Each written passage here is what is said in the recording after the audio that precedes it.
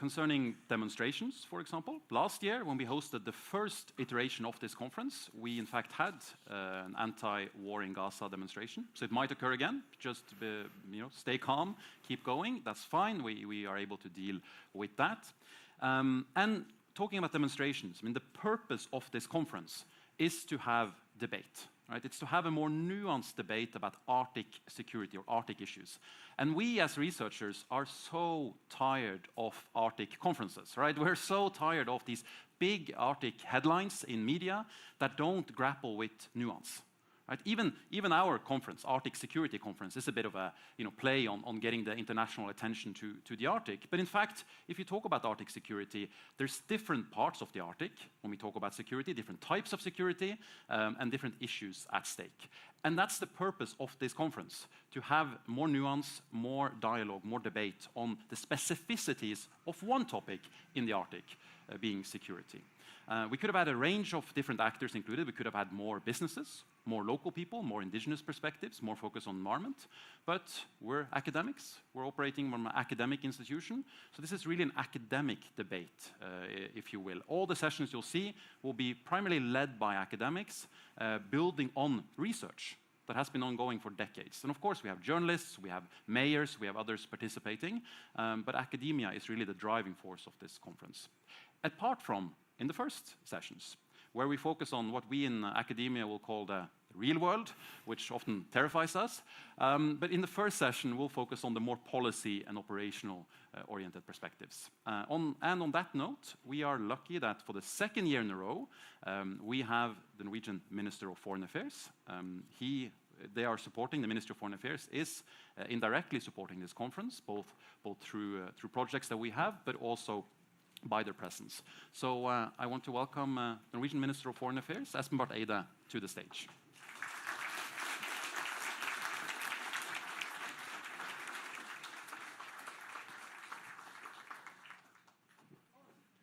Yeah, here I am. So thank you very much, and let me start by sending a warm welcome to everybody to Norway.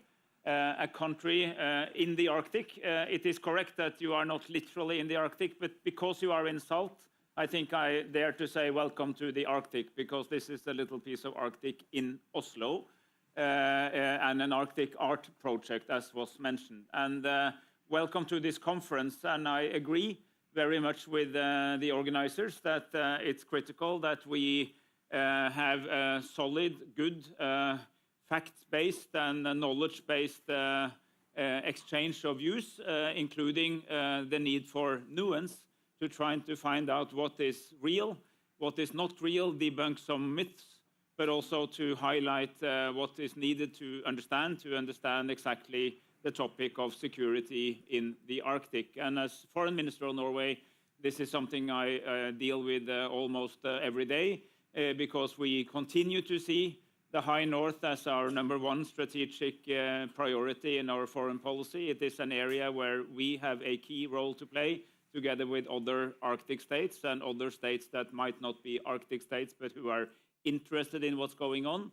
And of course, it is in the intersection between geopolitics and security and new geopolitical tension on the one hand, and the climatic changes and the fast the fast pace of change in the Arctic, which opens up new opportunities, but also creates a whole range of new challenges. It's in that field that we need to focus our discussions on Arctic security. It's very appropriate that we have an Arctic map. I think everybody here are much more vested in Arctic issues than the average citizen of the world. Just a quick reminder, what is the main difference between the Antarctica and the Arctic? One is that it's on the other side of the globe, but the other one, which is more interesting to remember, is that Antarctica is a landmass with oceans around it, whereas the Arctic is an Arctic Ocean with land around it. And and there are 8 states that are Arctic states and members of the Arctic Council, but a lot of countries who take a keen interest in what is going on up here. And because the ice is melting, I think people have been reminded that it is actually an ocean, and because it's an ocean, the regular rules that apply to oceans. UNCLOS, the UN Convention on the Law of the Seas, of course, also applies here. And in the Arctic, we have a number of states who either apply see it as an expression of the UNCLOS, or who behave as if, like the US, which has not ratified, but which has a long tradition of behaving in the Arctic according to the rules of UNCLOS. So that's an important point to remember. And I think one of the myths that is good to debunk is the idea that this is a kind of a Klondike, open for all. There's a quest for resources in the Arctic. Well, every known resource is either on the territory of, in the territorial waters of, or in the economic zone of one of the Arctic states. And that is actually not really disputed. And what the legal disputes that used to be there are generally solved. So the good news is that it's hard to see that a significant strategic challenge to world peace and security would emerge from the Arctic, which is contrary to what some people might be arguing.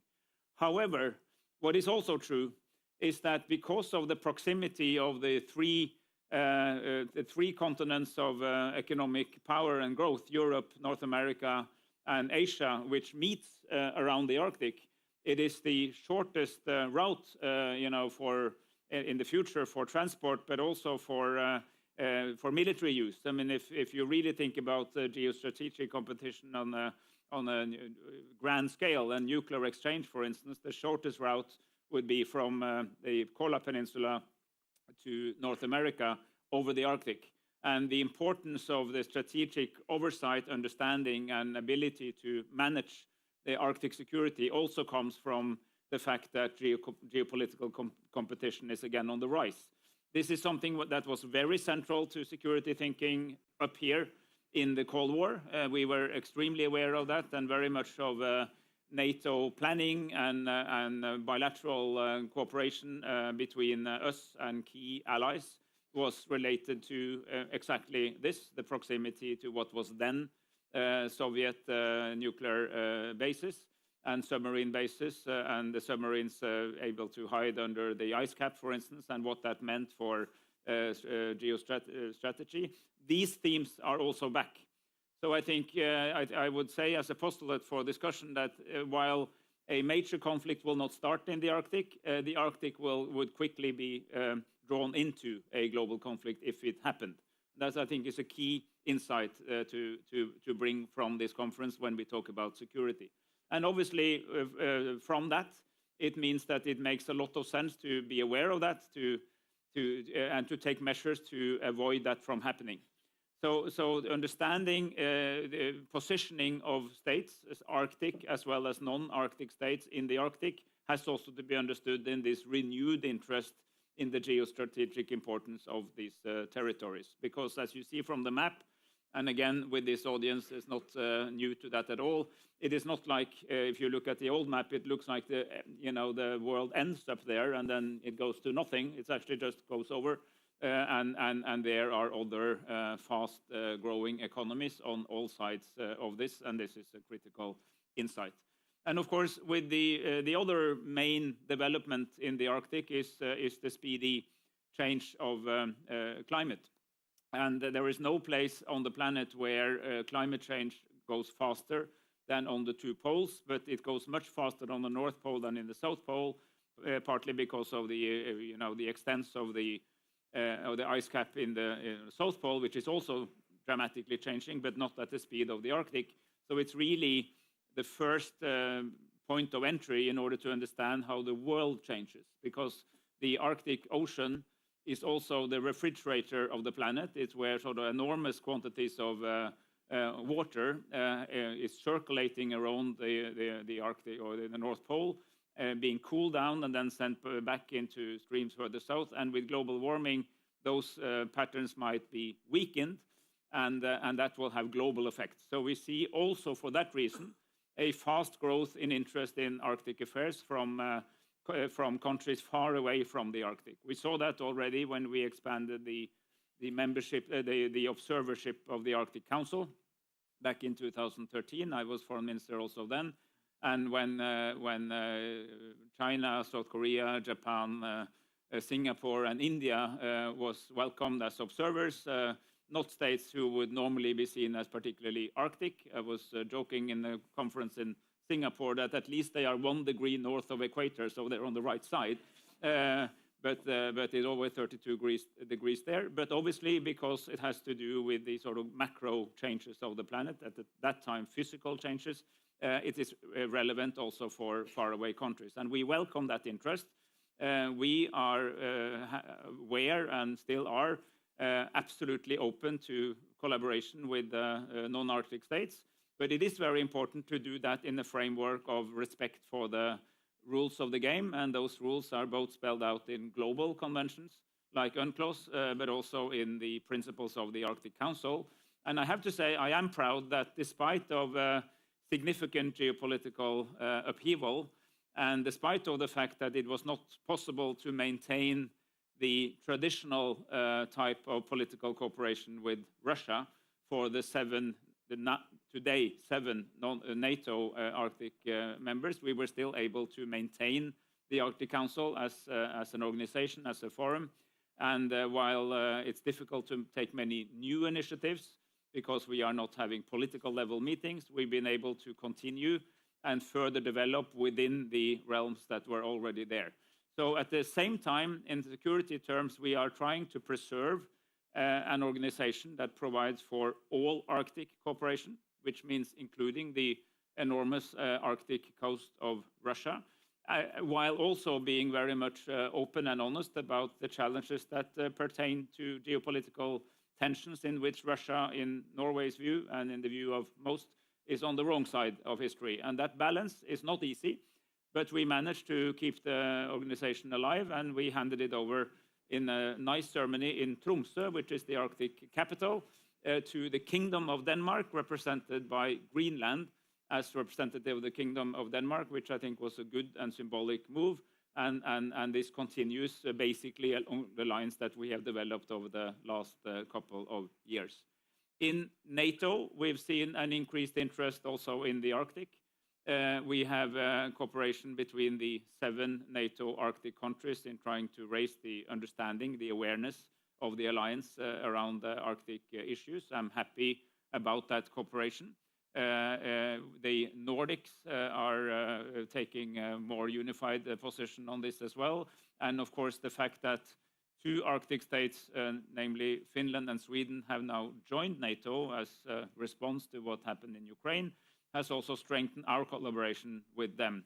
And when I was in government 20 years ago and we launched the then High North strategy, much of what we talked about there was about how to strengthen the already growing collaboration between us on our side and Russia in the exploitation of energy resources and other resources, and people-to-people cooperation, cultural cooperation, etc., in the Barents Sea and and over our borders. We're seeing that all this changed. So in this strategy from this year, we are highlighting that we have to adapt our thinking about the High North in my country to a changed geopolitical reality in which things did not develop with Russia as we were hoping 30 and 20 years ago. We still need a certain level of contact, but now we are emphasizing the collaboration locally with particularly our Finnish and Swedish friends over the border on the land, on the Finno-Scandinavian landmass, and of course with our other Arctic partners, the Kingdom of Denmark, Canada, and United States of America on the more all-Arctic themes. So these are critical issues to be discussed, and I urge you, although we are at the security conference, which should focus on the security dimensions, also to take into account all the other changes that is going on, because it's impossible to understand the dynamics of the Arctic without understanding also the impact of physical change, climate change, nature change, and how conditions for life in our in this Arctic part of the world is rapidly changing, and that can again create challenges and opportunities alike. More challenges probably, but there is also opportunities coming out, for instance, for new trade routes. So in our national security strategy, which also was launched this year, which is the first time Norway has that, this is also a key issue, how to maintain stability to the extent possible, how to prepare for potential difficult times ahead, how to build and strengthen strong alliances, but also institutions, but also how to engage with a more global world around what is actually going on here. And when we say that this is the #1 strategic priority for us, it is obviously not because other things are not important, but because this is an area where we, either we take a key role together with our Arctic partners, or we can't really expect anybody else to do, because we are in the middle of this, and this is essential to our security outlook. So I think those were my opening words today. I hope this will be a very interesting and rewarding conference. I would encourage everyone to come with new ideas, not only repeat the ideas from last year or all the other Arctic conferences, and try to raise this whole Arctic debate among all of us from near and further afar to a higher level of insights, and that insight should be based on facts. This is a time in which I think it is particularly important for policymakers to underline the importance of academic thought, of structural thought, that there are certain things that are more true than others.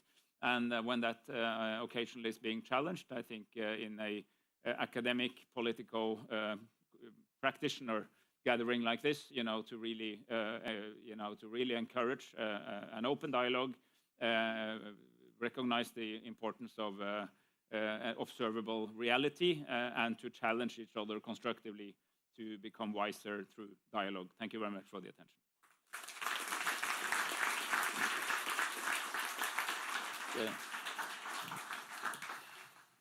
Thank you so much, Espen Barth Eide. You touched upon many big questions, but I want to zoom in just a little bit on Norway, if you may. Last time I saw you, we were both half naked. We were not coming out of a sauna, but I was coming out of a lake, and Espen was about to jump into the lake. And I thought he looked remarkably relaxed. He looked very calm. This was just 2 weeks before the election. And I thought, for a man who's on re-election right now, he looked very relaxed, until I told him that the water was quite cold. Then he looked a bit more stressed. But I want to touch briefly on the election. Although it might not be the most important thing for Arctic security, it matters still for Norway's approach to the Arctic. So the first question really is, will you remain the foreign minister? I definitely believe so. I mean, we just had the government has been reconfirmed in the sense that we were re-elected, and we had some small changes the other day just to make sure that one of the deputy chairs is parliamentary head of the parliamentary group, and then we go onwards. Then you go onwards. Then talking about onwards, then what Norway does in the high north. Russia, of course, right? You highlight Russia as a challenge, as a problem, as something we need to increasingly manage in the north. But the slogan, high north, low tension, I've heard you talk before many times about the Arctic, and you still refer to this slogan, maybe as an aspiration or something we need to achieve. But is this something we can actually achieve? Is this probable that Norway can manage stability with Russia in the north?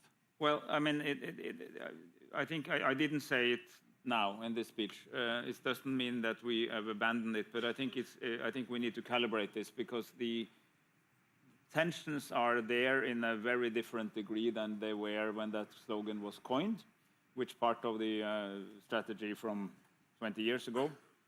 The world is full of tension. Geopolitical competition is back, and since some of the most relevant military resources of the great powers are in or adjacent to or frequently present in the Arctic, you can't really say that we have a low tension.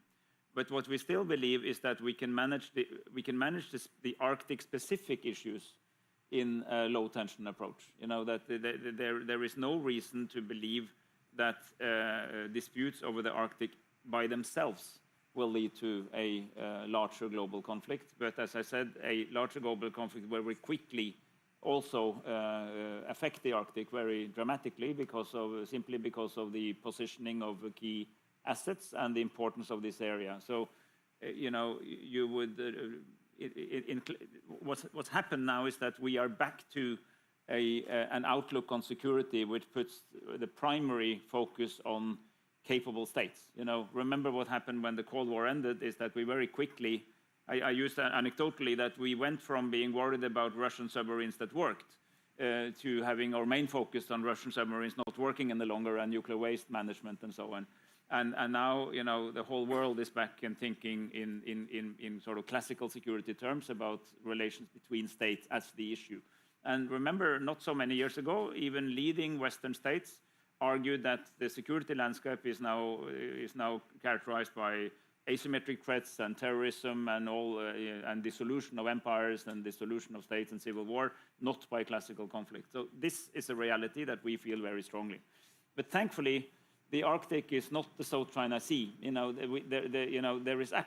There's actual agreement in theory and practice on what are the laws. When we settled our economic zone dispute after 40 years with Russia, we did that through a common idea that UNCLOS should guide us to find that solution. And that is, in my view, remains the issue. So it's possible to say both that the Arctic, we can try to manage the Arctic in such a way that it's not the cause of conflict, but we cannot prevent that a major conflict will have Arctic consequences. And of course, this is something we think about a lot when it comes to territory of Svalbard, for instance. But in this new situation, then, NATO having Sweden and Finland on board, two of our neighboring countries, does that enforce or make us more secure? If you isolate that question, absolutely. I mean, Norway is much more secure with Sweden and Finland as NATO members. It means that we now have land border to NATO partners. We never had that. Historically, you had to sail to Iceland, Denmark, or to the United Kingdom to come to the nearest NATO neighbor. Now we have, the whole Fenno-Scandinavian peninsula is now all in NATO, and that is a significant improvement. And it also means that there's more Arctic in NATO also because Finland and Sweden have joined. So that's a clear, strong net positive for Norwegian security. You also mentioned in your speech that the global attention to the Arctic has increased quite a lot. And we see President Trump in Washington, D.C., or in the U.S. increasingly focusing on the Arctic. We not only see China talking about the Arctic, but we also see a range of other countries far from the Arctic, closer to the equator, talking about the Arctic. Is this the Emirates is interested in it. The Emirates, India, others. Is this a problem for you or for Norwegian foreign policy that we get so much attention? Short answer is no. And what I mean, actually, we welcome this interest, but as I said, and I've said for many years, when we argued we had a very fascinating minister-only discussion in Kiruna in 2013 about expanding the observership to these new Asian candidates. And my argument then, I think, remained valid. It's better to have these people join our club than they create another club without us. And what I mean by that is by signing up, you also adhere, the signature also confirms your adherence to the principles behind the Arctic Council, which is frankly not a very strong organization with obviously no enforcement measures, but it is rooted in international law. So, you cannot simply be neither a member nor an observer without having signed that you will respect treatment of disputes in accordance with the UN Charter. And that, I think, is good. But of course, we also have been eager to underline that, for instance, when we have a strong international research station at Ny-Ålesund, we welcome the interest in Arctic research from countries close and far, but they are guests at the Norwegian research station. And that has been, we underline that is the hierarchy, and they are welcome guests, but we define the rules. Because Svalbard has, in some ways, been a lot of the focal point for this global attention. Yeah, and I mean, if what I'm saying here, looking at the map about the importance of the Arctic Ocean for geostrategic purposes, obviously Svalbard is in the middle of all that. So it's an essential territory in that world. Great. I'll like to expand this session a little bit. I want to invite 3 additional participants to the stage. Please come to the stage. It takes quite a while to get to the stage, as you probably noticed earlier. It's made, I think, for artists who like to have the walk and then hang out behind there. So you have to go up and all the way around.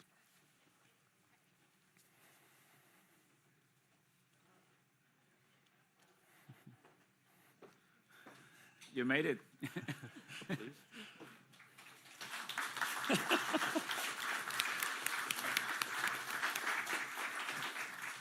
Welcome to all 3 of you.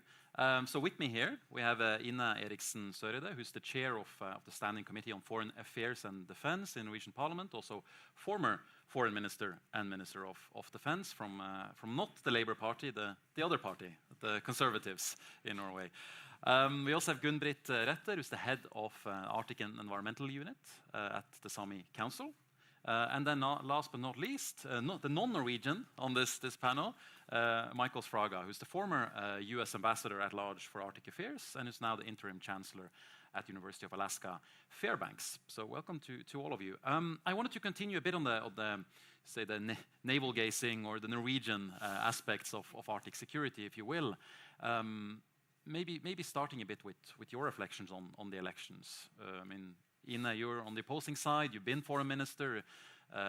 I've heard you argue that it might not. I mean, Norway's approach to the Arctic might not change dramatically depending on which government is in place. Do you still think that is the case after a tough election campaign? Well, yeah, I think it is the case, and I still hope it is the case.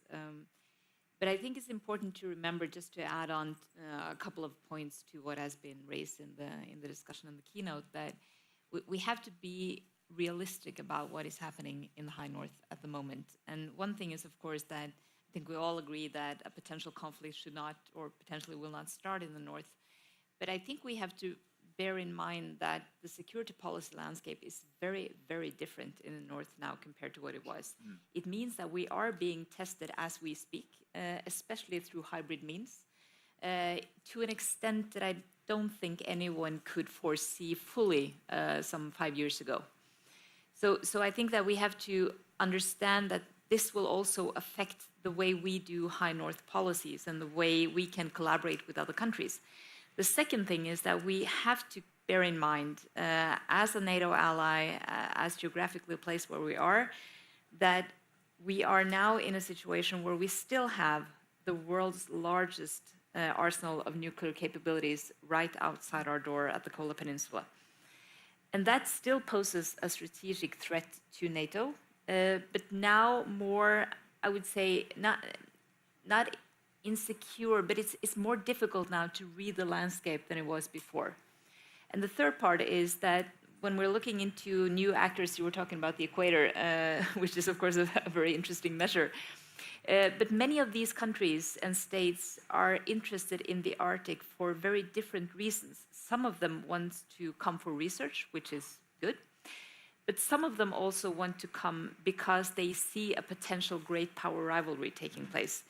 So when we were having a ministerial at the Arctic Council in Rovaniemi in 2016, which was the first time, I think, in 20 years where all the ministers were present. The interesting thing was that even back then, it was Mike Pompeo who was foreign minister of the US. Back then, it was a real interest for the US to be present at that ministerial just because the China issue was rising in the High North. So we have to be mindful of the fact that countries who are now showing a greater interest in the Arctic, they can do it for very different reasons. When we wanted to get more attention to the High North some years ago, we had our own reasons for doing so, and we still have a job to do in, I would say, educating our friends and neighbors in what the Arctic is and what it isn't. And typically that it is fully NATO area of responsibility. Svalbard, for instance, is not demilitarized and so forth. We still have to continue to do this. But I think we have to, as Espen also alluded to, calibrate and think differently about the term high north low tension, not because a war is imminent in any way, but the security policy landscape is fundamentally changed, and it has deep implications for us and for our allies. But then can I ask you to build on that a bit? I mean, how do we deal with this? You mentioned education, right? We need to educate some of these actors continuously, because the Arctic headlines never seem to disappear, right? They seem to exponentially grow. But what other mechanisms do we have as a very small country with a large coastline, a massive maritime space? How do we manage this? What are the solutions, in a way? Well, I think it would lead to about a 1 hour talk and discussion to just outline everything, but just let me give you a couple of them. One thing, of course, is that we are a NATO member. I think that is the basis and the foundation for much of this, because we are in a military alliance who now also counts Sweden and Finland, which is extremely important. We're now effectively one operational area, and it means that it would be a higher threshold for anyone to threaten us in different ways. Secondly, we have to stay very, very close to our partners in the EU, much closer if I could decide, but I cannot decide alone, unfortunately. But also the UK, which is very important in this regard. And it is also within the EU circuit that we have to educate countries to a certain extent. We have close allies who think very differently about the Arctic than we do. We have to sometimes remind not our European neighbors, but others, that typically the High North and the Svalbard area is not something that we manage on behalf of the international community. It's sovereign Norwegian territory.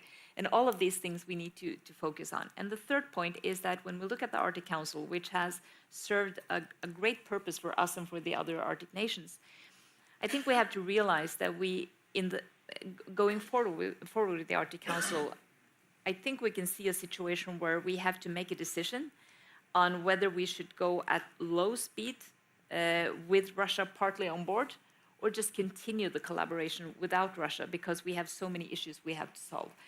That decision point, I think, is closing in.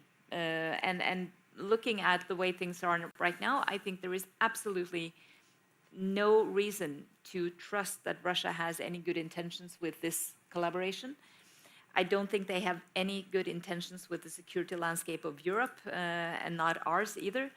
And I think we have to realize that the Russia we are facing is an aggressor who will continue to be aggressive, and especially if they can settle or win the war in Ukraine on their terms. That's what we're facing. Thank you. Gunn-Britt, I want to turn to you then, from a Sami perspective. There's also been a Sami election taking place. How do you view this? I mean, you're not based here in Oslo. You're based in the north, also working for Sami issues. How does security figure in your work? Yeah, well, I will definitely have a slightly different approach. And when you asked about the elections, I would first say that they will be carried out in a democratic manner, and the counting and the results are trusted. Yep. So in both the Sami-Digi, the Sami parliament, and the Storting. So that's at least something. And I'm saying this because it's worth noting the results of RET, the Socialist Party in Norway, in Finnmark, the northernmost county. So in the core Sami areas, what we call the core Sami areas, the municipality of Karasjok had 32% voted for RET. And in Gårdgeino, 20%. In my own municipality, Onjarg-Nesseby, which is facing Barents Sea in the Varangerfjord, 15% was voting for RET. And I think this is a message to take note of, because RET was the party which was by far the strongest respecting the Sami people's rights and livelihoods, like both coastal fishery and reindeer herding, and opposing the big encroachment projects like electrifying Langkaia and mining in Repavåna, which means depositing the tailings on the fjord floor, and against huge wind energy projects. And I think this is an important signal also when it comes to security issues. And the other point here is that, like Canada, the Canada assertion of historic title over Arctic waters, including this North the passage there, is based and founded upon Inuit use and occupancy of the sea and ice area. And it is also worth noting that Norway/Denmark in the 1700s claimed the land in Inner Finnmark in 1750s, built on reindeer herding migration practice. So Sweden had to give up their territory. And in the conflict with Great Britain about the Britain's trawling in the north, when brought to the International Court in The Hague, Norway built part of the case on customary use and foundation for livelihood as an argument to win the fishing rights in the Northern Sea.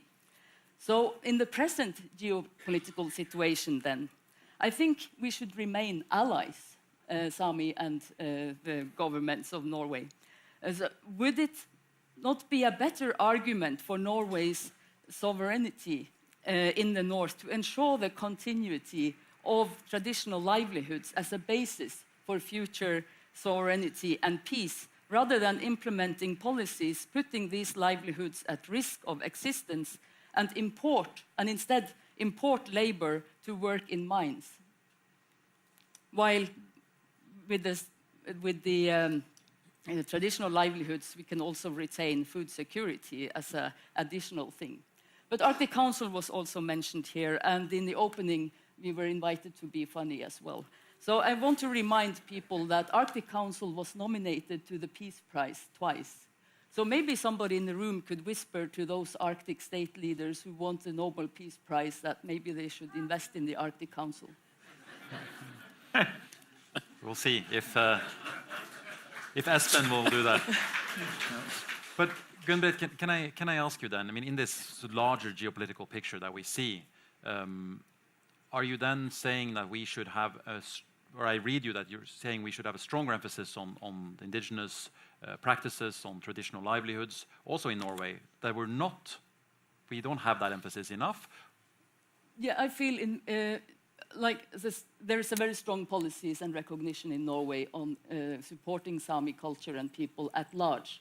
But we also have to recognize that we have traditional livelihoods that has been carried out through generations, and in very many areas they are at the verge of non-existence, that it's impossible to continue.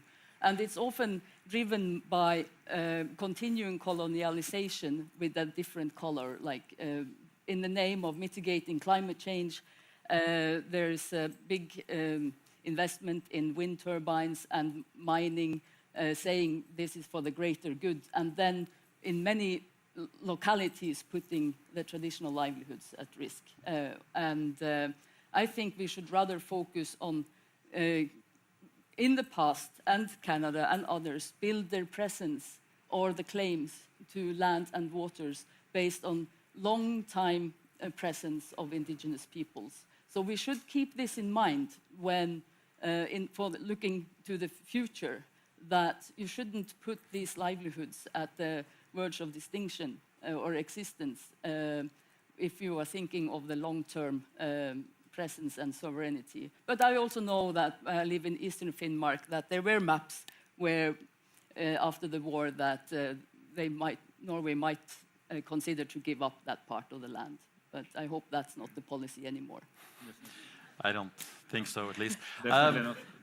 Mike, I want to then zoom out a bit, maybe away from Norway or more into the US right now, which is a tricky maybe thing to get right in some Arctic debates. The focus of the Trump administration on the Arctic, on control over Greenland or control over Canada, has this led to more of an Arctic attention in the US right now? Is it easier to do your job being based in Alaska? Does Alaska suddenly get a lot of attention that you should have gotten before but not getting, but now you're finally getting it? Yeah, it's a mixed bag, actually. I mean, many of us in this room have been talking about the Arctic for, we'll just say, decades. We won't put a number on it. So it's nice to have the attention on the importance of the Arctic, where it actually is on a map. You know, for my home state, it's nice to see my state actually in the Arctic versus the weather maps we see often. We're off the coast of California somewhere with Hawaii. That's nice. it's certainly, the administration certainly has opened the door for far more attention to the Arctic. We saw that during the first Trump administration, certainly through the Biden administration, and now again with the Trump administration. It allows us to talk about things that perhaps we just didn't talk about before. The idea of expanding the definition of security in the Arctic from just hard security to water security and community health and indigenous peoples and that whole kaleidoscope of issues we talk about. It allows us to do that, but we also it's a tricky navigation because administrations emphasize different things. This administration absolutely is very much doing what they did the first time, which is to focus on energy and energy security. The president's #1 project, he has said often, is an Alaska LNG pipeline from the North Slope of Alaska to Terminus. Now, Alaskans like that for the most part because that's what we do up there. We are an extraction state. We've never diversified our portfolio. So for us, the idea of diversifying with yet another resource extraction will help the state endure into the future. Having said that, there's also a premium set on our own national security, which we had for a number of administrations. That's not different. What's different here is it's been absolutely elevated. And it's seen very differently. It's seen in I don't want to get too military here, but in a NORTHCOM, a Northern Command structure with NORAD, a North American Arctic umbrella, which would include Greenland. We could talk about that. But this nexus of Alaska at the point of U.S. domestic and U.S. foreign policy has just been elevated, and then the connection to the Pacific and the Indo-Pacific. So all those things are playing out at once. Alaska happens to be at the nexus of all of that.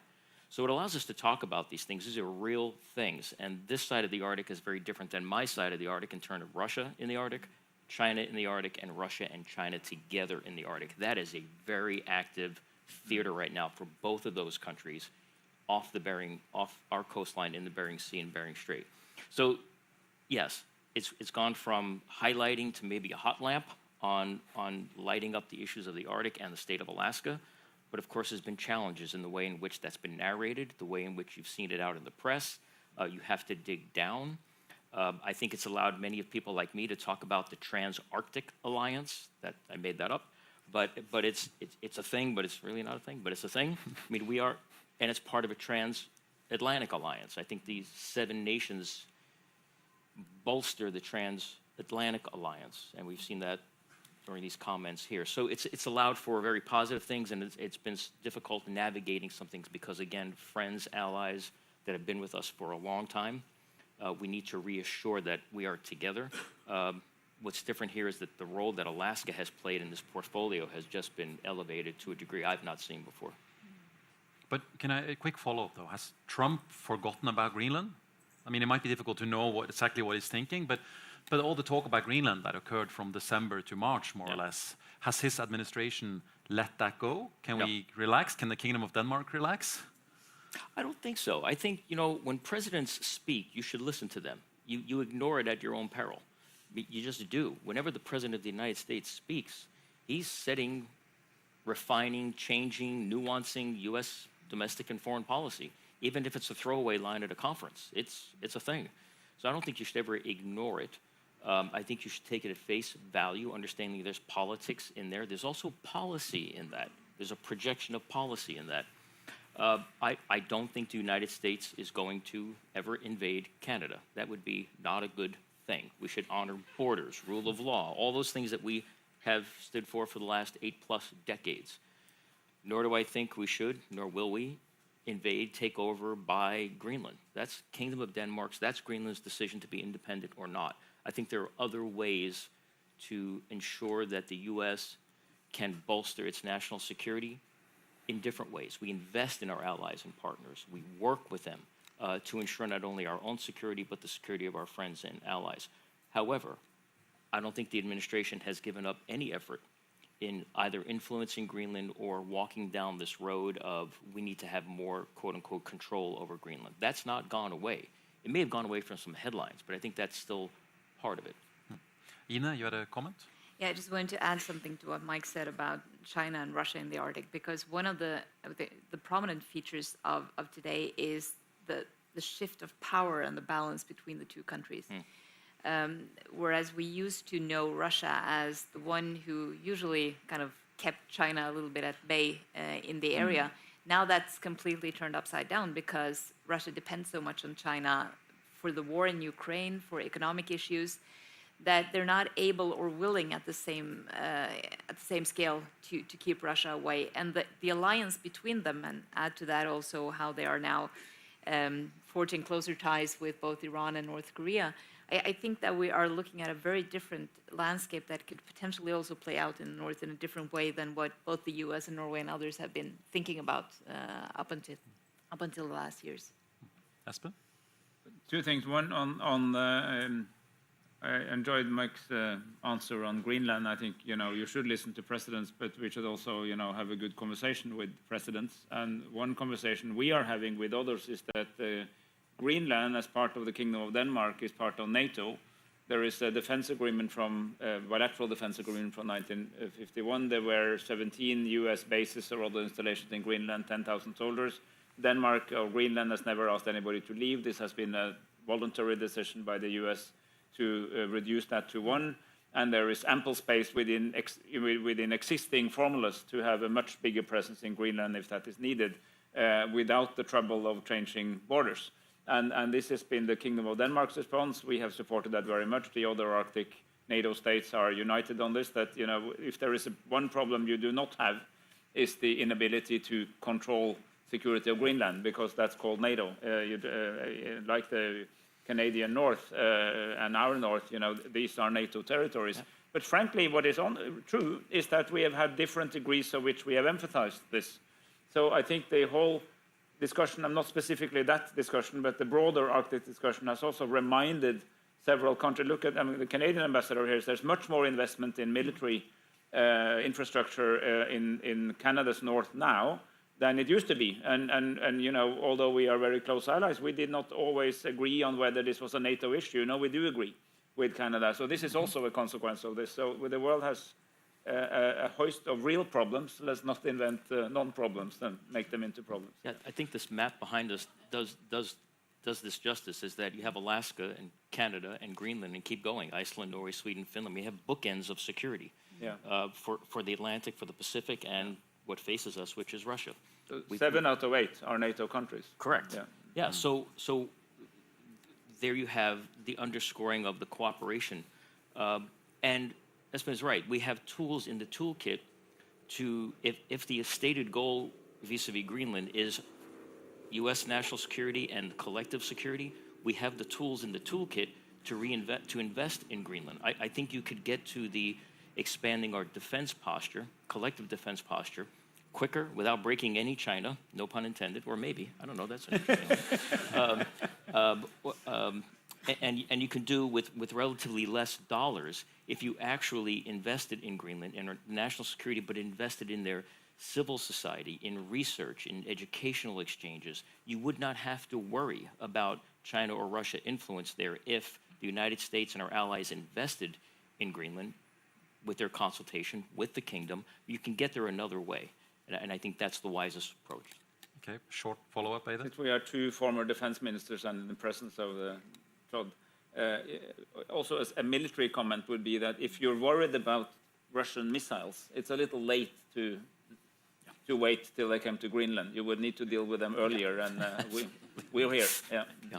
Gunn-Britt, can I ask you to weigh in on the Trump effect, if we can call it? Has it helped your agenda, your cause in the Sami Council?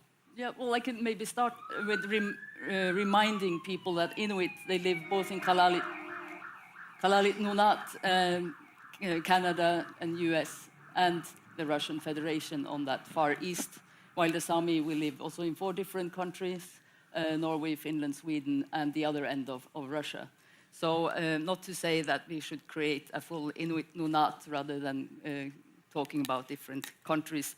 But from our perspective, of course, I agree with what Mike said in his introductory talks, that we recognize, of course, that, or we should all recognize that Kalalit Nunaat and the Inuit is an indigenous people with the fundamental right to determine their future. And the Inuit Circumpolar Council, our colleague sister organization, has expressed its vision, its own vision for the future, rooted in making agreements the Inuit way, through peaceful dialogue, mutual respect, and respect for differences and rights in cooperation with governments and states. So we also fully kind of recognize that approach. And also in the Sami culture, we have the concept of verdevuote, which is a Sami word that describes a mutual relation through respect and collaboration. So while the fundamental idea of verdevuote applies to individual or community relationships, we believe its values should guide international engagement and relationships, but also recognizing that this is getting more and more challenging. But again, when I was looking in my notes, preparing for here, I found a very old document from 2013, which was referring to a speech that Per Stig Møller, foreign minister in Denmark, held to the Arctic People's anniversary, saying that he had met Colin Powell in Igaliku in 2004, which is the home village of Josef Motzfeldt, who was the head of Greenland at that time.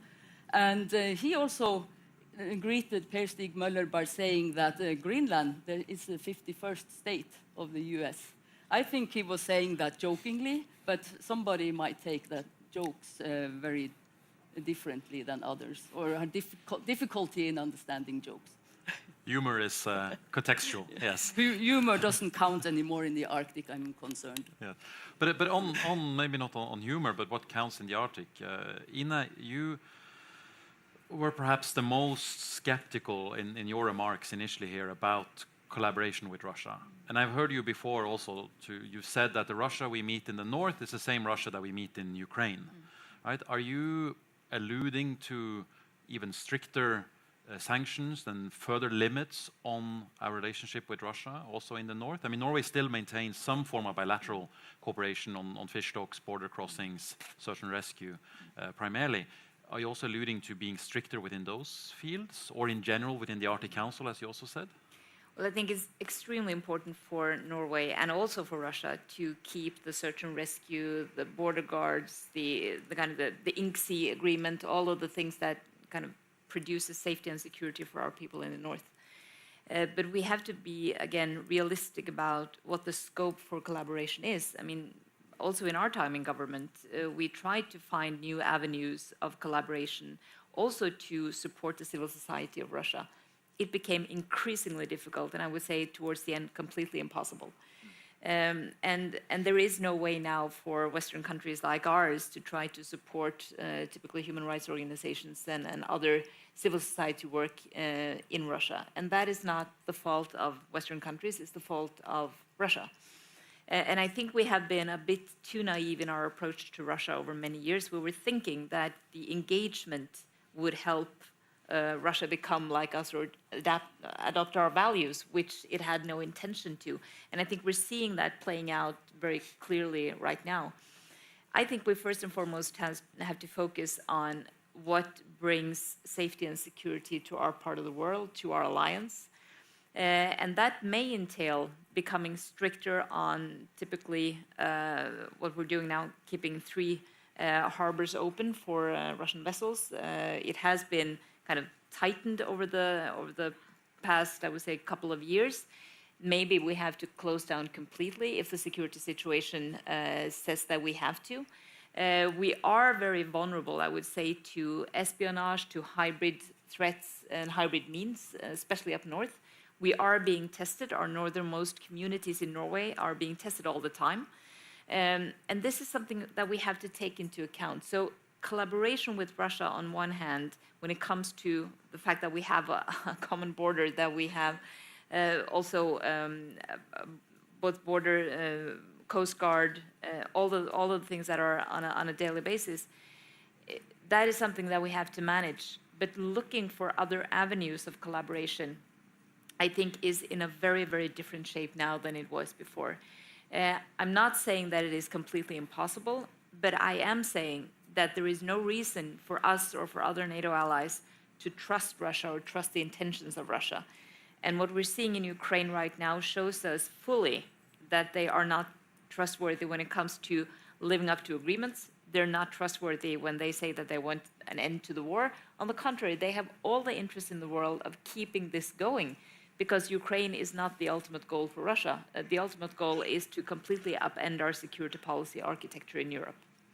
Espen, do you agree? Well, yes, indeed. I mean, there's no difference here when it comes to the analysis of Russia's intention and lack of trustworthiness, and Ukraine is a good demonstration. So here we are very clear, and there's no naivety there.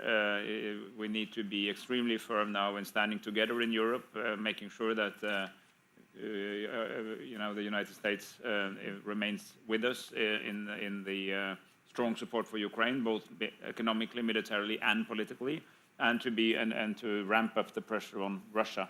When it comes to and we're not looking for new avenues of cooperation with Russia. But when it comes to, for instance, the management of Arctic fish stocks, it is a genuine shared interest, because the alternative is detrimental to both. Now, if we do not agree on quotas, that stock will be depleted, and so this is not an issue of trust, because we don't think Russia collaborates with us on this because they want to be nice. We think they understand that it is in their hardcore interest to continue that cooperation. And as you've seen, when there is a conflict between the sanction policy on specific companies, for instance, and the maintenance of this, we do go for the sanctions. But so far, we've been managed to maintain that piece of cooperation with Russia. And I think the sole reason is that there's a genuine self-interest on our side and on the Russian side. Can I ask you one very brief final question? Now we're a bit over time, as usual, but just regarding China, not the porcelain that Mike referred to, but the actor, the near Arctic state, as they have called themselves. We go to all these Arctic conferences, and the role of China is always being debated. So my question to you is a yes or no answer, basically. Is the threat of China in the Arctic exaggerated? I'll start with you, Mike. This is really yes or no? Yes or no? It's like a game show. Is it exaggerated? Yeah. Is it exaggerated? No. No? Okay. Gundrit? But I wanted to say something on Russia. We're running out of time. Yeah, I know.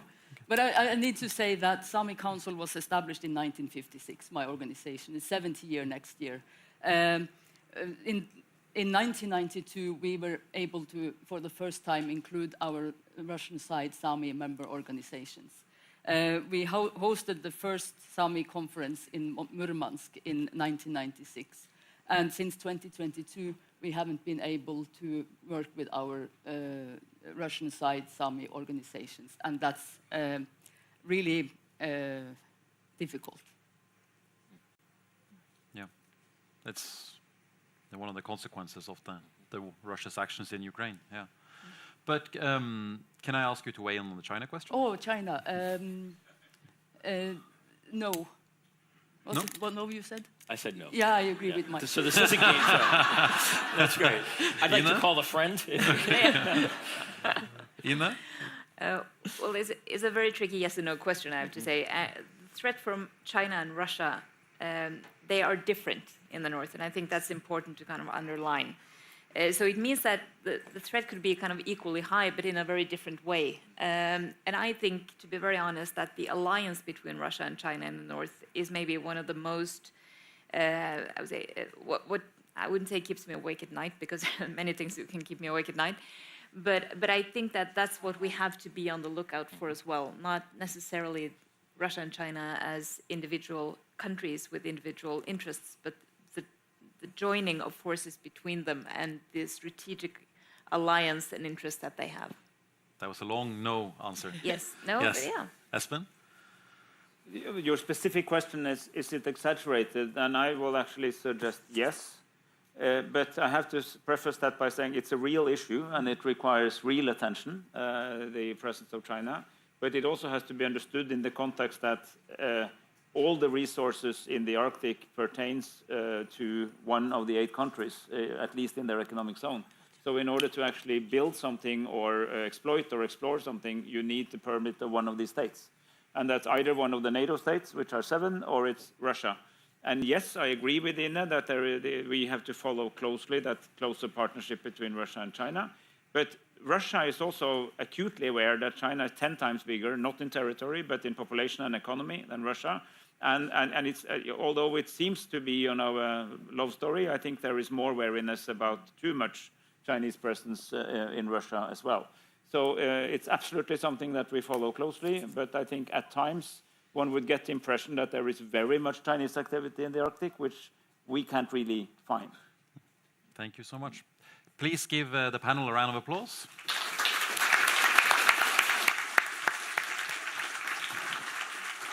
Thank you so much. Thank you. And they have to find their way in the back. We are continuing with our program. As I said, as Iselin said in the beginning, no breaks. This is all work, no fun. We're turning to perhaps a bit of an operational side of things. Oh, I wanted to read these notes. No? We're turning to the operational side of things, those who actually deal with some of the threats that we talked about. Maybe we can get into the China-Russia love story, as Espen called it. We wanted to start with the Norwegian overview of how Norway manages the situation in its north. So please give a round of applause to the Norwegian Chief of Defence, Eirik Kristoffersen.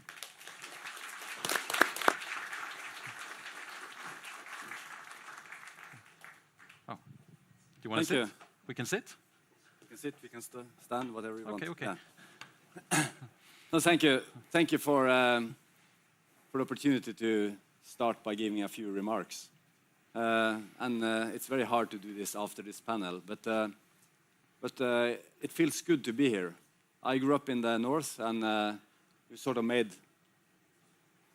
something that reminds me of the north, with the boathouse and everything, where I grew up, and the map is just perfect as a perfect background. So I've been the Chief of Defence in Norway since 2020, and I served in the military since 1988. So I'm used to deal with risk and threats. That's what I've done, basically, and then make sure that we have the ability to respond to risk and threats.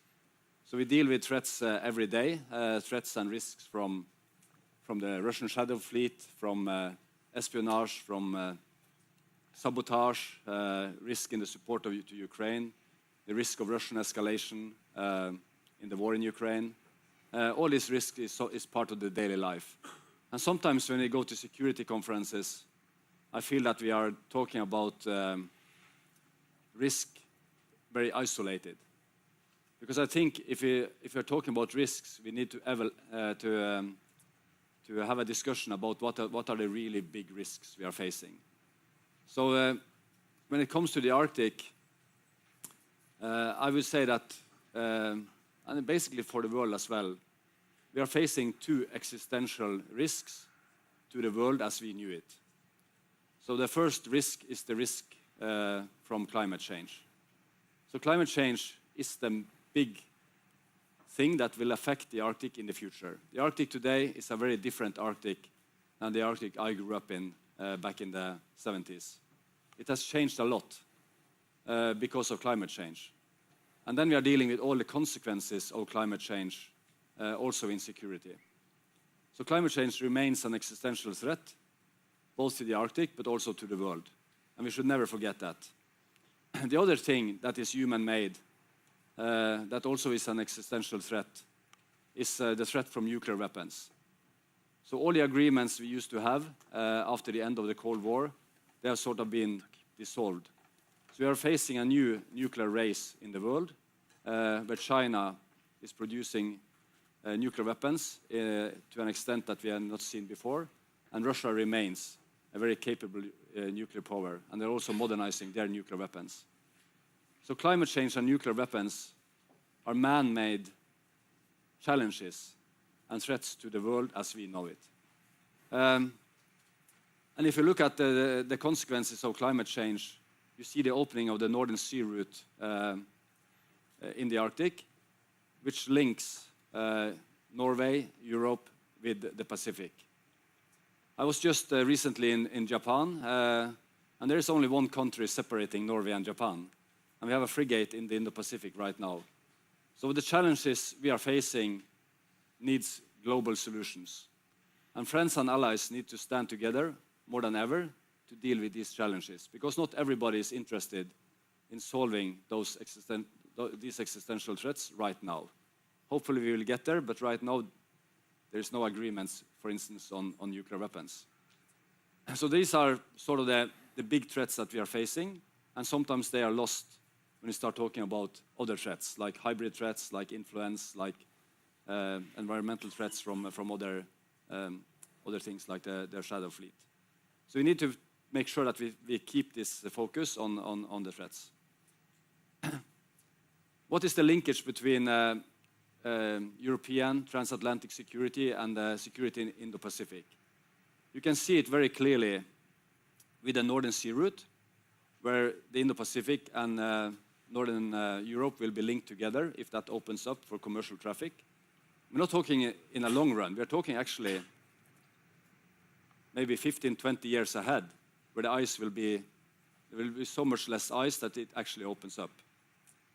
But you also see the linkage in the war in Ukraine. So Russia is fighting a war against Ukraine, supported by North Korea. So North Korea is supporting the war. They are supporting the Russian effort against Ukraine every day. And those linkages is obvious. And therefore it is also obvious that the security in the Indo-Pacific and the security in Europe is closely linked. What does this mean for the Arctic? It means a lot, because the big power rivalry, the consequences of climate change, is all on the map behind us.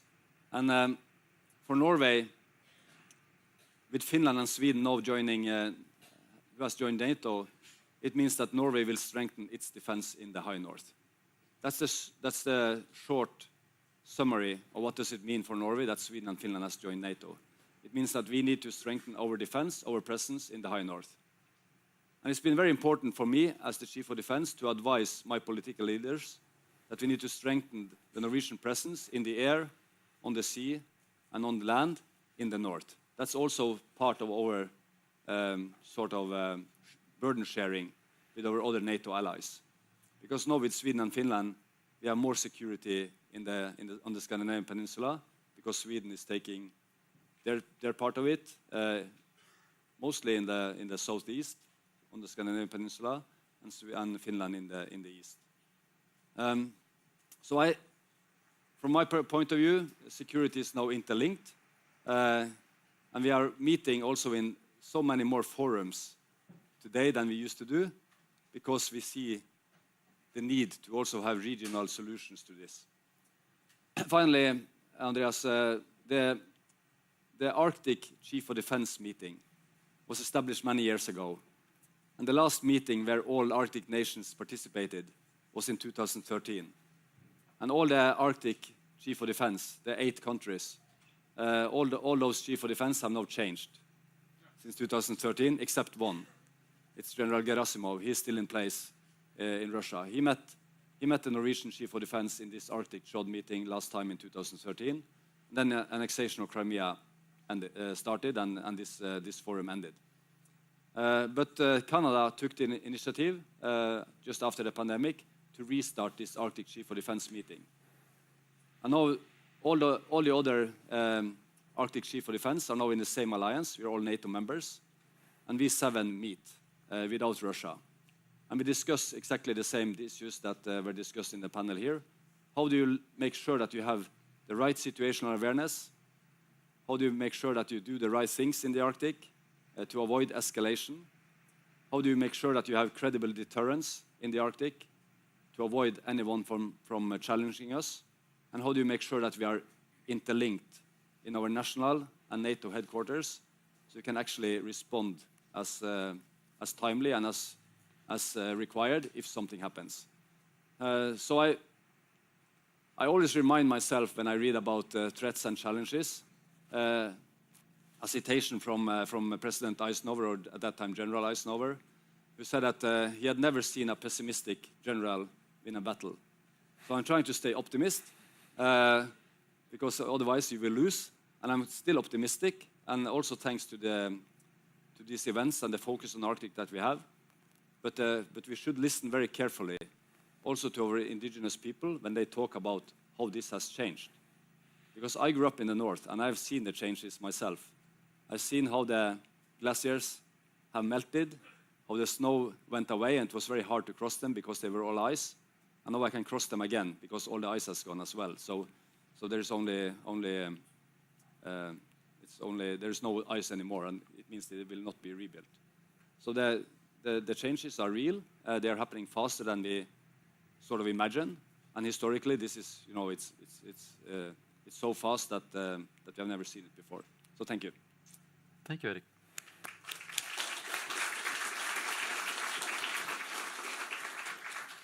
On the note of optimism, I've heard from you and also other military officials in Norway saying that the way that Russia behaves on the border with Norway, the maritime boundary with Norway, in the Barents Sea, is a bit different than the way Russia behaves in the Baltic Sea or in the Black Sea. That Russia still operates according to some rules, at least, of how to organize military exercises in the north, in our north.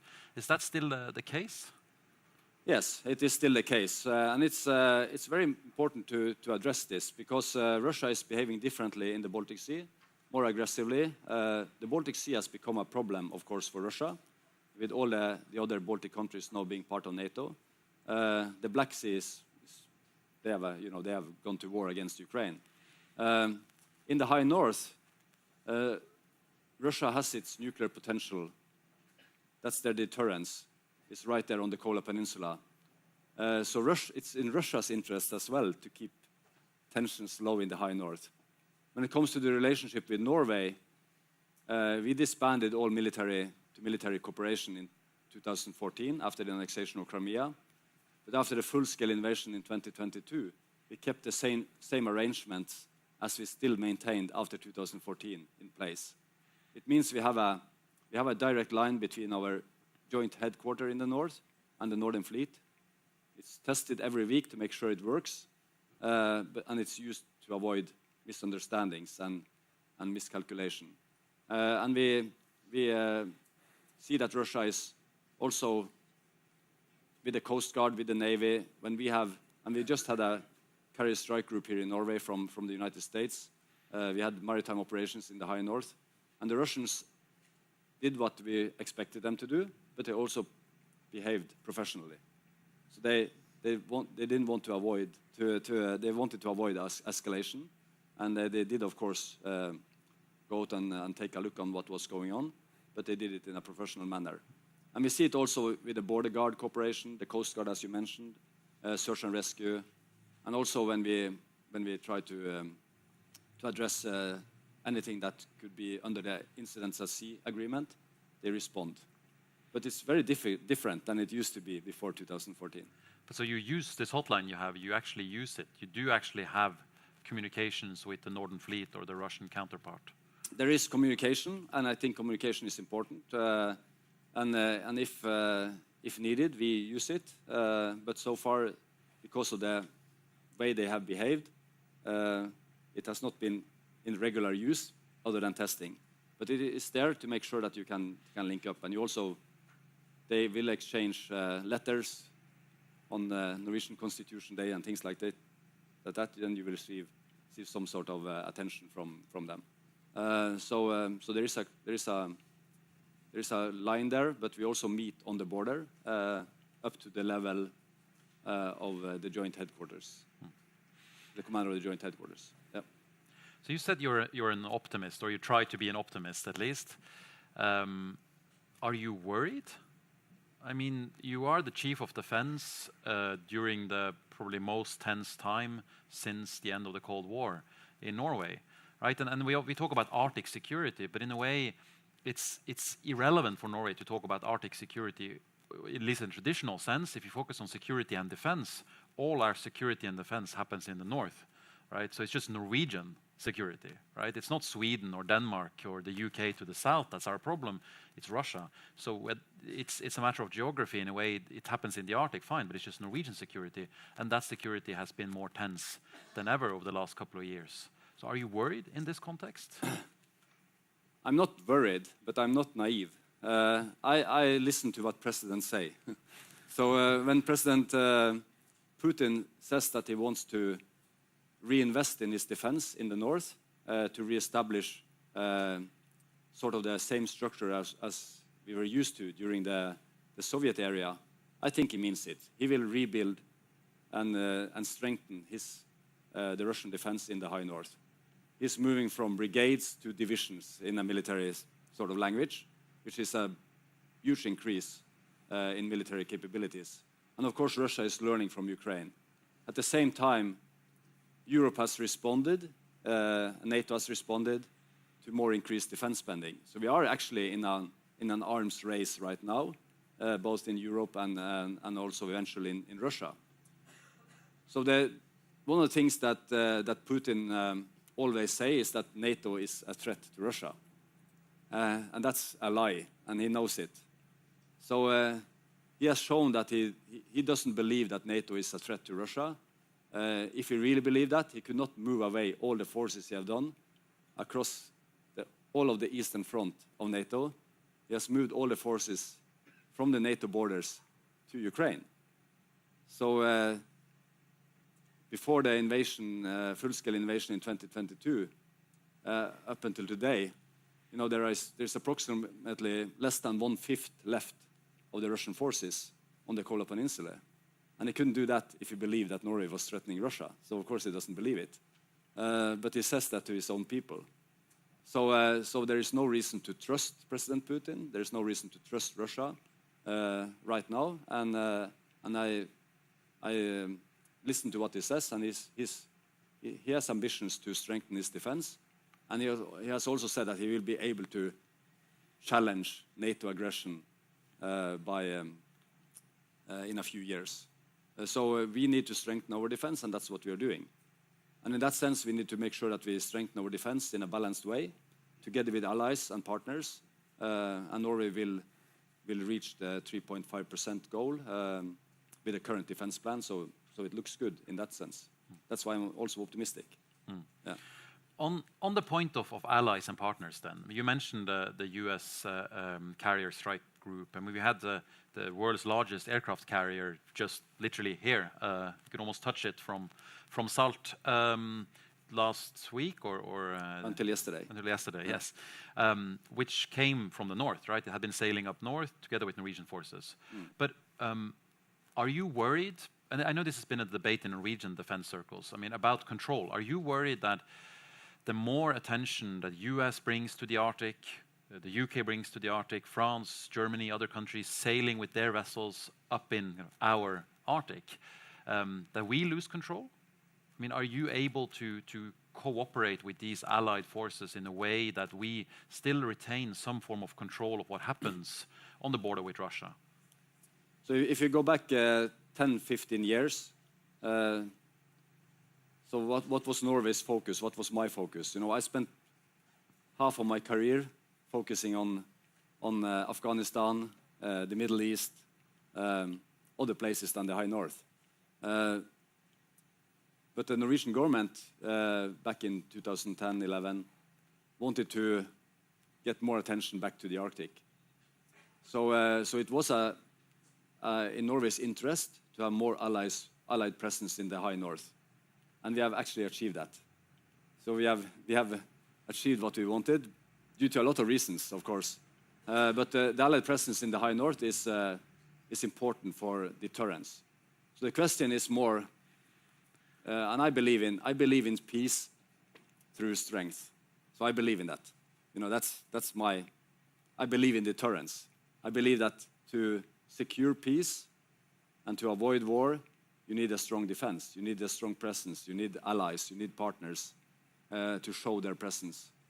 So the question is then, how do you do deterrence? And Norway has found a very good balance with how we exercise, how we deter in the high north. So we also inform Russia about larger military exercises. We have also done that, for instance, with cold response in 2022 after the invasion. We inform that this exercise will happen. This is what we will do. We are very transparent, but we also show the strength. And we have worked very hard together with our allies to have a common understanding of consequences of military actions. So I feel that is very well taken care of. But of course, this takes a lot of work to make sure that you also, from our side, avoid misunderstandings with Russia. So it's always a balance. But in the end, strength is the language that Russia understands. And that's why we also need to continue to show presence in the high north. And I have not seen any signs of us doing too much. We still need to continue to have presence and show our capabilities. That's the best way to secure the peace. Thank you. I would like to include 3 more participants in this conversation, so please make your way to the stage if you're able to find the entry. It takes a while, as I said. I should say, though, on this map that everyone keeps referring to, it actually cuts off just north of my hometown, which is very annoying. But it does include the hometown of the Chief of Defense. So, yeah. So it's a good map. It's a good map, yes. So yesterday, the first Arctic soccer team played Champions League, and there is no Arctic soccer team who has ever lost a match in Champions League. Yeah. It was a draw yesterday. Okay, here we have 3 more participants, which is great. I'm joined by my far right, Victoria Ruscinate, who's Director of Research and Analysis at the European Centre of Excellence for Countering Hybrid Threats. So you're based in Helsinki, another Arctic state. And then in the middle we have Jørgen Gammelgaard, Dane, Special Representative for Euro-Atlantic Security in the Danish Ministry of Foreign Affairs. Welcome. And then last but not least, we have Maciej Stajek, Deputy Managing Director for Security and Defence Policy at the European External Action Service in Brussels. Welcome to all of you. I wanted to ask, given what you've heard from the first session we've had with the politicians and also what the Chief of Defence has outlined, what you perceive in your work, given that you represent the Hybrid Centre for Research, the Danish Ministry of Foreign Affairs, and the European External Action Service, what are your main security concerns in the Arctic? What are you worried about when you wake up in the morning? And I'd like to start with you, Jørgen, since you're representing another Arctic state in this context.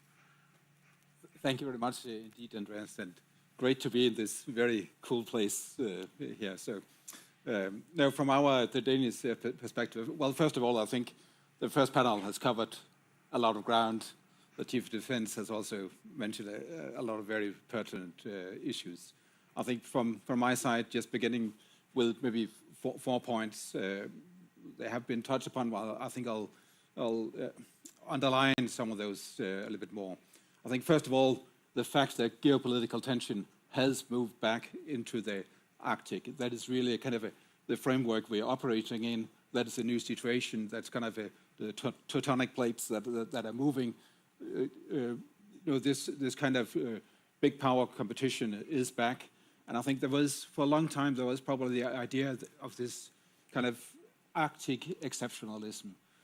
I'm not saying that it is totally gone, but it is certainly under a lot of pressure. It's not that the feeling that we could kind of isolate ourselves while the rest of the world would have high tensions. This is not possible. So that is kind of the conditions we're operating under. The way we perceive the situation now is we're looking into a volatile situation, and the key word is really unpredictability. We simply uncertain about what different actors are going to do.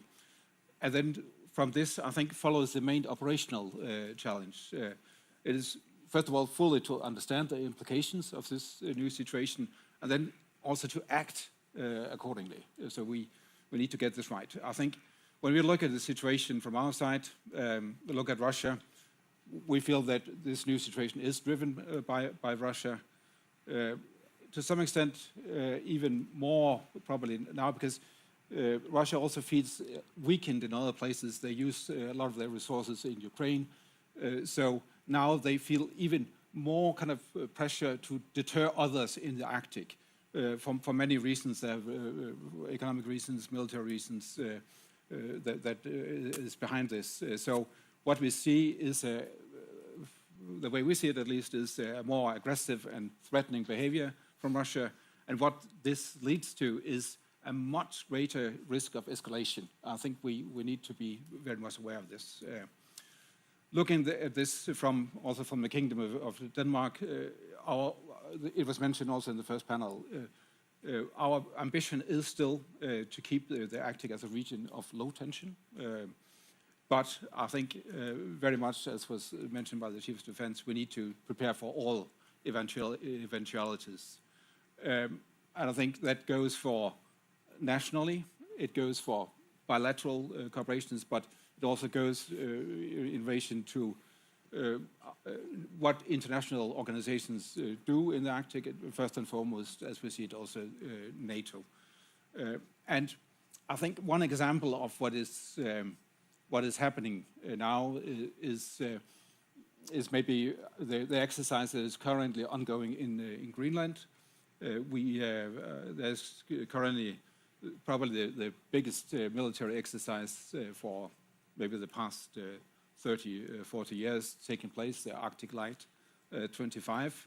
It's under the leadership of the Joint Arctic Command, which we have in Nuuk, and also is also present in other in the Faroe Islands, but the main headquarters in Nuuk, and in close coordination, of course, with the government of Greenland. And here, the aim of this exercise is to strengthen Greenland's emergency preparedness and operational readiness of the armed forces of the kingdom, and also in the collaboration with forces from NATO, to show our readiness in and around Greenland militarily. So, and in this connection, thank you very much to Norway. Norway is participating with a Home Guard contribution, so this is very highly appreciated. And there was also the Norwegian Minister of Defense attending this exercise. But this just shows that we are simply in a new situation which demands new steps. And again, it's important to keep the right balance. And I think what was said about keeping the balance between not deterrence and not going too far is important on this. I can say a little bit more about what we're doing nationally also, because I think we are gearing up on the military side. We have decided to invest now approximately $2 billion in the new Arctic capabilities. It includes satellite surveillance, new Arctic patrol vessels. It's additional long-range drones and air-to-air refueling. So a lot of things is happening. I think we are looking into additional possibilities also with good partners. Here, the idea about maybe a surveillance airplanes, it's not decided, but it's something that is being thought about, maybe in collaboration with other allies, maybe alone. We will have to wait and see what is going to happen. But I think, so we are acting on the Eurasian nationally. We're acting together with close partners bilaterally, and then, of course, NATO, we see as a lot has happened already. I recall when I was at NATO 10 years ago, we had the first discussion at all at that time in NATO about the Arctic.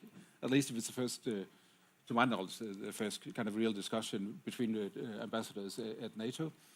So a lot has happened since, and what we need now is to keep it very high on the agenda of NATO, and and focus, I think, on also these issues about situational awareness and capabilities. I'll stop it here. Yeah, perfect. But can I ask you a quick follow-up then, based on the conversation that we had earlier about Greenland? I mean, it is the big topic still, right? So my first question would be, are you worried about Greenland? I mean, Mike said in the previous panel we should listen to what presidents say. Are you still worried about the US when it comes to Greenland? And then my second question as a follow-up is, you mentioned the range of investments that you are making, that Denmark is making when it comes to Arctic security. A lot of it, or most of it, goes to Greenland, right? Are those to counter this increased interest from the US? Are that in response? Is it in response to the US? To start with the last question, maybe first. No, this is not, certainly countering the United States. It's countering the threat that we see from other sides. I think it's also a reaction. Well, so it's, in that sense, it's a reaction to the new security situation in the Arctic. So we have a very, very close cooperation with the United States, and I think as was mentioned already, we have the defense agreement between the Kingdom and the United States from '51, which basically means that United States is part of the defense also of Greenland. It says quite clearly in that agreement. And we're happy to have certainly our big ally on our side on this.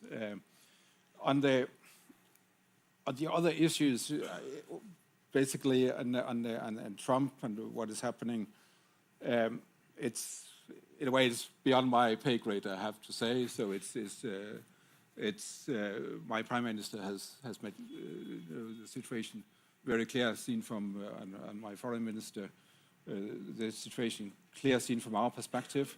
I think we have no illusions that this issue has gone away. So we don't. We kind of will actually see it a little bit as Mike he suggested, that we have to take it very literally when presidents speak. So, but I think we are reacting to all the things that we can react to, and that's why what we're doing, for instance, with the exercise, with the new capabilities, is I think we have listened to the call that we need to do more on the military side, and that is exactly what we're doing. I think we have done a lot already, but now we're doing even more. So in that sense, it's reacting at least to the things that we can react to, and where we can show that we certainly also understand the difficult situation that we see.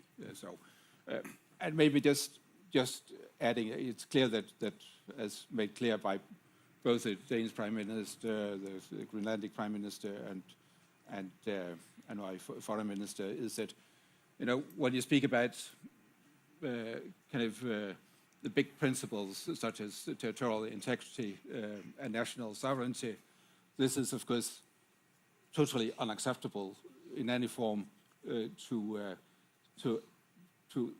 threaten to use force or economic coercion in relation to the territorial integrity and sovereignty of another state, whoever is doing that. So that's more on the very general level. Yeah, thank you. I'd like to turn to Maciej.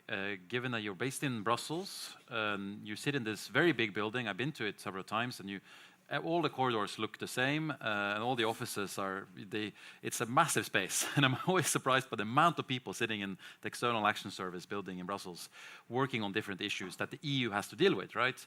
Looking at the Mediterranean, looking at the Black Sea, the Baltic Sea, everything. Does the Arctic come up in your daily work at all? Is it on the agenda?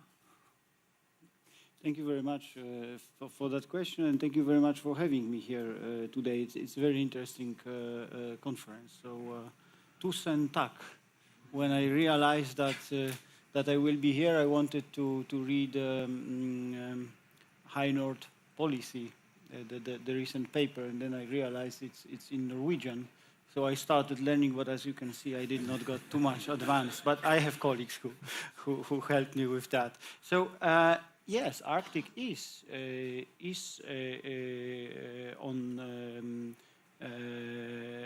present in our work, mainly because of the threats or challenges that have already been mentioned.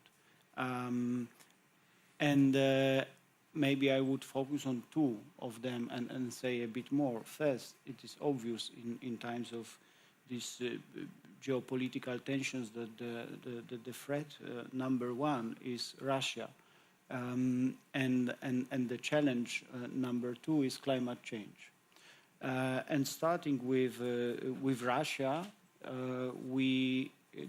you can hear it very clearly from President van der Leyen, from High Representative Kallas, that Russia is a threat number one. And as Chief of Defense said, we also believe in peace through strength. We could call it civis pacem parabellum. So we are now in a process of making deterrence real, because we have seen a few years ago what happens when deterrents fail. That is when aggression against Ukraine started. So there are several elements of our policy. So first, it's support for Ukraine. And here we also cooperate very closely with Norway, including through EPF, European Peace Facility. It's military assistance for Ukraine, because Ukraine now is the first line of defense. And there is obvious link with the Arctic, in a sense that was mentioned by General, that the Russian forces have disappeared, ground forces, from maybe not totally, but a lot of them has been moved towards Ukrainian front. The second line of action is something that we called defense readiness. This is a massive investment in European defense industry. So for the last 30 years, we saw something that we can call uncoordinated disarmament of Europe. And now we would like to see coordinated rearmament of Europe. And here is obviously also linked with Norway and with Arctic, because we are going to invest in something that we call capability gaps, where we analyze what we need, what kind of equipment we need, and we need to make a quick investment into that. And it starts with a very basic stuff like ammunition, capability for long strikes, but it's also about advanced technologies, it's also about surveillance technologies, it's also about space. And all these issues are also interlinked here with Arctic. The another element is how we deal with Russian hybrid warfare. So I know that it's Victoria can say most about that. So I just wanted to say two things. First, we are in the EU trying to make our institutions, our member states, and our societies better prepared to deal with hybrid threats. We called it Preparedness Union strategy. And here is also ample room for cooperation with countries like Norway.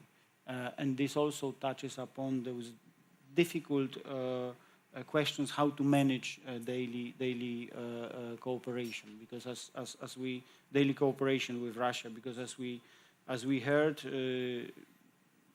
there is an expectation that Russia will continue respecting some rules of the game here in Arctic, and we are very happy to hear that for the time being this is the case.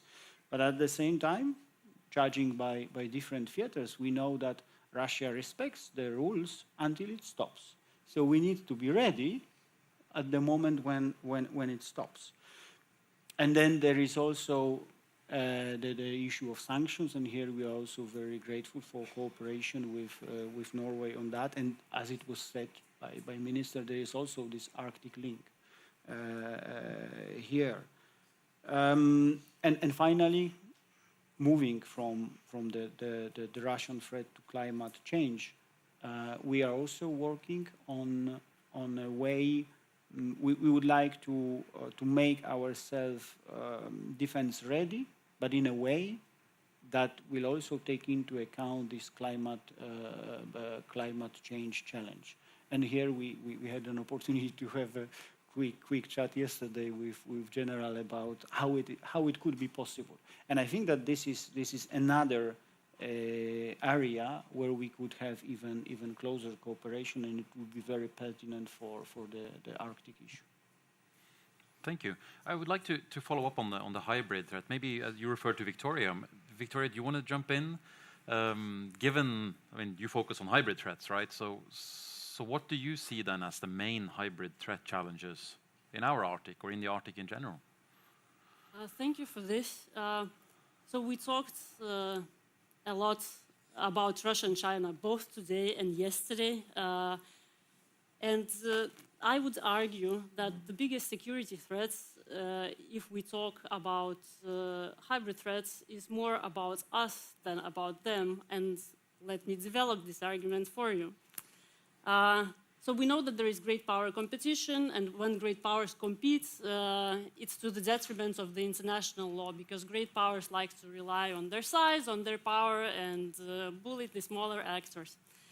And when we talk about Russia and China, we also have to keep in mind the current situation and the cooperation between those two actors. So what does Russia need from China?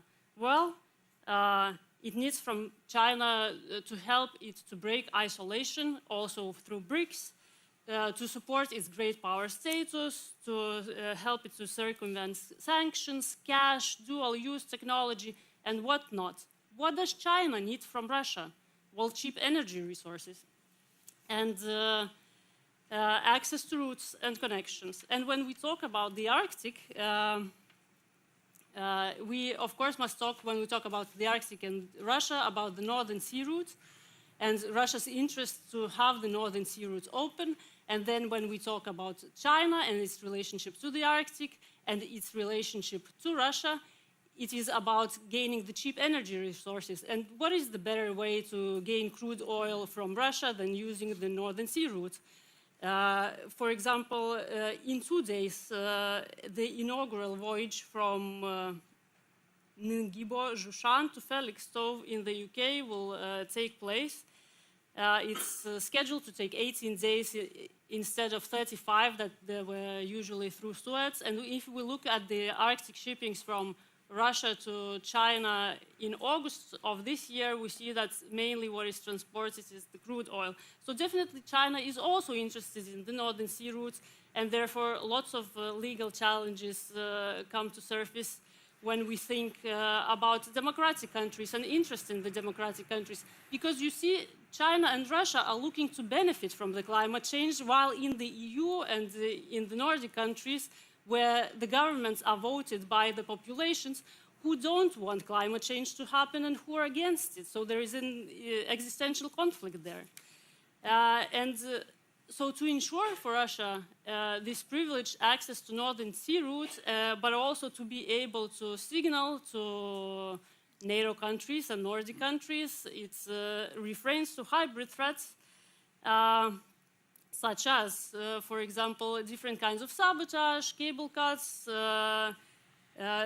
strategically leveraging military exercises, disinformation, different kinds of intelligence activities using civilian and fishing vessels, and so on.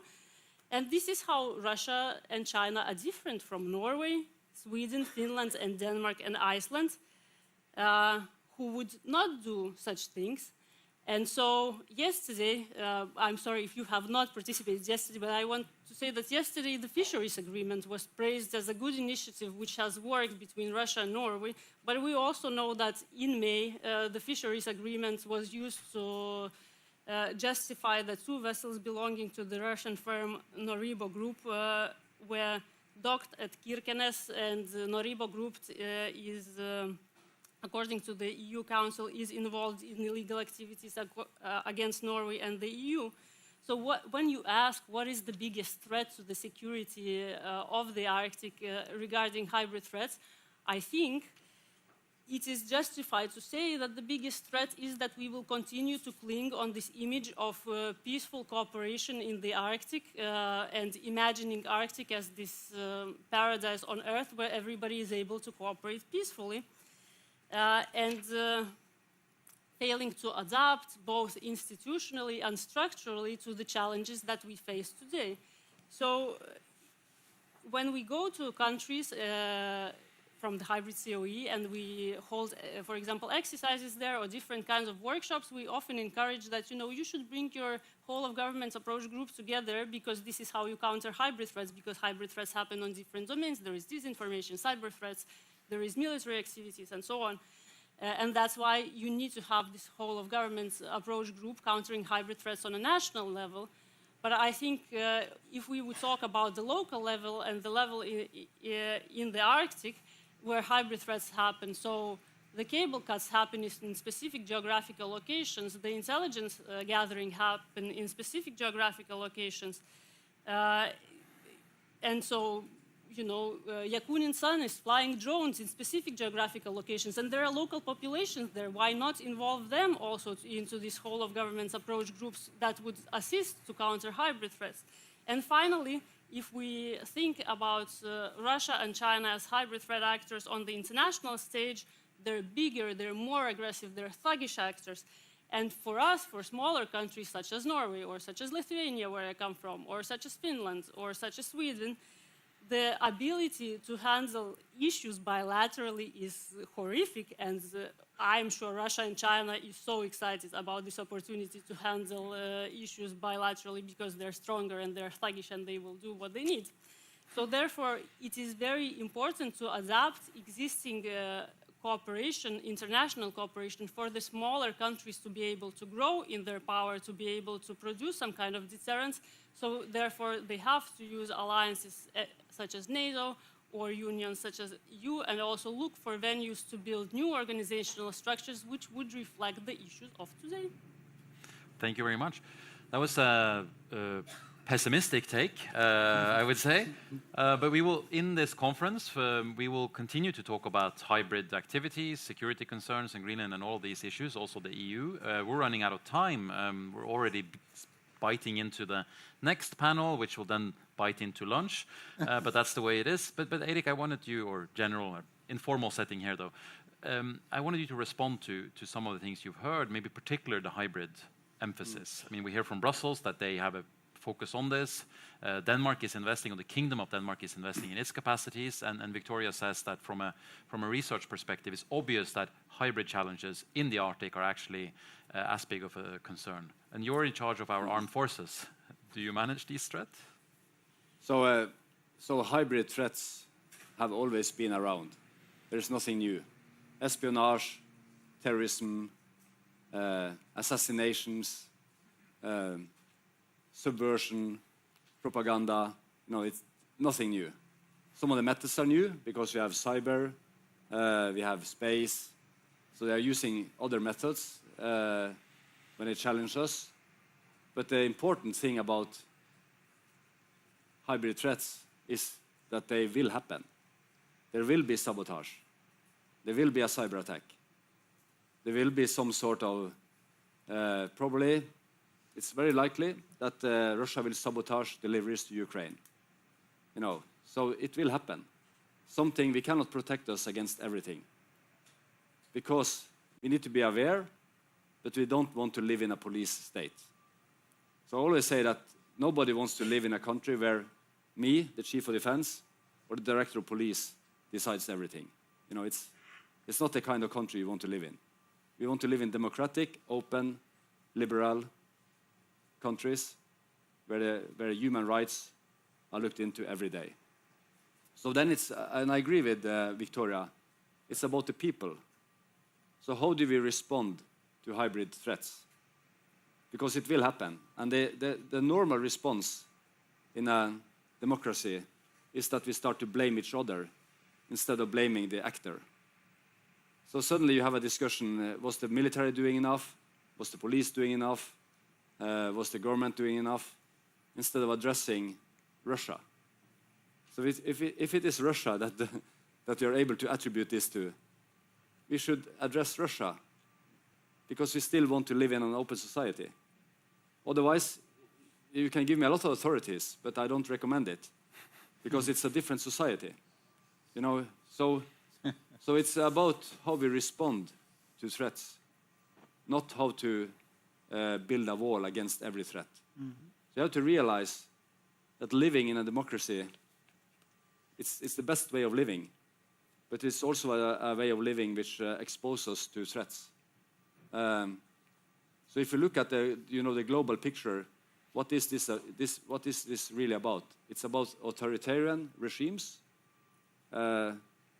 Russia, Iran, North Korea, to mention 3, against democratic regimes. And what do we want? We want democratic regimes. You know, we want democratic countries. We want elections. We want to choose our leaders. And we don't want neither the military or the police to have too much authorities, because we will use them. So be careful. And we will use them when it's time to use them, but we should not use them to a large extent. So it's about us. It's about me as a member of the Norwegian society. How do I respond to a cyber attack? Will I start blaming Telenor or National Security Authority, NSM? Will I start blaming the police, or will I blame the actor, or either if it's a criminal or a state actor? So we need to be better at attribution when it comes to hybrid threats. Otherwise, we will start blaming each other. So that's basically my take on hybrid threats. And then when it comes to deterrence and defense, it's a time where we stand together as allies and partners, and we are very strong. So on my last meeting in Brussels, no, it was not the last, it was in January, we had 32 NATO members, strong economically, military powers together in one room. And we had invited our partners, Australia, New Zealand, Japan, South Korea, Moldova, Ireland, all the partners. It's another 35 countries, and we share values. So together it's 67 countries in that meeting. And Russia, North Korea, or Iran, they don't have any friends like that. So this is what it is about, doing our part, our burden sharing, but staying strong together. So I like what NATO says, stronger together. That's a good slogan. Thank you. Yeah. Okay, that's an optimistic end to this session, both the political and operational parts of it. I would have liked to ask more questions to the panelists, but you can ask them questions if you find them for lunch or over coffee or boller later in the evening, over North Norwegian beer at 5:30. If you manage to stick with us until 5:30, I'll be impressed. Yes, thank you so much. Give them a round of applause.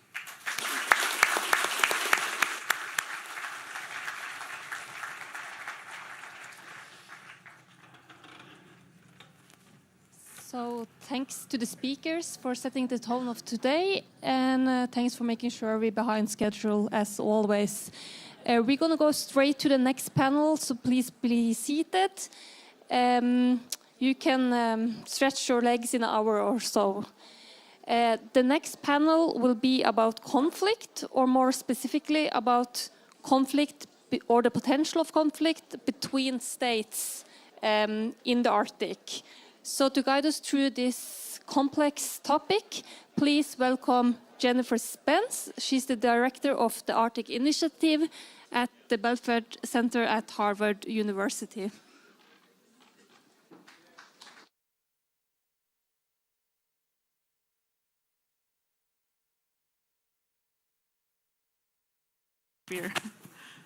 It's a bit of a maze getting through there, so. All right, I'm going to, in the interest of time, I'll invite my folks to come on up.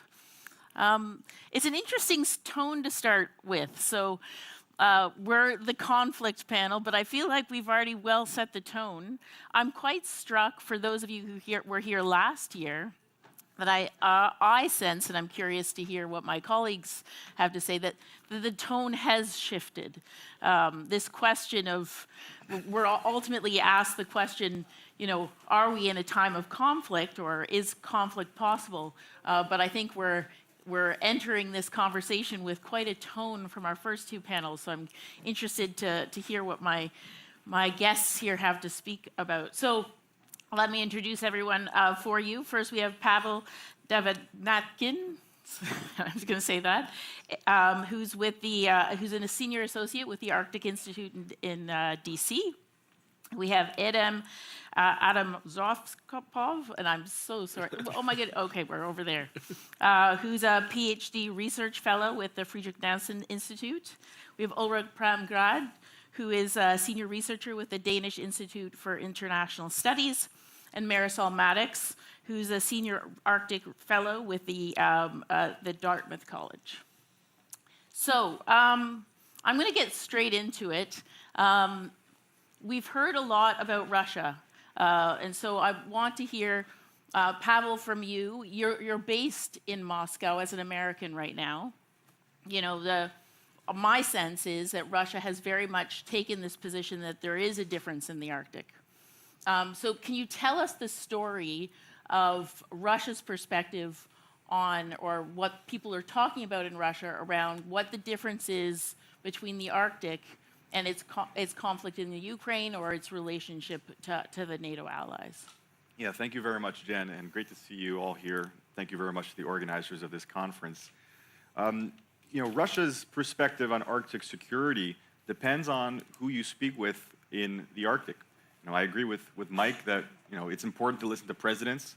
President Putin says one thing, but experts, political commentators, propagandists will say another thing, diplomats as well in Russia. Perhaps the most interesting event of this year in Russian Arctic affairs, besides the Trump-Putin Alaska summit, was the Arctic Territory of Dialogue Forum in March of this year. This was the first time this forum was held since 2019, and this is a forum where President Putin traditionally gives the plenary speech, invites several Arctic experts and policymakers, military officials to discuss Arctic affairs. So President Putin started his speech by talking about the opportunities for cooperation.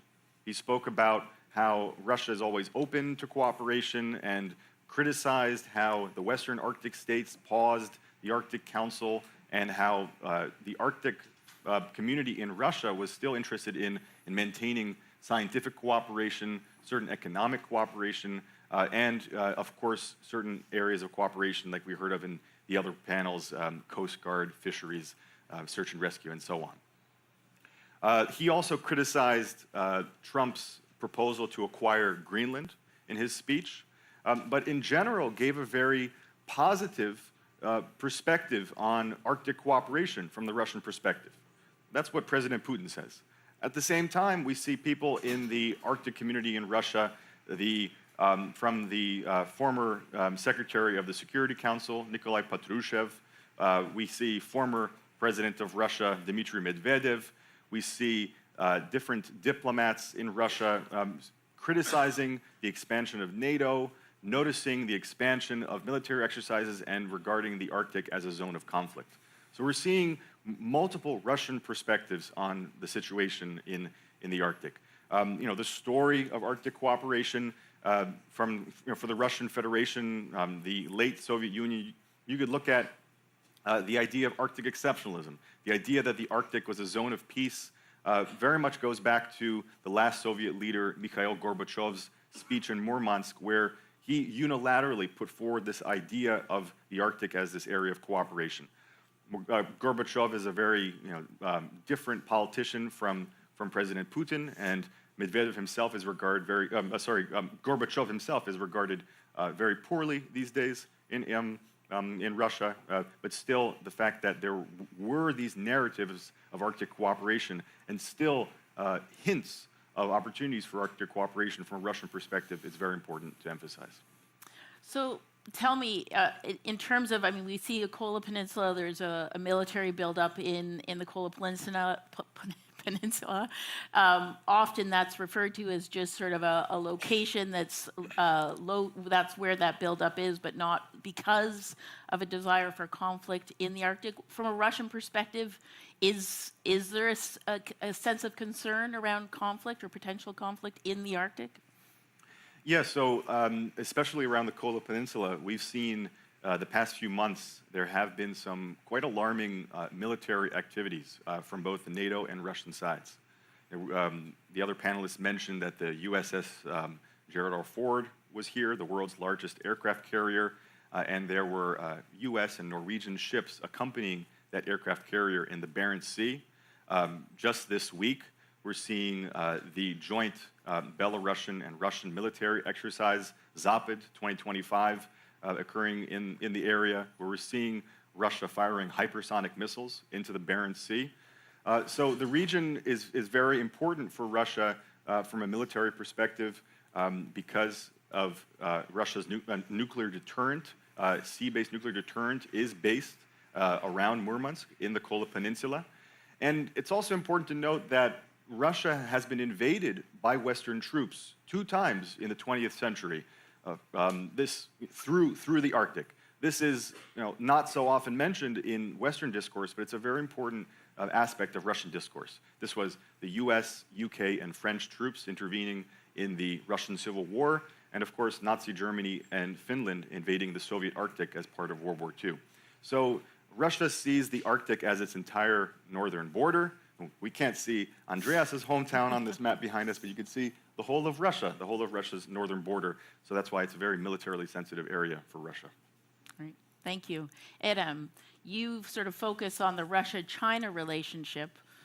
This is another sort of discussion, and I think our colleagues on the first panel had to get a yes or no. I'm going to give you more than that to speak to, like, is this something of concern? What should we understand about the Russia-China relationship and the potential for conflict in particular? Well, yeah, thank you for that question. I think I'd like to focus on 3 things, I guess, about Russia-China relationship in the Arctic. So first, there are some people that emphasize that Russia and China are, cooperating actively, and that was said also before Russia invaded Ukraine in Beijing, that they have a limitless friendship.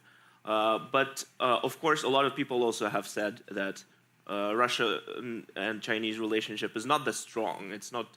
There are a lot of disagreements, and I think that no one is more aware of that than Russia and China themselves. So of course, Russian-Chinese relationship has been quite bad at the end of the Cold War.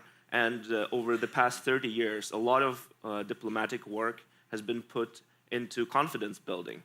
So ironing out all of the disagreements that Russia and China have had, solving the territorial disputes that they had in the Amur River basin. And now what we have today is sort of an alignment between 2 countries that have a common adversary, which is the United States, which is the predominant global great power, which both Russia and China cannot face alone. But at the same time, they need to maintain cooperative relationship because it's one of the longest borders that they have, and it would be a nightmare from security point of view if the relationship was not good. Also, they have other points of contact, such as in Central Asia. So Russian-Chinese relationship is not only against the United States, it's also because of the need to maintain a cooperative relationship between the 2 countries. The second thing is, of course, in the Arctic. Why are Russia and China cooperating in the Arctic? And now, since the 2022, we've seen increase in military cooperation as well. Mm-hmm. So there have been, when China for the first time crossed the Tsugaru Strait, which divides Japan in half, in sort of the main island and the other, Russian military is said to have been quite surprised by that fact. But now Russia and China are conducting joint exercises. There have been exercises in the Bering Strait region. And this is on the premises that the Bering Strait region is important for Russia. And once a year, Russia and China are conducting exercises, sometimes in the North Pacific and sometimes in the other regions of the Pacific. So this year, the military exercise was not in the Arctic, but in the Sea of Japan or the East Sea of Korea. So that is because that region is more important to China. So they alternate where it takes place. And one of the common things in this process is that military exercises are tools for signaling. So they're open and costly sort of communicative devices. And then the question is, what are they trying to communicate? Well, in the Arctic, it's obvious that it is also to show that Russia and China are together, that Russia is still a great power. And another thing for China, which I find in my research is very important, is the interest that China has in the Arctic is largely because China also wants to position itself as a global great power on par with the United States and to a lesser extent with Russia. So then we can consider a lot of other interests that China has in the Arctic region, and the Northern Sea route, the shipping has already been mentioned, and I find from interviews with scholars and policymakers in China that that is one of the on top of the interest ladder, and that is one of the most important tangible sort of economic interests that China has. But that is, of course, to a big extent guided by economic considerations. So it is only possible if the economic conditions allow it. And we've seen that China and Russia have tried to the Polar Silk Road initiative, which has not sort of come to fruition. Right now, it is not being used anymore, even though China is launching this new container route between China and the United Kingdom. And as we have seen, for China, in terms of shipping, the main destination is not Russia, it's not the Russian Arctic, although there has been a lot of shipping. Most of the shipping has been there. But for China, of course, the main export market is Europe, not Russia. I'll ask you the question, and you can answer what you think you're comfortable to answer. There's been sort of this idea set out that there's the potential for cooperation between Russia and the U.S., and that the Arctic may be a good place for that to sort of that relationship building to take place. We saw a very symbolic event in Alaska with a meeting between Putin and Trump. Part of the rationale given by President Trump is this idea of driving a wedge between Russia and China. Do you feel that that's a strategy that would work and in response to that? And what does that mean specifically for the possibility of conflict in the Arctic specifically? Yeah, I think that Beijing has been watching this very closely. Of course, this is one of the most one of the concerns that China has is this reverse Nixon, as it is called sometimes, or I think it was actually proposed by Zbigniew Brzezinski first.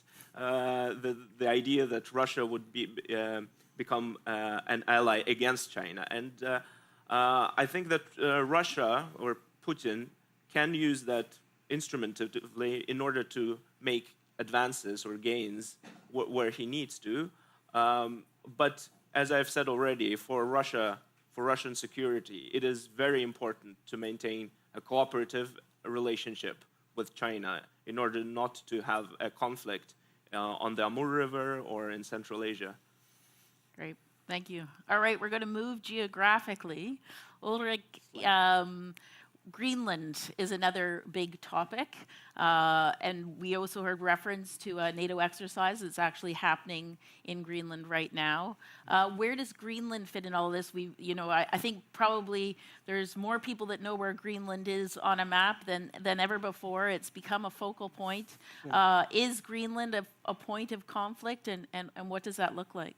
I think, in a sense, the point of departure for this conversation is a little bit off, in the sense that there's always differences and conflicts everywhere. There's of course a real danger in escalating some of these conflicts involving armed forces, etc. But in my mind, this is more a question of how these conflicts and interest differences line up.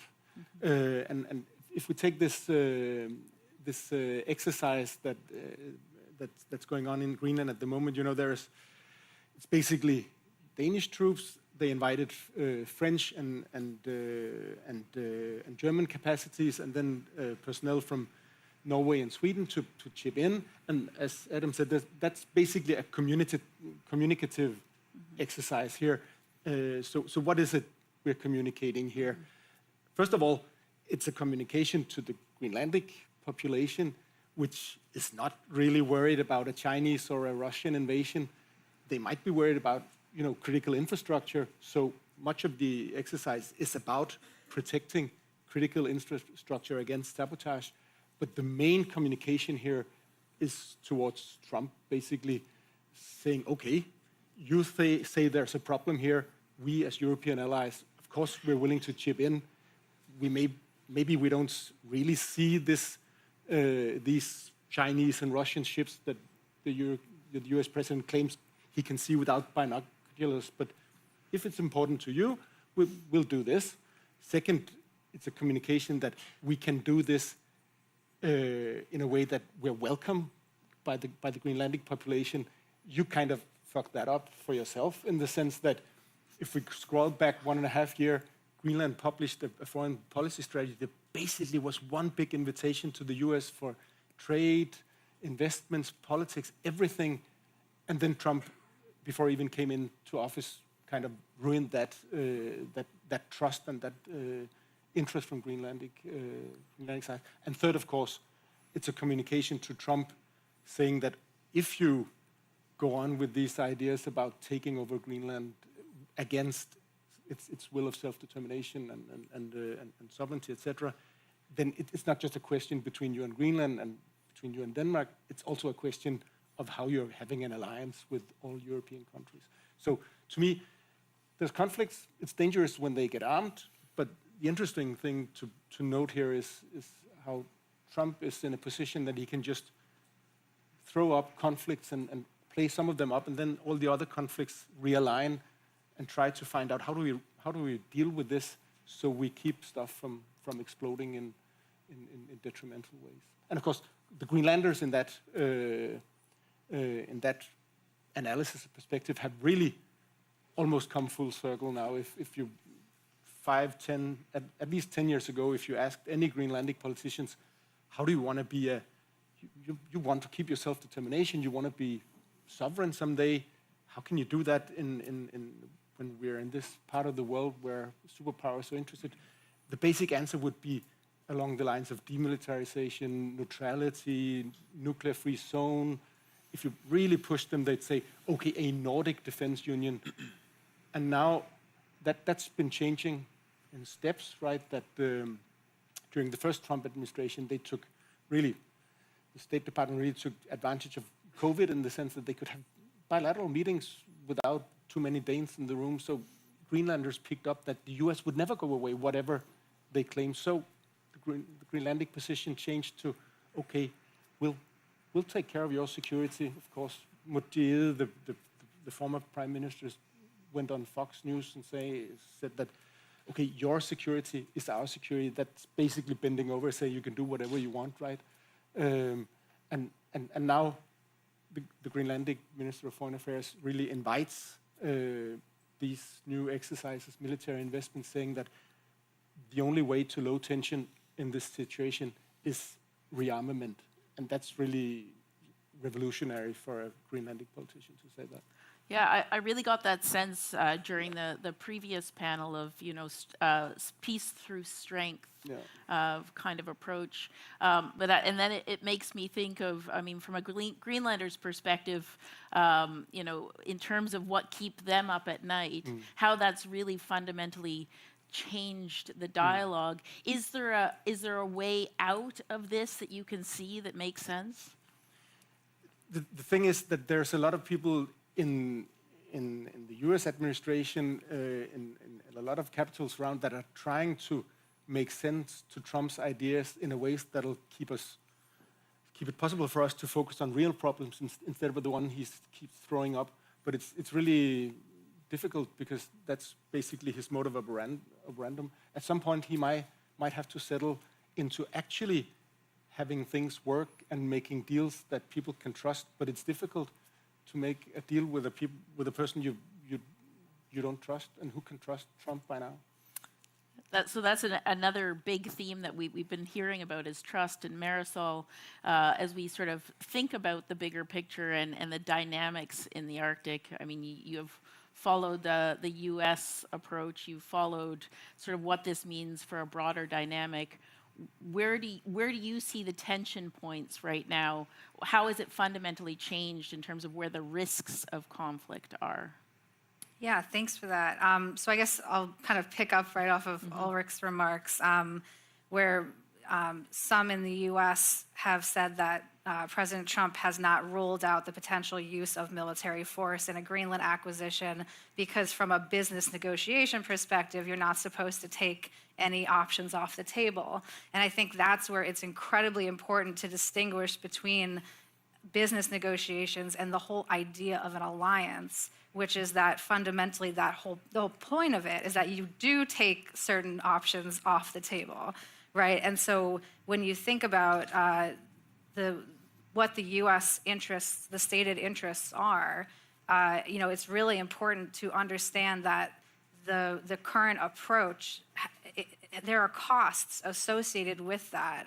And as we've talked about, there's a lot of interest from Greenland and the larger NATO alliance in having much stronger relationships with the United States, and especially with Greenland trying to diversify their economy, looking at more potential with the U.S., wanting the way that the U.S. was investing in business development, looking at exchanges between Greenlanders and Alaskans with mining expertise for some of the opportunities there. But those things have been taken away through new initiatives by the administration, the U.S. administration, and it's kind of doubled down on this. Well, maybe we'll just take you because we think that that's what you want, even if you're clearly saying that's not what you want.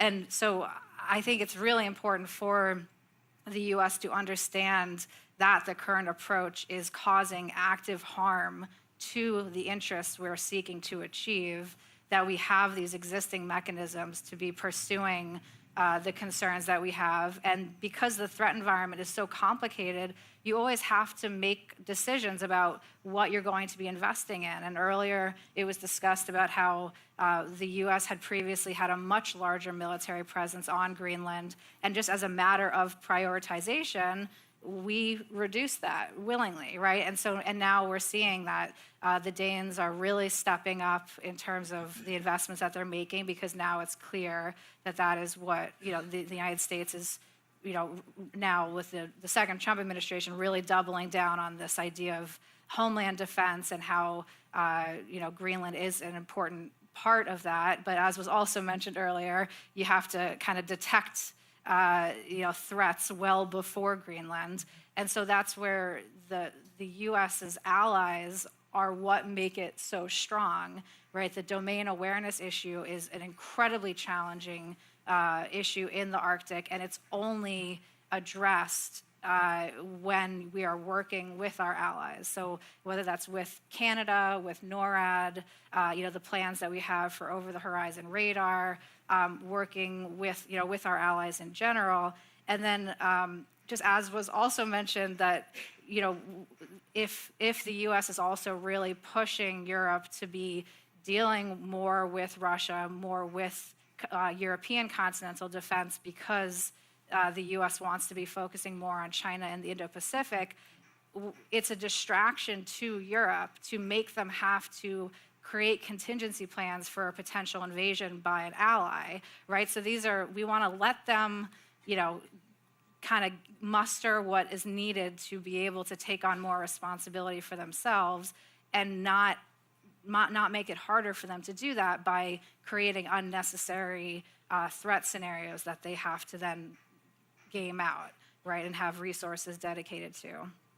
And then I just would touch on just some other ways that we are actually seeing, conflict in the Arctic. And, it was mentioned earlier as well that, this is not, we've always had some of these different elements, right? So, things like electronic warfare, how that is just a very normal experience now in the northern regions. That Russia is deploying these tactics pretty regularly. Of course, we saw Ukraine targeting Russian Arctic air bases where they had been sending jets to bomb Ukraine, right? So we've seen kinetic attacks in that way, that spillover that has occurred in the Arctic. And then constantly through the information domain, cyber, we are seeing that, actively playing out. And then, because we've also talked about security is not just military, but also the kind of a larger, more expansive understanding, I'd say there's two things, which is one, the threat environment is fundamentally changing as it's shifting from more actor-based threats that you can deter, like Russia, or like deterring, aggression from Russia, where we're seeing actorless threats like climate change. And I would say we really need to be referring to the planetary boundaries framework, because it's actually much more complicated than just climate change. And we need to understand the systems at play here, both for threat analysis, but also in our responses. And so, that's something that is, just really important to be understanding, because that changes the nature then of how we are considering the threats that we're dealing with. And when you look at something like fisheries and how important fisheries are for food security and economic security in the Arctic, this is where you see that tension between things like, the Arctic Ocean is acidifying much faster than the global ocean average, which is a real threat. And then you combine that with things like, Russia got caught using fishing vessels for espionage, and now because they got called out by Norway, they're threatening to leave the cooperative quota arrangement, which would be very harmful to them as well as to Norway, right? So you have this tension between the changes that are occurring physiologically and then the other changes that are occurring in terms of the geopolitics and the ways that actors are engaging and interacting with that environment. Can you speak a bit more? One of the things that strikes me is we're having this conversation about sort of the geostrategic nature of the Arctic at a time that the nature of warfare is fundamentally changing, right? So, I mean, there's hybrid threats, there's sort of new technologies, there's all these kinds of emerging approaches.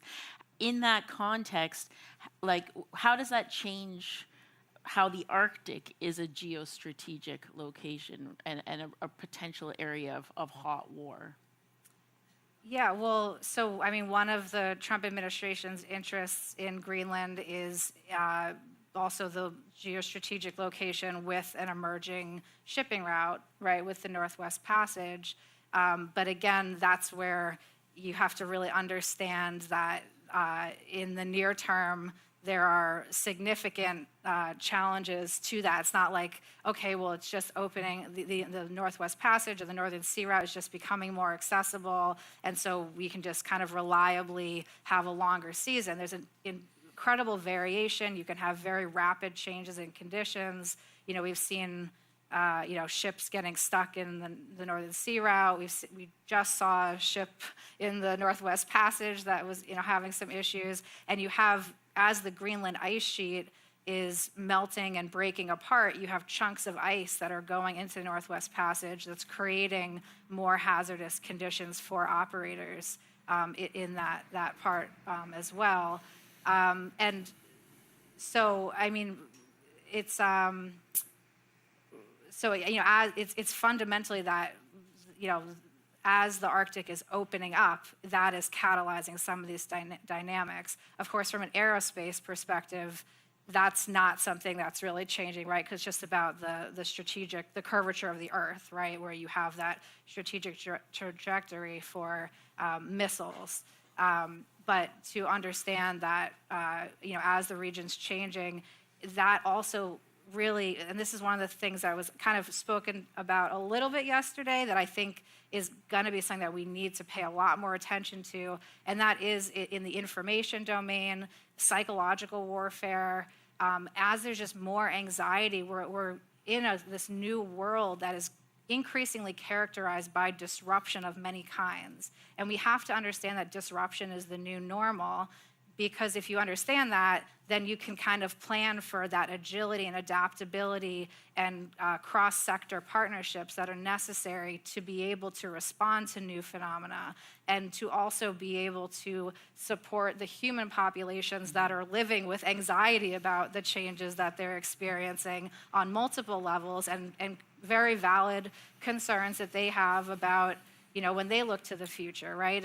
And so I think there's ways in which the anxiety can be leveraged to then stoke, discontent, or, when you look at even the rise of kind of far-right populism across the world, a lot of that messaging is really focused on concern about immigration. And it's really fundamentally at odds to have a position where you don't want to deal with a large influx of people, but you also don't want to do anything about climate change. Like, this is a non-starter. You have to, the movement of people is going to increasingly be a thing. It's a positive adaptation mechanism to regions that, as sea level rise is occurring or as there's just more extreme conditions, people move because they don't have a choice otherwise. And so I think really it's so important to understand that somebody's not automatically a threat just because they're moving. There's really a responsibility of countries that will be absorbing some of these populations to safely prepare to be able to bring people in a way that recognizes the real character of these countries. I totally understand, language, culture, all these things are so important to maintain, but we are going to have, challenging circumstances we're dealing with. And so I think having open and honest conversations on that is going to be a real part of maintaining democracy as we grapple with it. Wow, there was a lot in there, Marisol. Sorry. No, I love that you've brought in such a diverse complexity of issues, because I think it takes us beyond the sort of military and defense arm of things, and I think that that's so incredibly important. It speaks to the need to bring nuance to this, and I just think that's one of the things that's really important to do in this context, so thank you. I'm going to go around, and what I'm looking for is, what I heard, we were asked to talk about, is there conflict now? But it was so sort of blatant in the first two that I didn't feel like that was the right question to ask. But I think the question is, like, what are the triggers for more substantial conflict in this space? And I'm going to I have some specific questions for each of you, but I want you to think about it from that perspective. If you had your thing that you think is a real trigger, that this is where I want to go with this. So, Pavel, for you, the comment was made earlier, a weakened Russia is a more dangerous Russia.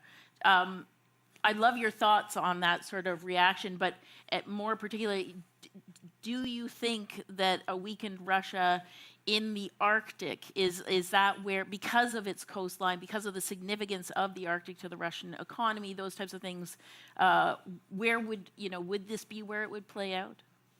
Well, certainly the Arctic remains a strategic priority for Russia, and we heard from other panels how the Russian armed forces are reducing their presence in the Arctic, moving towards Ukraine, but still the region remains critical for Russia's economic future, for Russia's economic development. We see new economic deals being formed that affect the Arctic, the Power of Siberia 2, memorandum of intent with China. That's going to be Arctic sourced resources.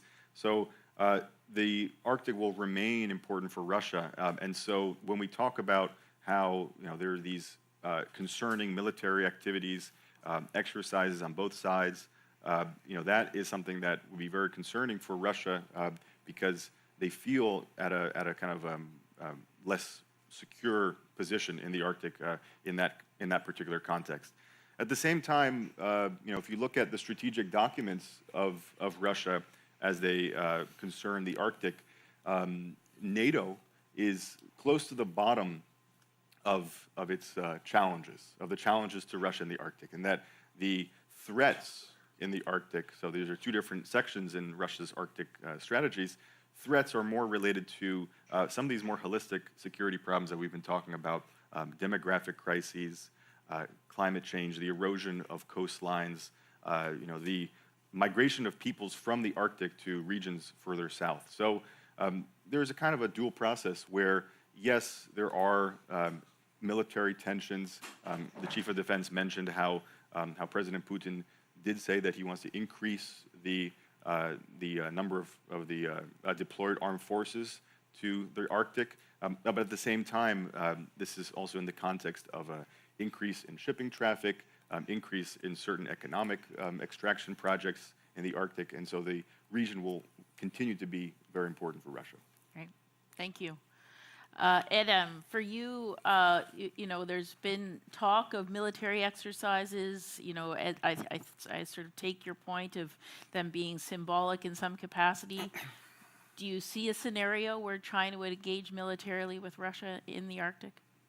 I think that is, of course, not off the table, but the triggers would definitely not be something that would happen in the Arctic.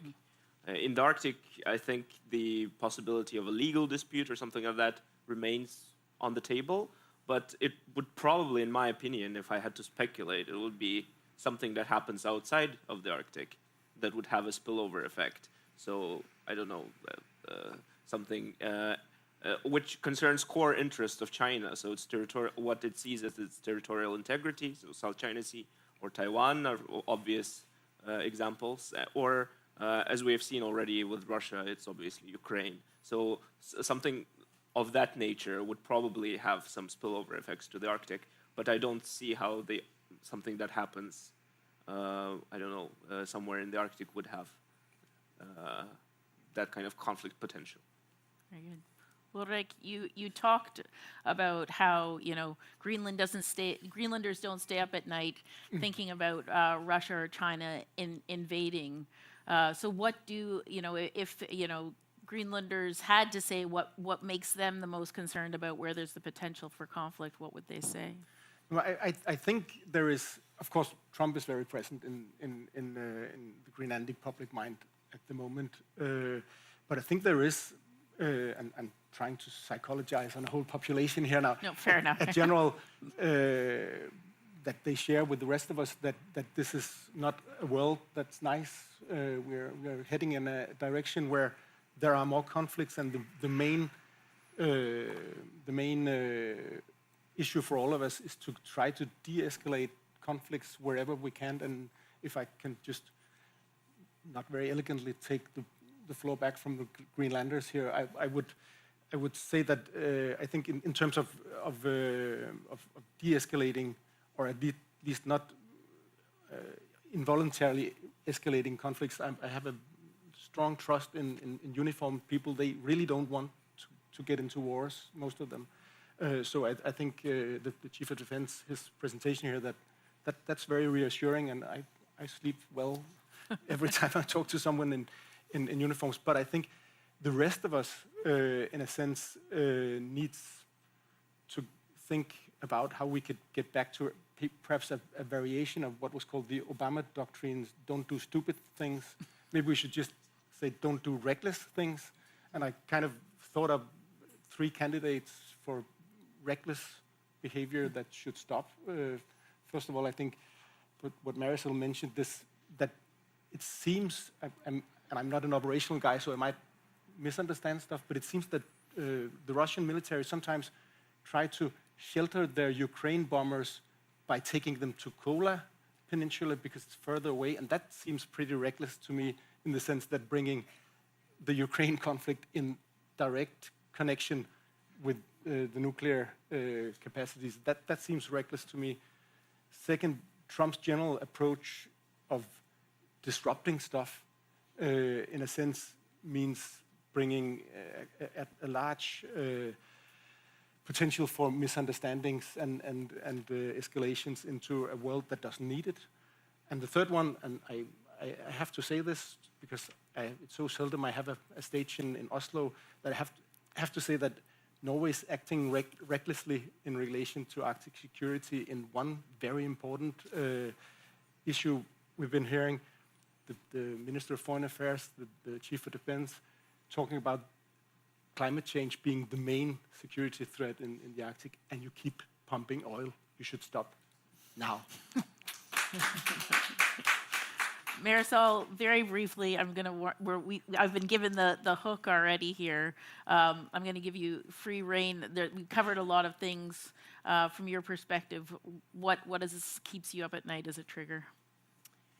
I mean, I just see the way that all of these issues are so connected, and deterrence is psychological, right? And so there's ways in which if we don't take an approach that's cooperative and that helps to build trust, and that really just also because of the changing nature of warfare, with knowing, like, if you just look at the Department of Defense came out with an assessment of China's kind of military approach, and there's a whole report on this that I do recommend people check out, and specifically the section on cognitive warfare, that this is something that it's just an area where there's more and more opportunities because of the concerns that exist and the opportunities that are created when specific states say things that are just very disrespectful to another state or just really not constructive. You just create those wedge opportunities for those that want us to not do well. And so I think just having, reaffirming, our basic values and principles around, cooperation, respectful engagement, respect for sovereignty, like all of these are essential and will increasingly it's important to be reaffirming them because of those opportunities for our adversaries to create those divisions that then have an incredibly corrosive effect, right? Because you can see how that affects then our ability to work together on disruptive tech, right? And artificial intelligence and quantum computing and all, the ripple effects. And democracy is essential for being able to navigate the incredible complexity of the threat environment that we're facing. But if we can take more of a cooperative approach, there are so many additional benefits to that it's really just, it creates win-win-win scenarios. And the opposite is also true, that if we don't take that approach, the ripple effects of harm shouldn't be underestimated. So I think we have a real opportunity. We all have a role to be advancing the vision that we want for a positive future, because we all play an important part in that. And there you have it. So thank you so much to the crew here, and thank you all for your patience as we head into lunchtime. And I believe that Andreas is hiding back there. Yep, there he is.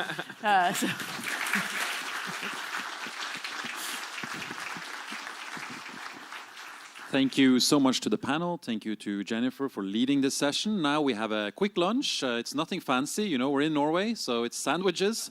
Out there, it's pouring down outside. There was not supposed to rain, but you can also go into another venue space that looks similar to this triangular shape. If you want to sit down, there's coffee, there's drinks, and then we'll start again in about 45 to 50 minutes. So it's a rapid session here. Thank you.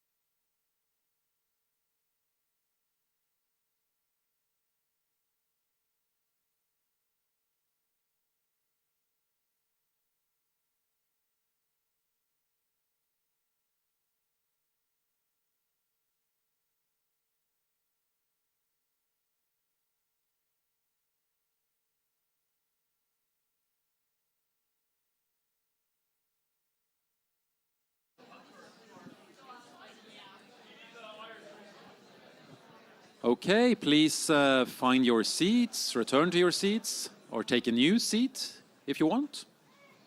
We'll start in 30 seconds.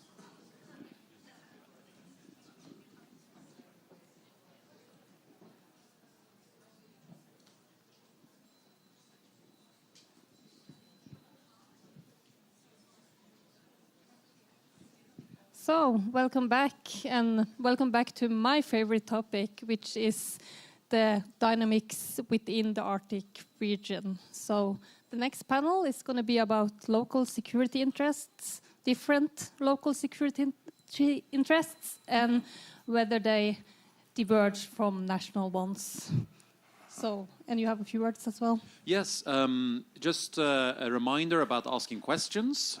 We got a few questions for the first session, but then we ran out of time. But then we didn't get any questions for the second session. So if you have questions for the panelists, I promise to give them to Gunhild Hogensen-Gjørv, who is a professor at UiT, the Arctic University of Norway. I will give the questions to Gunhild, and she will ask the questions to her panelists. So Gunhild, floor is yours. Great, thank you. Is this thing, yeah. So the title of our panel is Citizens.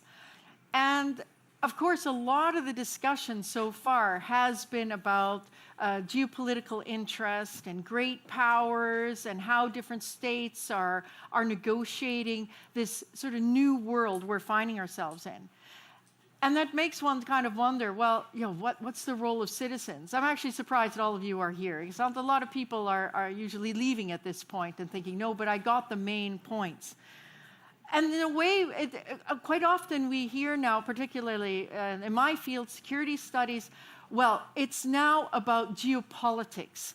And those other issue areas in security studies, under critical security studies or whatever you want to call it, like human security, that's now, it's a much lower priority at the moment. And that was particularly like under the Cold War, we really didn't talk about human security. Human security really came into its heyday in the 1990s when we were saying, now we can talk about local interests. The local can be important. We can pay attention because state security, we're good. But over time, we've been having this push-pull about, oh, is it now more about great power interests or at least state security at the expense of human security or individual security? But over time, we've been seeing, even when there was the attack in the United States against the Twin Towers in 2001, that rhetoric came back. Oh, well, no, we can't talk. It's about state security again. But we've been seeing that we're watching two trajectories where we actually have had to pay attention both to non-state actors and perceptions of security, as well as to state actors. Geopolitics, classical geopolitics, assumes sort of like that it's the great powers that count, and anything else is, it's not all that important. So are the voices of people then, are they suppressed in debates, especially about security now? Or are they actually actors of geopolitics to a much greater degree than we've ever seen before? So this is the questions we're tackling today in 55 minutes, and to see the interlinkages between this concept of the citizens, the civilians, and the power politics that we've been talking about. So I want to ask our panelists here, do people matter? Start with Mikael. I think it's interesting that we have arrived at a point where the question, do people matter, is being asked at all. I know, I'm an ass. Yeah. We're living in dark times. Yeah. But if the question is, do local people matter? And well, also from a security point of view, I would say yes, they obviously do. Because if national authorities don't take local perspectives into account, they risk creating distrust and division at the local level, which can be exploited by outside actors. We're always looking for a way in. So that in itself is a good reason to go in softly when big changes have to be made, to not do it all abruptly and in semi-authoritarian ways. And when it comes to that, I think looking at Finnmark is very interesting these days, and the way major projects are being dealt with in Finnmark, because dynamics are not as good as they could be. We have some major projects connected to the mining industry and to the wind turbines and power, which have basically been dumped on the local population with no consultation, little prior information, and little regard for local opinion, and which has quite predictably caused quite heavy disagreement and division, if we're not to call it even conflict. And this is the way this is done, particularly when it comes to the indigenous population, that you're without any consultation. The authorities are basically alienating parts of the land from indigenous traditional economic industries who need those, and basically giving them the choice of saying yes or no to these projects. And many are saying no, obviously. And then there's something more that happens with these conflicts, that they are securitized. Because we begin to talk about these industrial projects as connected to national security, which effectively makes the critics of these projects, either explicitly or implicitly, a security threat. And this is a kind of dynamic which exacerbates the conflicts, causes further divisions, causes further distrust, not just between central and local level, but also at the local level within local communities. We have people who are in favor of the projects or against the projects. But now this is not just about nature, not just about industry, it's also about security, which causes divisions to become even more tense and distrust to grow at a local level. And these are conditions that make it easier for outsiders to get in. And now we know that Russia has had an interest in these kinds of conflicts in Finnmark. We also know that they have not actually had any success that we have been able to pick up in utilizing those conflicts, but they are aware of those. And I think the fact that they have not been able to use them, it points to a quite good resilience, both in the Norwegian and the Sami population, against the threat from Russia, which I mentioned yesterday also. But still, I think a lot of the potential for the Russians to exploit this could have been taken away if the state has just approached this in a different manner, less top-down, in a way that takes, yes, local perspectives and citizens at the local level more seriously and involves them at an earlier stage. Great. And Sam, so exactly as Mikael is talking about, he's showing the linkages between the relevance of local populations to understanding security, but also thinking of security in a much broader sense than, say, a military security type of perspective. So what is the situation in Canada, would you say? I guess the main situation, I can only speak on behalf of myself and some of the research I've conducted, but I don't speak on behalf of all indigenous communities in the Arctic, since they're so vastly different, so dynamic, and vastly rich in their culture, in the sense where they need to not just express themselves in the way they want to, as Mikael was expressing, but I would say that the sense is that the early stages of development are necessary for communities and relationships to be built upon, not just with the Crown and Canada, but with Indigenous communities from community relationships. Most of what I would expect to say is that we're still young in the sense of contributing to Canada, since Nunavut's only 26 years old, and adapting to a much changing climate and changing geopolitical era. I'd say that our best way to navigate these trials and tribulations is to bring forth more community members and invest into the communities, not just with economic sustainability, but healthcare, food security, and just being a community together, like from traditional Indigenous ways, that if you were struggling and I see you struggling, I would help you to not struggle anymore. So when we talk about these relationships, we always reference these 4 R's that I said yesterday, was our respect for one another, the relevance we're talking about from community development, the reciprocity we bring to not just Canada, but also Indigenous communities in the Arctic, and a responsibility that we have as a nation-to-nation building relationship that we have in the North. Thanks. And then from a perspective right up against the border to Russia, fra Sør-Varanger, can you say something? This is our mayor of Sør-Varanger municipality. That perspective, the importance of the local to a broader security perspective and to geopolitics. I moved from the so-called Arctic capital Tromsø to Kirkenes in 2015, and I did not move to Kirkenes because of geopolitical excitement.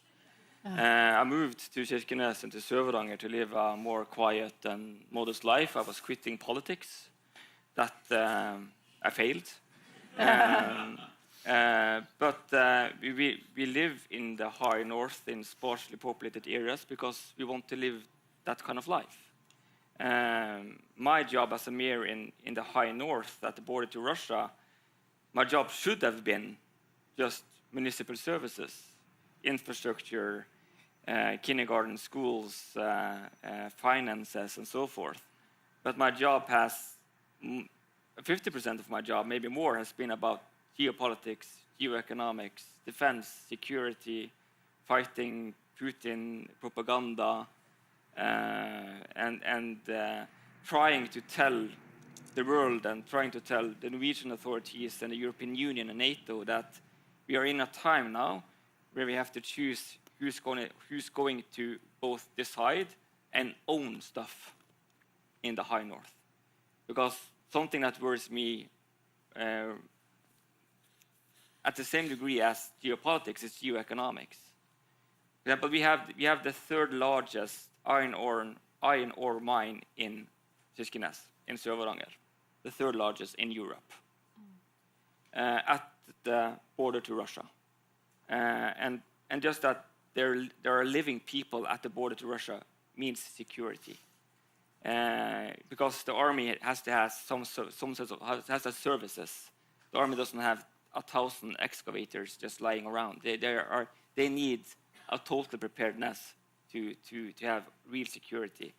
But who are going to own that mine? Would we feel safe in the high north if it was Chinese interests that owned the mine? Or some hedge fund from Bermuda with muddy ownership? That's the questions I have to tackle anytime. And I became mayor in October 2023. In 2 weeks, I accomplished to get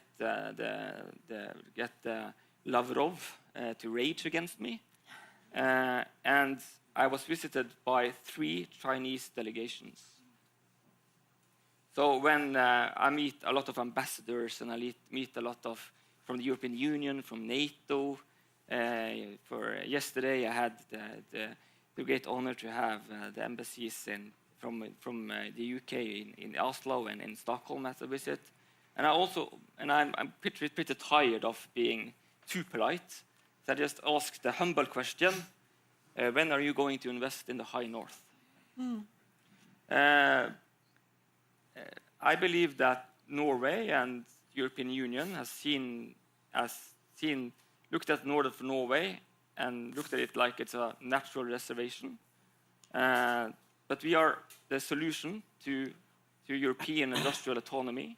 We have the minerals, the energy, we have the food, we have experiences, a bustling travel industry, and both business and security now go hand in hand in the high north. But then it's not acceptable that we have critical infrastructure that is not working, like elementary things like power grids that is not functional. So So nobody lives in the high north because of geopolitical excitement, but we are affected by it every day. Thank you. And then, Tony, an American perspective. What can you tell us, coming from the American perspective today, about the role of people in Alaska then? Sure. First, I have to say, coming from the U.S. Coast Guard Academy, I'm here as an academic and an analyst, and so these are my own opinions, but very familiar, of course, with the Coast Guard and the U.S. government's presence in the Arctic. I want to say thanks to Andreas and Iselin for putting on a great event. Center for Arctic Study and Policy, where I'm from, has been honored to co-organize this for the last 2 years, and this has been fantastic. And also to honor Andreas, I'll just answer the question shortly. Yes, local interests matter. No, I'll go on more, but I will also do something else we've been talking about the last 2 days, which is recognize the nuance of the Arctics, right? Because it is not one homogeneous place, and so I'll spend most of my time talking about the U.S. Arctic, specifically because of our Alaska as a state. The irony is not lost on me that I sit in New London, Connecticut, and I'm here in Norway talking about the U.S. Arctic, which is Alaska, right? So how am I connected with the local population? Well, I think that's really what the challenge is. If the local voice matters, how do you synchronize those local perspectives and needs with the federal perspective and needs and the tribal and the state perspective and needs, right? And that's a challenge. Now, the good news is we've been doing this with varying degrees of success for 160 years, right? Since Alaska was purchased by Seward, the U.S. Coast Guard has been a presence there, and often the only federal presence there, serving those communities in a variety of ways, right? And also relying on those communities to help serve others in a variety of ways. I mean, one of the most famous Coast Guard operations was the Overland Rescue, where a couple Coast Guard officers went 1,500 miles overland in the Alaskan winter. Now, when I grew up as a young Coast Guard officer, I only heard that story from the Coast Guard perspective. I since have learned that that mission doesn't happen without the support of the indigenous populations and their selfless sacrifice to that cause, right? And so, that was an eye-opener for me to learn that as I'm a Coast Guard officer who's serving in all sorts of parts of the country. My last operational patrol was in the Bering Sea, but my home port was San Diego, right? So how am I in San Diego thinking about how am I going to be patrolling in the Bering Sea and doing fisheries patrols? So it is complex, especially for a nation like the United States, where 49 of the states are well below the Arctic, to integrate these activities. And then you throw geopolitics into the mix, right? And so just these last couple of weeks, the Coast Guard's newest icebreaker, the Storis, is north of the Bering Straits, and it's monitoring Chinese research vessels in the area, right? And so that brings now a geopolitical global tension and competition to a very local region. So I could certainly pull all sorts of threads there in the Q&A, but I'll just kind of stop there and say it matters, but it is very complicated and requires continuous effort to be able to create the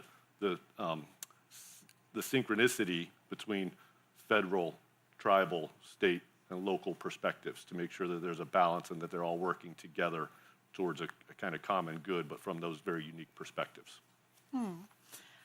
All of you, in some way, shape, or form, have mentioned exactly these complexities. I mean, it's not just about, what do we mean by hearing people's voices? It's who, and who is the local. But there's also bringing in the role of industry, actually the role of people at all. And regardless of government, here in Norway, it has been, at least in the past, I'd say within the last 10 years, a constant claim that security in the North, one, is preeminent for all of Norway, that there's an importance for the people in the North, play a role in that security picture. And this also implies that there's enough critical infrastructure and industry in the North. However, this is not tension-free. And then when we go across the different Arctics, as you've all pointed out, and we can even see different Arctics within one country, where we have these different kind of perspectives about what the Arctic means, what the high North means. And like in Canada, there was, I think, Sam, you were saying 130,000 people who were living across the enormous Arctic territory, the world's second largest country. And it's a different context than in Europe. We're looking at indigenous peoples, but also non-indigenous peoples, those right up against Russia, those farther away. There's traditional economies as well as industry and critical infrastructure is necessary for this security picture. In other words, security is not just about the tanks that you have. And this much is very clear in like total defense and total preparedness. Given that, there's tensions at the same time. So I'm just going to go through, and you guys, and I'll just emphasize guys, are all coming from these different perspectives. And if you can sort of elaborate more on this idea, we need people in the North, we need industry in the North. How do you see, if that kind of a claim, how do you see that claim, Mikkel, from your standpoint? If there's these claims from the national levels saying that, that our security is very dependent on what we're doing in the North, how does that suit with the local perspectives that you're representing, and what is needed to provide that holistic security? Well, local perspectives is a very good phrasing here, because what we're seeing is that we can't just say that there is a local perspective. There is a multitude of local perspectives, and who gets to be the local voice in the processes surrounding these big changes in the north is very important. For example, as I mentioned yesterday, the ball is often passed to the municipalities, and the voice of the municipalities is, of course, very important. I'm just saying that on beforehand. But also there are some people who are not represented by the municipalities. And this has something to do with the ethnic demography of the north. Most of the municipalities in the north are non-Sami majority. So if you want specifically the voice of the indigenous people, you cannot actually trust that you will be getting that from municipalities who are Norwegian majority and who don't actually have an indigenous majority. Secondly, it has something to do with how the borders of the municipalities have been drawn and who are the main stakeholders. For example, when we have big windmill projects that are alienating mountain areas, then they are taking them away from people in the reindeer herding industry. Now, these mountains are also important to other people, but the main stakeholders are the reindeer herders whose economies depend on them. Now, they are often not represented by the coastal municipalities because reindeer herding and migratory patterns go inland coast, but the municipal borders have been drawn across that. And then the reindeer herders have had to choose which municipality are they going to be registered in. Many choose the inland, which means that the coastal municipalities, where the mountains in question are, they don't actually represent the people who are using the mountains, the people who are the main stakeholders in these mountains. So if the communication goes between central level and these municipalities where the mountains are physically located, then you are forgetting the main stakeholders who are actually registered elsewhere. So these patterns of who are local in these conflicts is quite complex for several reasons.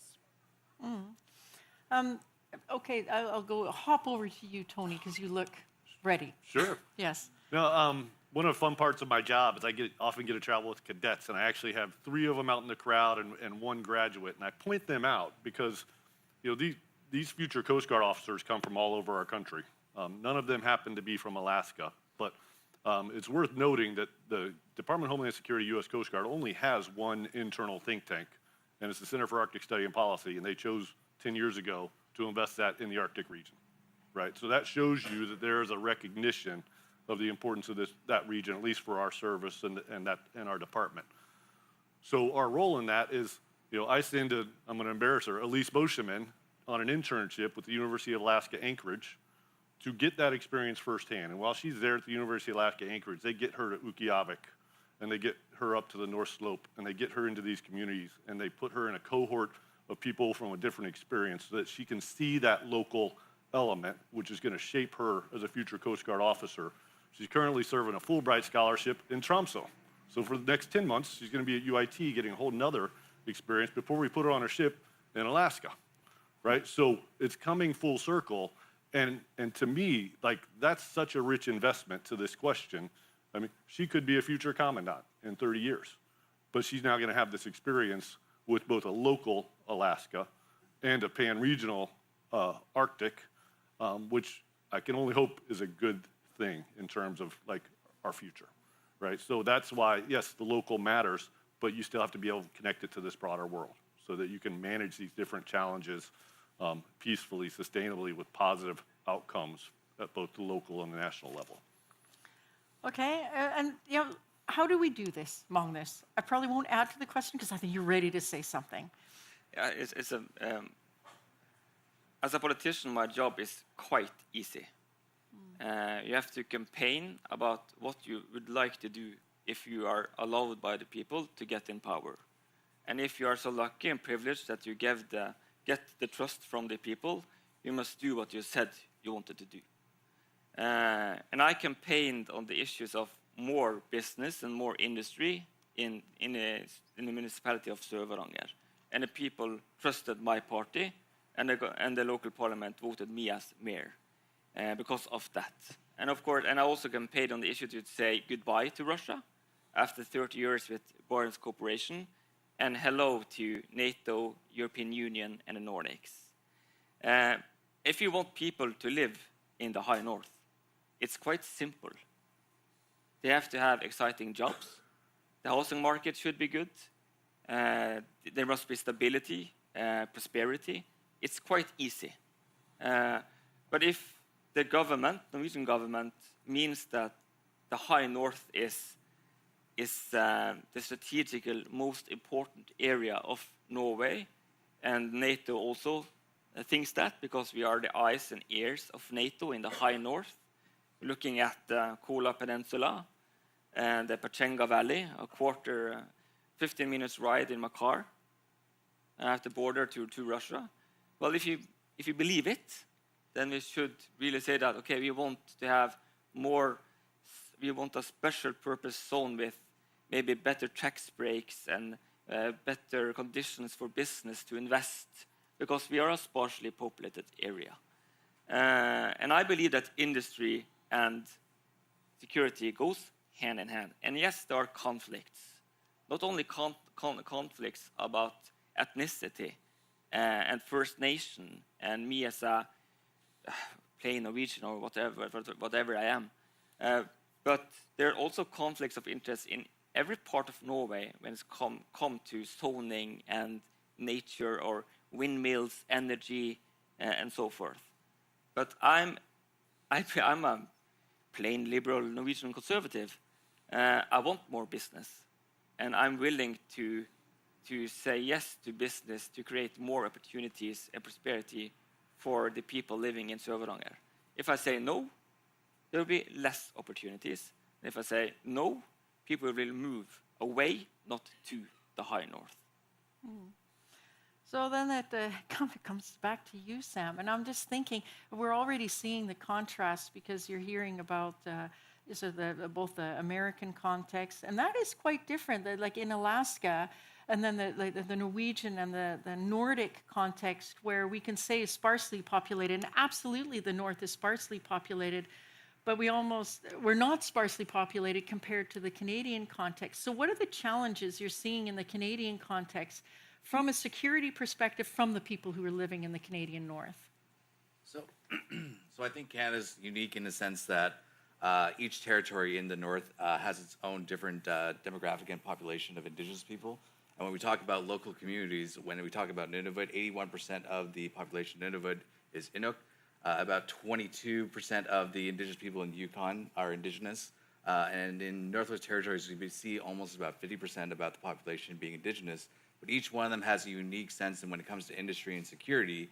And yet at the same time, almost every community in the North struggles with mental health. They struggle with finding economic opportunities. A big consideration that I would also include in this discussion is that we're not against industry. We're just wanting to do the right way. When we talk about free, prior, and informed consent, Article 32.2 of UNDRIP, and we want to include that, this idea that when we're doing industry is done in a meaningful way with Indigenous people, by Indigenous people, for Indigenous people.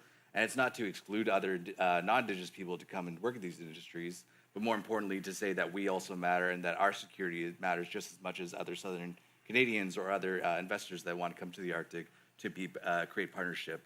So when we talk about businesses, we talk about industry. Most of industry in Nunavut is about mining and mineral extraction, almost accounting to about 50%.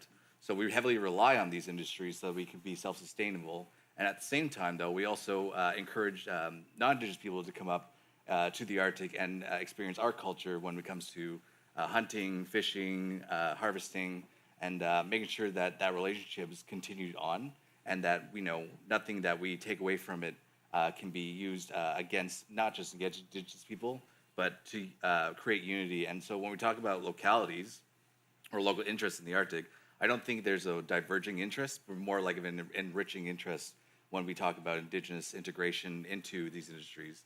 So when we talk about these major corporations coming up, you're also enriching communities and enriching diversity within our industries in Canada that I've seen. And Mikael, I'm just going to not even say anything. It's always fascinating to hear from the Canadian experience, and I wish Norwegian policymakers would do that a little bit more, because what you're talking about getting consent before initiating these processes that sort of sounds to me like the main difference in the conflict dynamics between Canada and Norway. Because in Norway, it strikes me as politicians in Norway may be a little bit allergic to the concept of consent in these cases.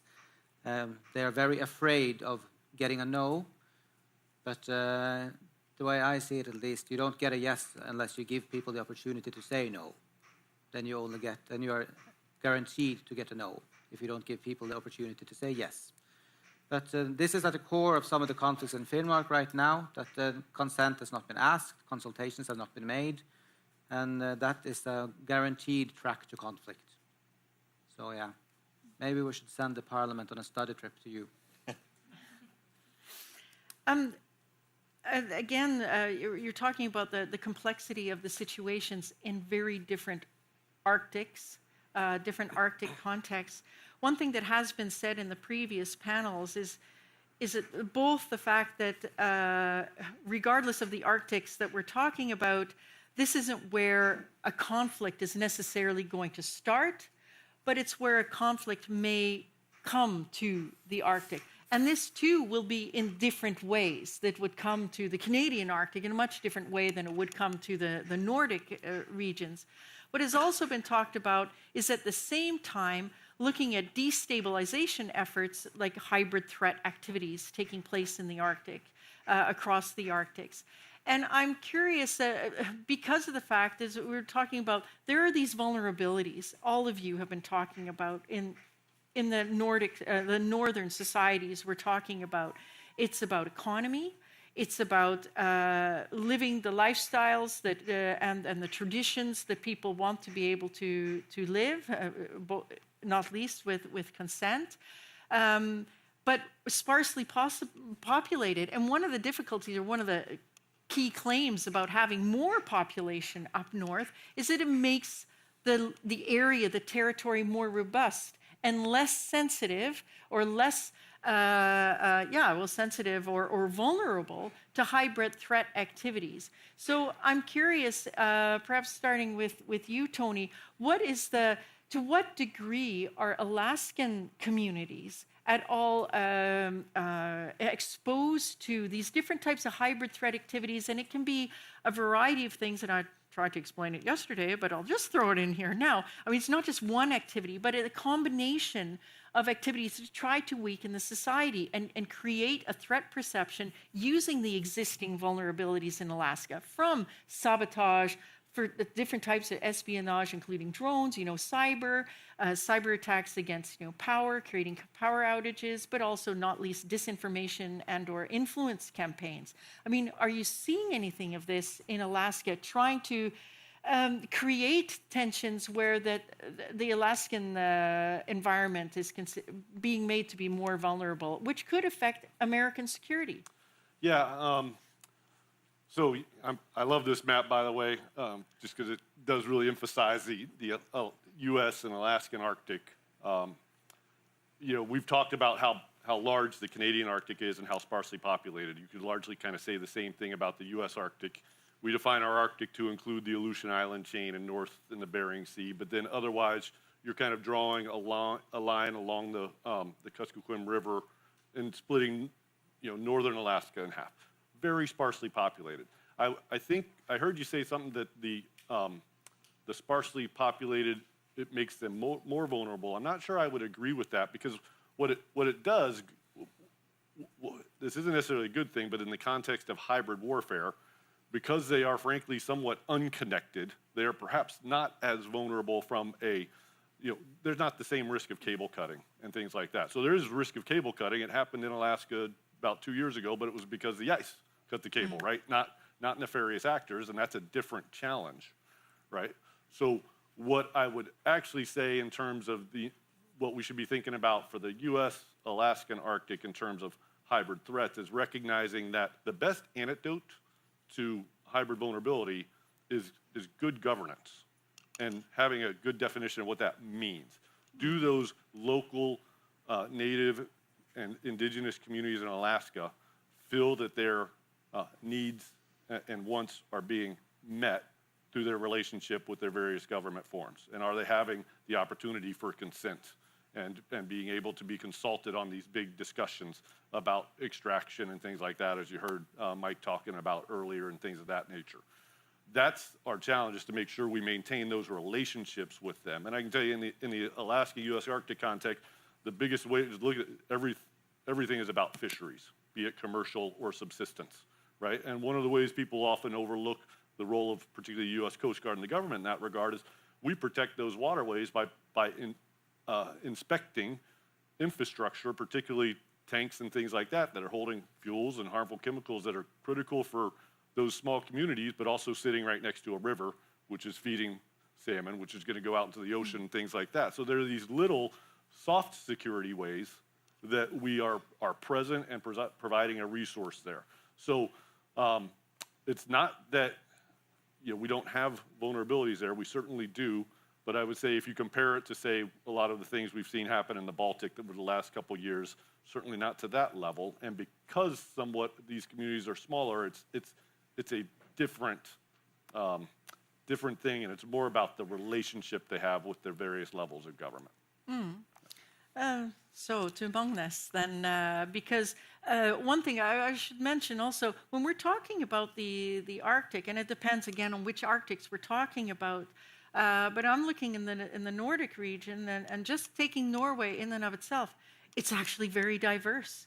We have indigenous and non-indigenous populations. We have people of different ethnicities, not least the Russian minority in Sør-Varanger. And we have people from migrant backgrounds. I mean, we're actually quite a diverse population, despite the fact that we may be sparsely populated, relatively speaking. So what are the challenges, and are these challenges or vulnerabilities at all targeted? Yes, and planes yesterday was cancelled because of GPS jamming. The Putin regime has, for decades now, been having like this monumental propaganda tours in the high north, because we share a common history when it comes to the Second World War. It was the Soviet Red Army that liberated us in Finnmark, in eastern Finnmark, 25th of October 1944. So we share a history, and you have to remember history.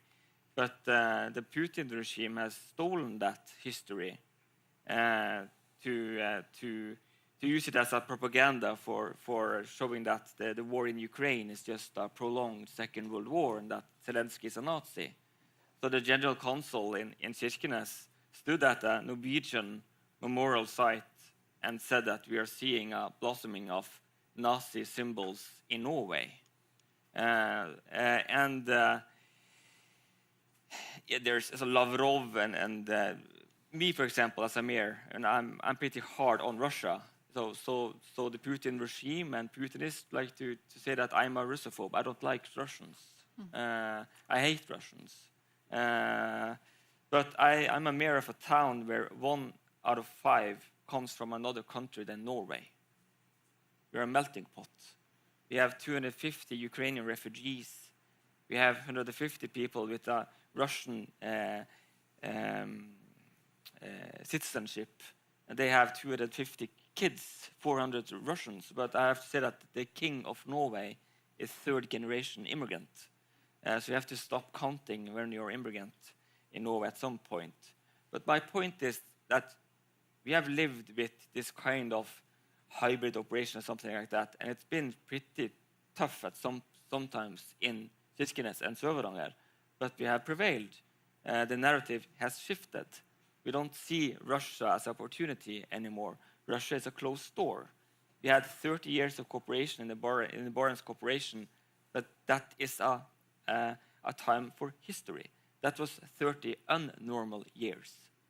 We are now in a normal area when it comes to Russia. Russia as an authoritarian, becoming a totalitarian regime that is a threat to Europe and a threat to the world. And of course, Russia wants control in the northern part of Norway because Russia has these spheres of interests, and Kirkenes is smack in the middle of it, and they want control in those areas. And how can you get control? Either by fear or by desperation. That's the fuel of any dictator. So I'm pretty, in my rhetoric, I try to be modest or something like that, because it's really important that we are unified in Sør-Varanger and Kirkenes, and that people know that if you want to live in a democracy with freedoms, human rights, then come to Kirkenes. We have exiled journalists living in Kirkenes. We have some of the bravest people in Kirkenes are from Russia, standing up against the Putin regime in front of the Russian consulate to demonstrate, to do basic human rights that you're not allowed to do in Russia. And I want to then hop over to Canada. And in March, I was, I think it was in March. No, now I'm forgetting. The Canadian, no, it was in April. The Canadian federal election took place. And I grew up in Canada, so I'm kind of familiar. And as Sam, I remember seeing on CBC, there were some interviews being done in, I think it was in this case, in Yellowknife, but there were interviews highlighting where people felt that they were not heard.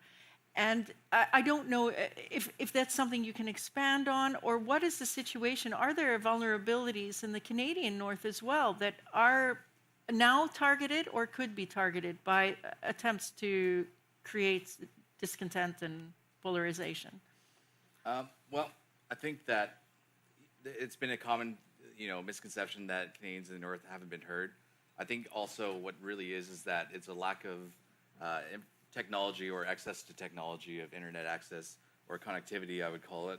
But I would say the major vulnerabilities that Inuit and other Indigenous people in the Arctic really struggle with are access to healthcare, access to food security, such as harvesting and practicing their Indigenous rights.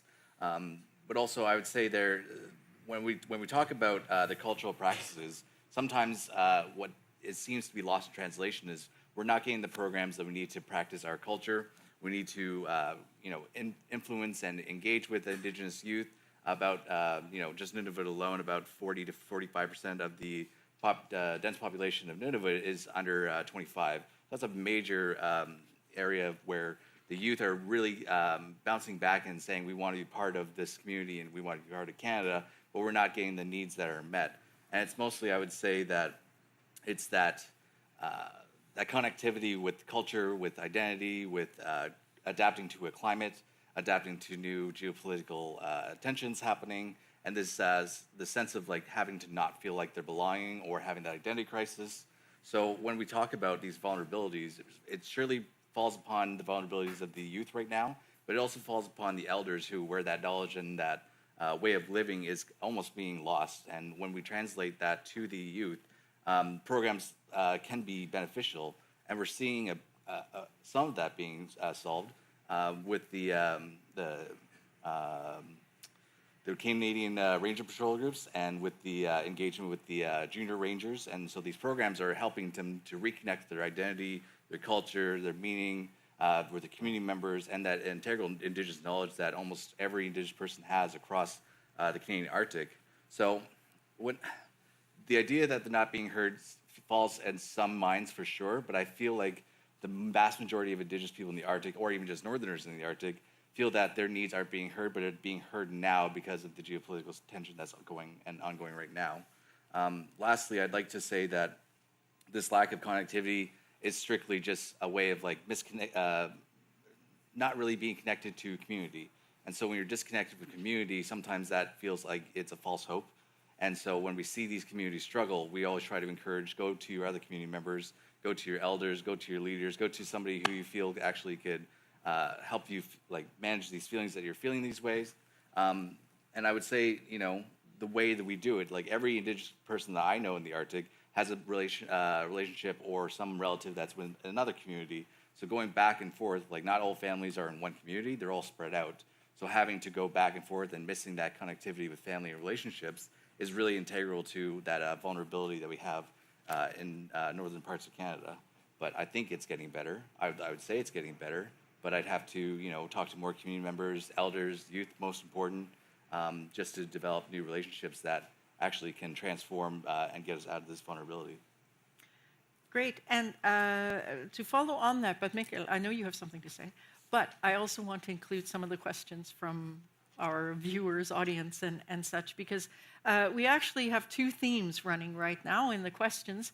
And one is very much focused on the election to the Sami parliament, and the other is looking at economic development in the north across all the Arctics. But Mikkel, if you could respond to questions around the result of the election, and also like Nordkalotte Folke became seemed to be the largest party by only a margin. But what are second largest? Second largest. But how different are security perceptions within the Sami society? That not everybody is necessarily thinking the same way. And in addition, also like how do you see finding a common solution that balances the interests of Sami society and national interests? And I think you've already been answering some of that, not least with regards to consultation. Yeah, when it comes to the second one, I've already touched upon that. My approach to this, at least, is that if you want to get someone to say yes, then you have to give them the opportunity to say no. That early consultations, early involvement, and trying to do things together is a good way of doing this.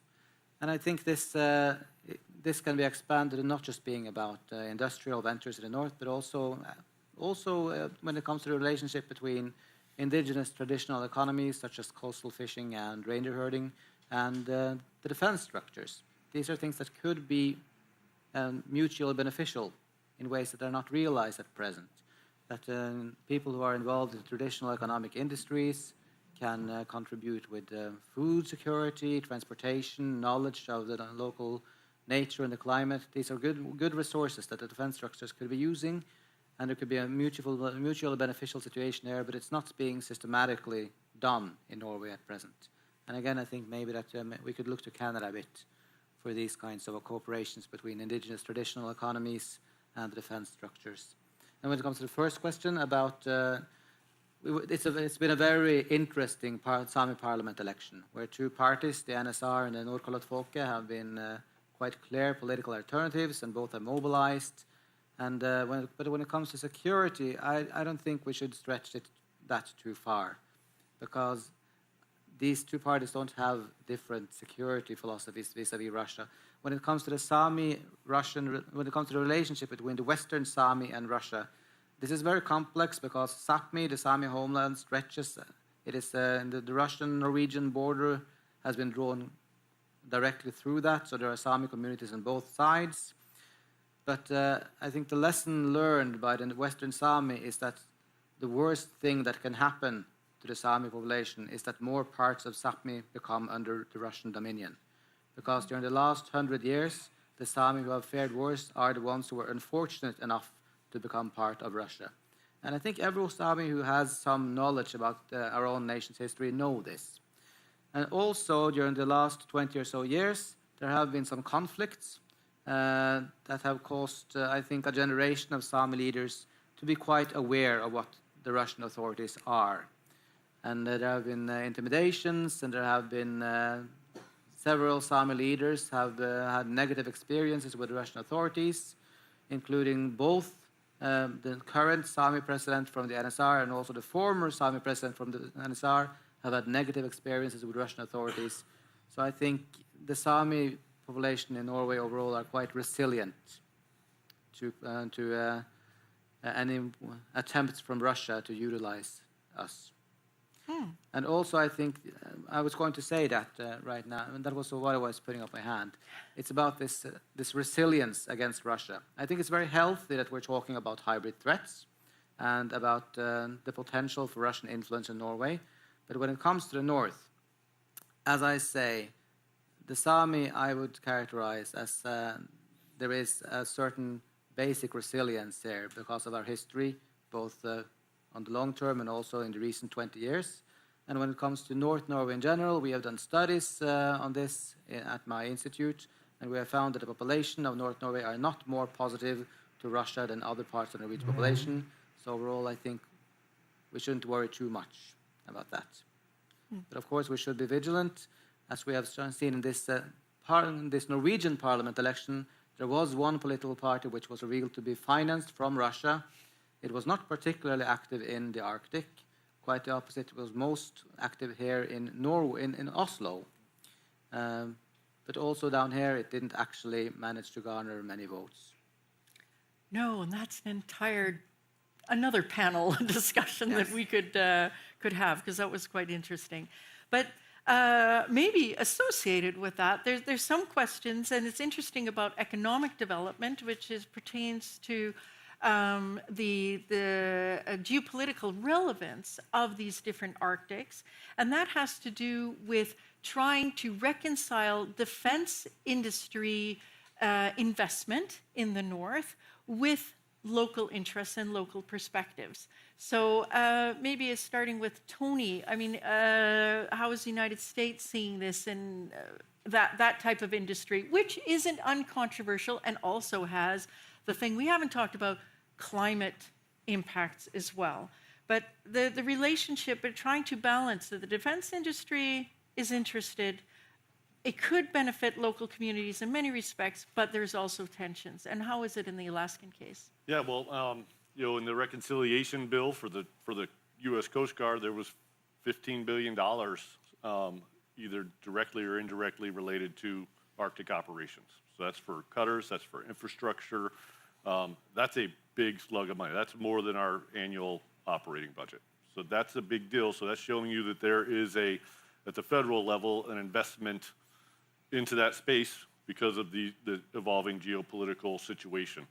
And if you looked at other criteria, I mean, I specialize in kind of the Coast Guard investments, but if you looked across the rest of DoD, and if you looked at other kind of infrastructure investments, I think you would see a trend in that regard as well.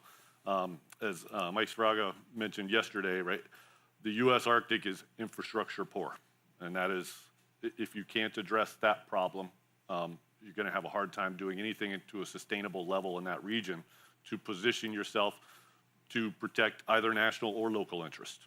So you have to figure out what that infrastructure looks like. I was particularly excited when I saw some coverage of a recent contractual milestone for the Port of Nome, that when they listed the reasons for needing a Port of Nome, military basing was not the first thing, right? It was like the fourth or fifth thing, right? Emphasizing these other uses, economic and things like that. So, you know, figuring out how to make sure these investments address the varying needs. They don't have to be in competition with one another. Prioritizing them, synchronizing them. Don't let security in the form of hard security, military security, become the predominant driver that then drowns out all of these other important investments for the local communities, the local inhabitants. And that's the challenge we'll have going forward. So there is certainly this interest, and there is certainly investment coming from the federal government. Now it's just a matter of making sure that those investments are hitting all the right levers to hit all these various types of security that are so important. Magnus, there's no doubt that like the defense industry has an interest also in the region that you are mayor. But at the same time, there are the challenges, not least with power grids. Also, transport infrastructure is a challenge across the whole of Finnmark, not least going over to East Finnmark. How do you see this balance? Well, we are not scared of anything. So the investments in defense in Norway, about 7 billion Norwegian kroner in Finnmark at all, in the whole. They has to have a local impact. Without local businesses, you will have no preparedness.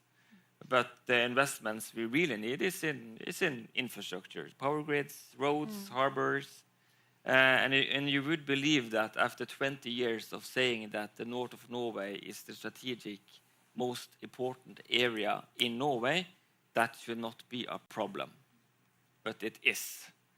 So we're in the time of age of put your money where your mouth is. Right.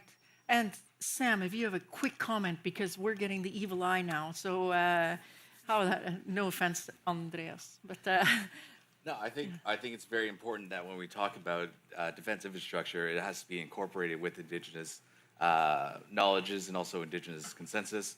But when it comes to, I think what, as Canada and as Indigenous people, we have to be careful of is overstepping our guests. So in a sense that when, Southerners come to Canada, I have to constantly remind them, like, you're a guest in this territory, like, and you're a guest here. And as you should behave appropriately to your hosts. And when we look at the relationship building with Indigenous people and non-Indigenous people from the Arctic, Indigenous people in the Arctic, especially myself as an Inuit, we're always hospitable. We always say, if you're hungry, we'll feed you. You need a house, we'll house you. And we need to respect that reciprocal relationship back with Canada when we're talking about infrastructure. So when you want to have your infrastructure and development up in the Arctic for Arctic security, we also expect that the security and our needs and wants in the Nunavut have to be respected as well. So it's about this relationship building that has to continue on, or else we're going to be having some difficulties understanding eye to eye or developing new infrastructure plans that are one-sided, I would say. Mikael, one sentence. What can we leave this room with that is coming from that perspective of we need to defend the North, but with local perspectives? What's the one thing that comes to mind that you say, this is what we need to keep in mind? Central authorities need to talk to local populations, including Indigenous populations, early, and allow them to help shape their plans for how to secure the North better. Fantastic. Thank you to all of you. It's been a great panel. Yep.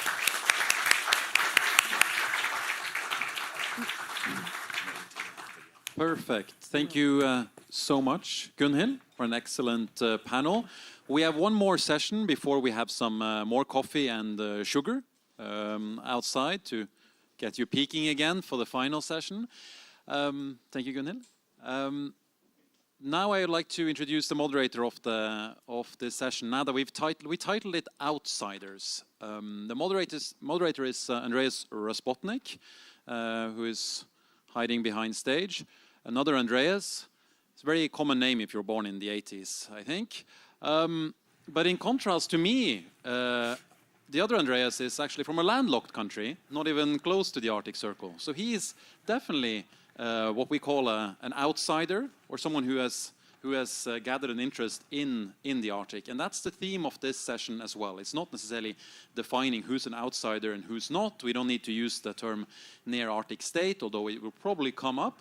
But it's trying to discuss a bit the role of countries that are not Arctic, or actors that are not Arctic, in Arctic security, Arctic governance, Arctic geopolitics, and with a particular focus on India. So, Andreas, the floor is yours. Thank you very much, Andreas. And if Norway ever joins the European Union, you will be insiders. So that's my political statement here. I have to have it. Talking about outsiders, before I introduce all the panelists here, just to give you a brief idea again, based on what Andreas said, what we would like to do with that session. It's always funny that we talk about the global Arctic, but then we have one session that says outsiders, So is the Arctic now connected? Is it not connected? Who is interested in the Arctic? Who defines who is an outsider and insider? What are the questions outside the Arctic about the Arctic? That is a bit what we want to do with the session. So it's not really about how outsiders per se talk about the Arctic, but how they think about the Arctic, how they think with other outsiders in dealing with Arctic matters. So that is what we'd like to do here with that panel in about 60 minutes. And in order to do so, I would like to welcome now my panelists who can join me from this side or the other side. Please sit wherever you want. Excellent. Quickly introduce you all, and then we go into some quick back and forth. And I guess if you have questions, you can ask them as well, and then we can, in the end, also ask them to our panelists. I'll start to my right. We have from India, from the Indian Council of World Affairs, Senior Research Fellow Stuti Banerjee. I hope I did it somehow correctly. To her right, we have from the German Marshall Fund in the United States, Sophie Arts. Sophie, welcome to Norway and to this little stage of ours. Next to her, it's from the Indian Naval War College, Commander Muthu Krishnan, Center for the Arctic Studies. And last but definitely not least, our boss from the Fridtjof Nansen Institute, Director Ivar Neumann. Ivar, thanks for joining. I would actually like to start with you, the Arctic. you're not only the director at the Fridtjof Nansen Institute, an expert in diplomacy, international relations, with quite some experience in those academic fields as well of IR. Based on your experience, and now also working with FNI for several years, how do you see the Arctic, the complex Arctic in IR, in global relations? How important is that region to the rest of the world? Are we exaggerating as Arctic researchers the importance of the Arctic? Has it changed? Has it not changed? Maybe you can provide some few insights from your experience on academic experience as well as professional experience. How important is the Arctic? Well, for me as a non-Arctic scholar, the obvious answer to that would be to look at the Arctic from a bird's eye perspective as one of many regions in the world. And there are a couple of things there that are particularly important. One is, how have regions been constructed in the first place? We have this idea that continents have always been there, but the idea of what Africa is sort of somewhat hazy. Is Africa sub-Saharan Africa, or is it the entire thing? Has the fact that the Arab incursions into Africa have gone on for at least 1,500 years and changed the entire ethnography of northern Africa, does that change the region or does it not? And in that sense, there's a fight for what should be a region, and I think the most important thing over the last sort of couple of generations when I've been on this planet is that the Arctic has become more firm in its status as a region. And then the second thing is, as what do we think of regions? I mean, a favorite quiz question would be, what is the largest desert in the world? And the answer to that is the Antarctic, because Antarctica has very little precipitation, and that is the technical definition of a desert. So you can see that you can play with regions, and the same goes for which people want to be in which region. You can come up with very interesting arguments. I think my colleague at the side here would give us an example of how India can become an Arctic power, for example, by arguing that there is such a thing as a cryosphere. So there are 3 poles and not 2. So the framing of these regions are very important. And lastly, if I may, when I listen to people talking from inside a region, and that doesn't matter whether it's Africa or the Arctic or whatever, the framing is obviously a local one. That's the entire point. We just had a very good example of that. From the outside, that's, again, obviously not the case. So I've been reminded of this lately because I have a doctoral student, Erdem Lamajapov, who's writing about Chinese Arctic policy. And he's going over the sort of internal debates, which are the arguments for the Arctic being important or not, et cetera, et cetera, et cetera. But from an IR perspective, from an international relations perspective, the basic point is that you don't need specific interests. If a region is there, and if you want to be a great power, then by definition, you have to be there. So you don't have to ask, why China or India or France, etc. What are the specific interests? That is, of course, important. But the structural basic thing is that if you want to be counted amongst the great ones in world politics, then you have to have a presence in all regions. Fantastic starting point. A quick follow-up. Do you think then the Arctic as a region is, I don't know, symbolically inflated? Is it too much, the Arctic? Should we focus more, if we discuss the Arctic outside the Arctic, should we focus more on specific issue points and not always on what is happening in the Arctic? And then we need to go into details. The Arctic is one of many Arctics, et cetera, et cetera. Well, of course, that's a lens question. And since we're in Norway, any small question tends to exaggerate its importance. I would also add that any big country needs to exaggerate its importance, and it has to be like that. If you're not the center of your own world, there's something psychologically wrong with you. You're probably a schizophrenic or something. I mean, we live the life that we have, and that's it, right? But the important thing is to remember that everybody else is also like that. So if you meet someone from Malawi, you shouldn't necessarily be surprised if she is not particularly interested in the Arctic. Do you think I get a problem with my wife if I tell her I'm the center of my world? Follow-up question, Sophie. What we have heard now from Ivar. When we started, Andreas and I, with the Arctic, to deal with Arctic issues, the US was often referred to as a reluctant Arctic power. And of course, politics has changed, etc. From your perspective, working in Washington, working with the Arctic, how important is the region for the crowd, the people you are involved with in a day-to-day basis in Washington? Yeah, I might be a little bit biased from the other direction because I work on Arctic issues, but I would say that it's seen as very important, and that view has been growing over recent years. And of course, a key factor in this is, as we've heard throughout the conference, that two of the great powers in great power competition, the US and Russia, are Arctic powers. And of course, that China is increasingly interested in the region and playing a role there. And so with this in mind, the US has looked more to strengthening its Arctic posture and sees Arctic defense very much as national defense and as homeland defense. And a term that you're hearing more and more recently, of course, also continental defense and hemispheric defense. And so Alaska is key to that, of course, but that's also where Greenland fits into the equation, and why the US is, or one of the reasons why the US has been very focused on Greenland, because it plays an important role in homeland defense and in missile detection, of course, with the P2 space base. And as mentioned, the US focuses on both Russia and China. We're waiting on the new national defense strategy of the Trump administration, but the previous strategy documents have, of course, emphasized both Russia as the acute threat to the United States and China as the pacing challenge. And that's also where DoD's Arctic strategy has kind of nestled itself into the strategic landscape, looking very much at Arctic threats in this context, looking at both Russia as the acute threat, right?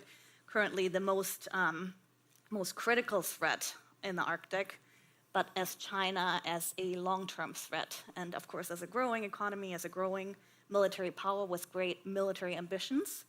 And so there has been growing focus on building out the US posture in the Arctic to defend against that, essentially. Also, quick follow-up question here. In these Washington security circles, how is the Arctic discussed there? Is it more like the relation or the connection to China, or is it more the Alaskan perspective? What's the security debate, or when you meet people that work on security issues in Washington, not per se on the Arctic, like how is the Arctic finding a place there or not?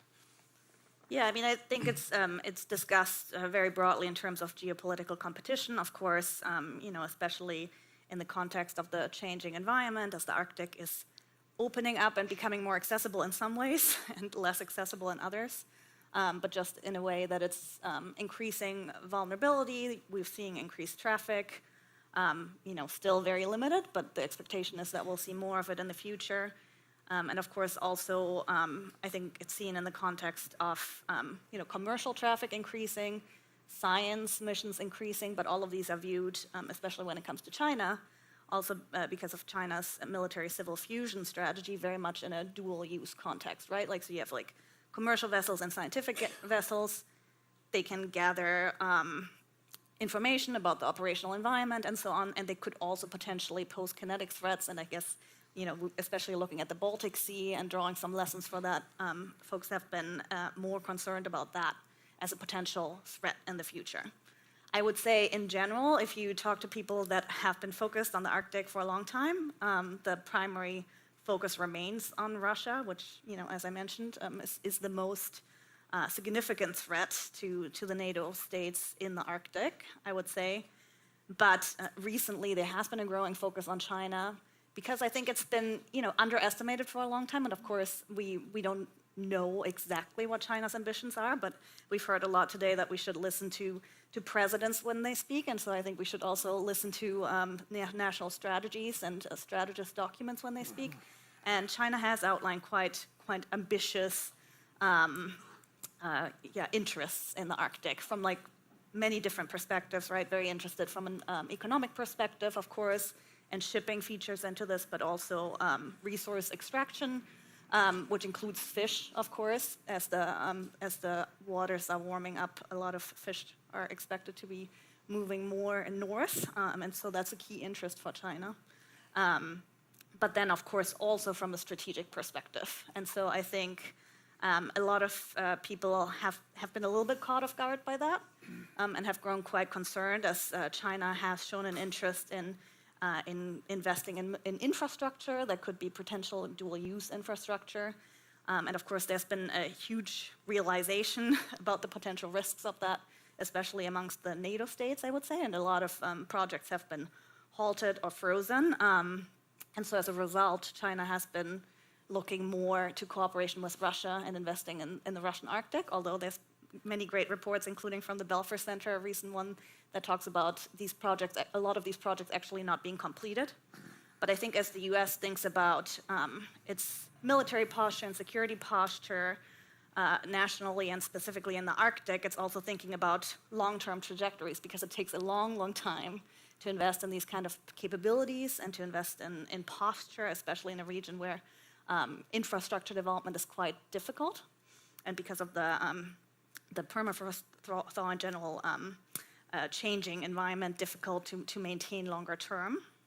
And so I think it's important that the US and the NATO allies are looking at this long-term threat while they can still plan accordingly. So it's definitely not as acute a threat as Russia, I would say, but something to look out for. Thank you. Following about that strategic thinking, I want to give the words now to our Indian colleagues here. Muthu, I want to start with you.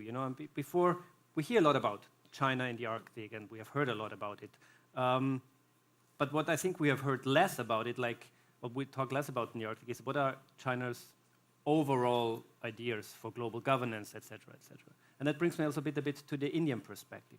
India has become more and more interested in Arctic affairs, but we know, at least I know, less about India's positioning in the world, India's positioning towards its neighbor, towards China and others. So maybe you can enlighten us here a bit. It's like, how does India see its role as an international actor? How does the Arctic fit that picture?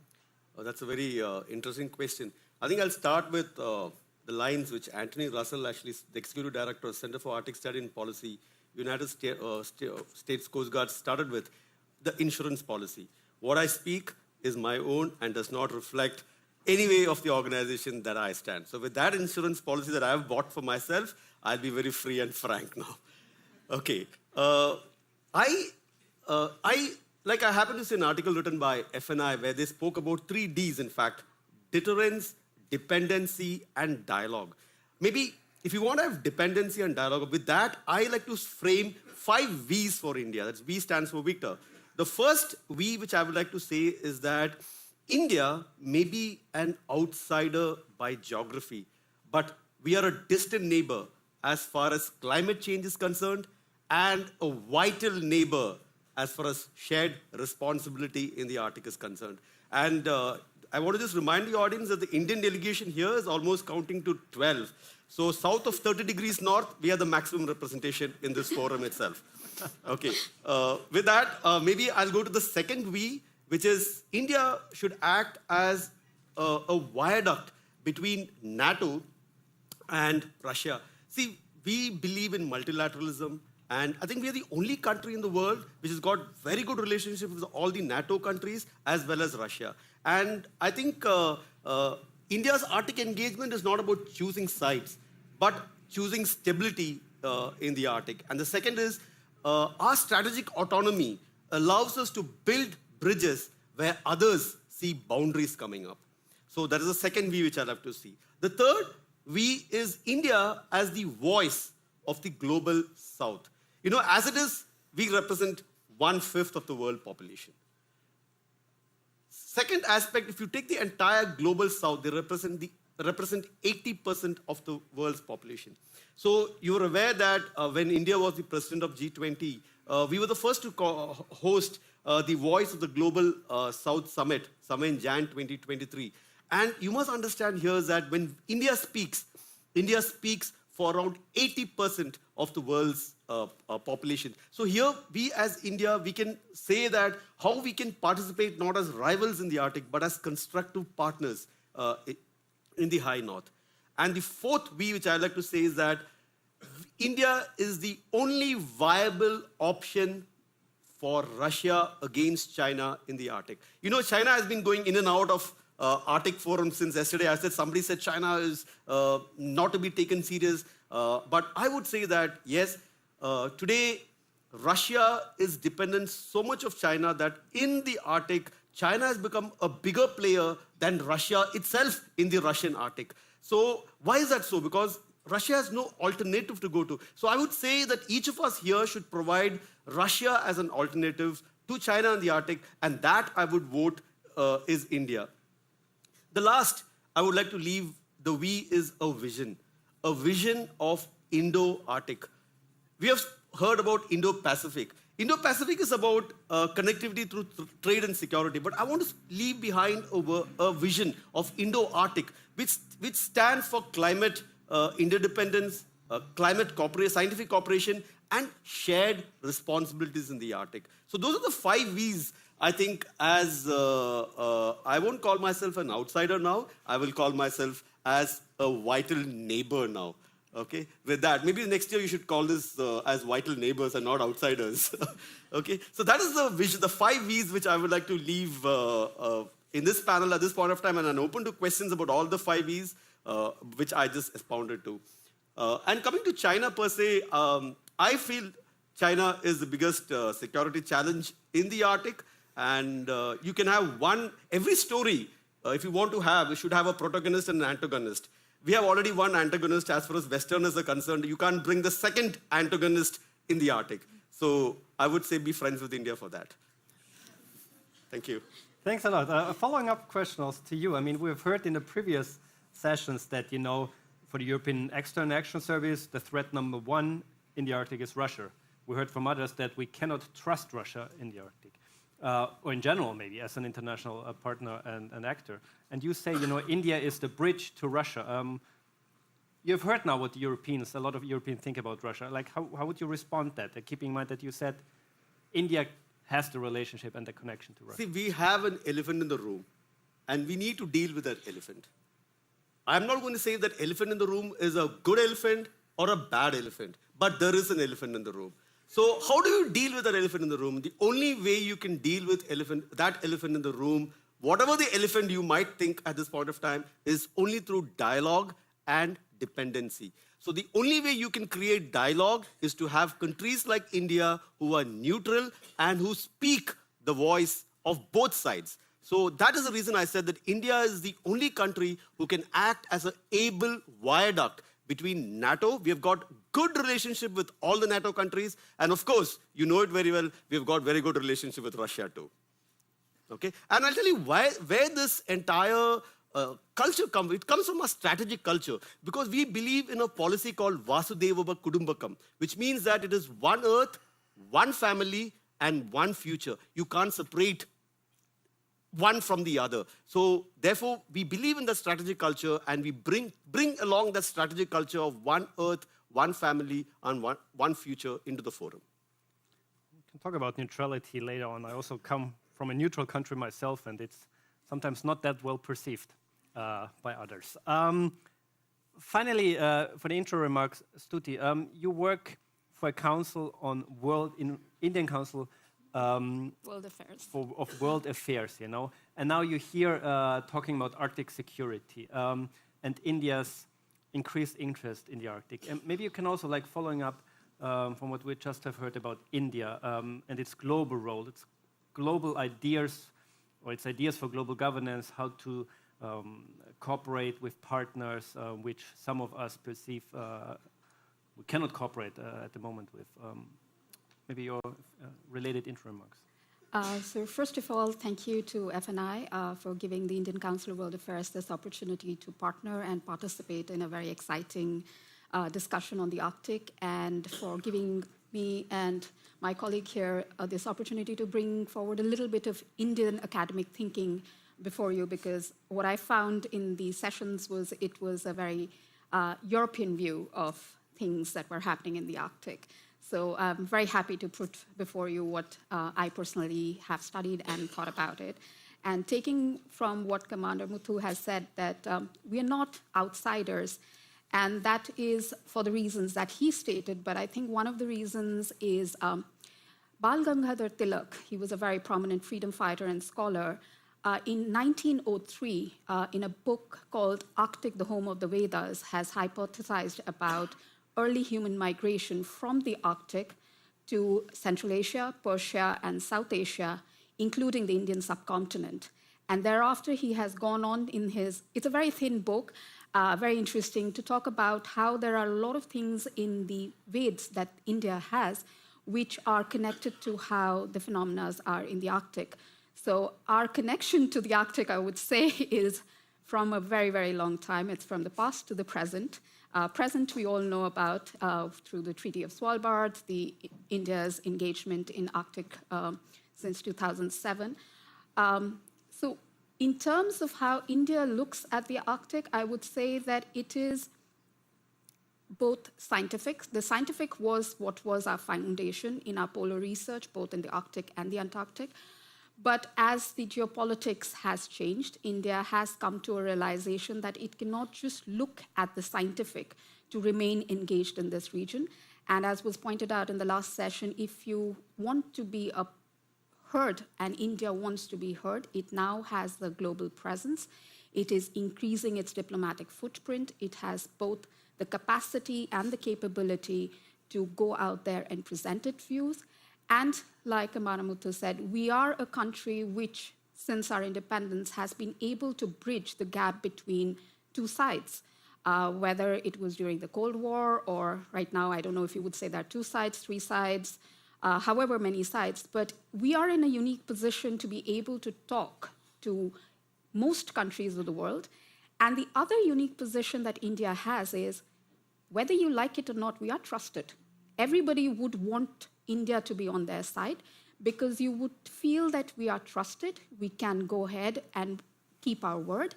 So when it comes to Arctic security, the question that everybody asks is, why is India talking to Russia, or why are you still friendly with Russia?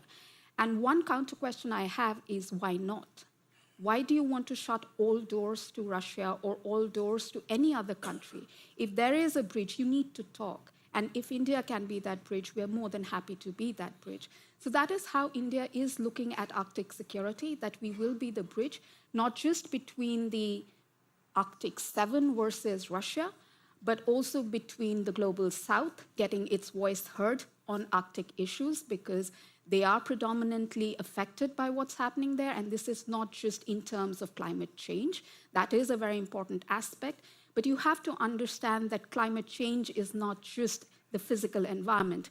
It has an effect on the economic development. It has an effect on social development. It has an effect on national security. So it is a holistic approach for a lot of countries who cannot be heard when you're talking about the Arctic, because there are a lot of powerful countries which are doing their own. Obviously, all countries talk about their national interest. So India is doing that as well. And more importantly, you also have to understand is, while you all have been here talking about Arctic 8, if I would just go ahead and say that, Arctic 7, NATO, and Russia and China, there are observer states in this region as well.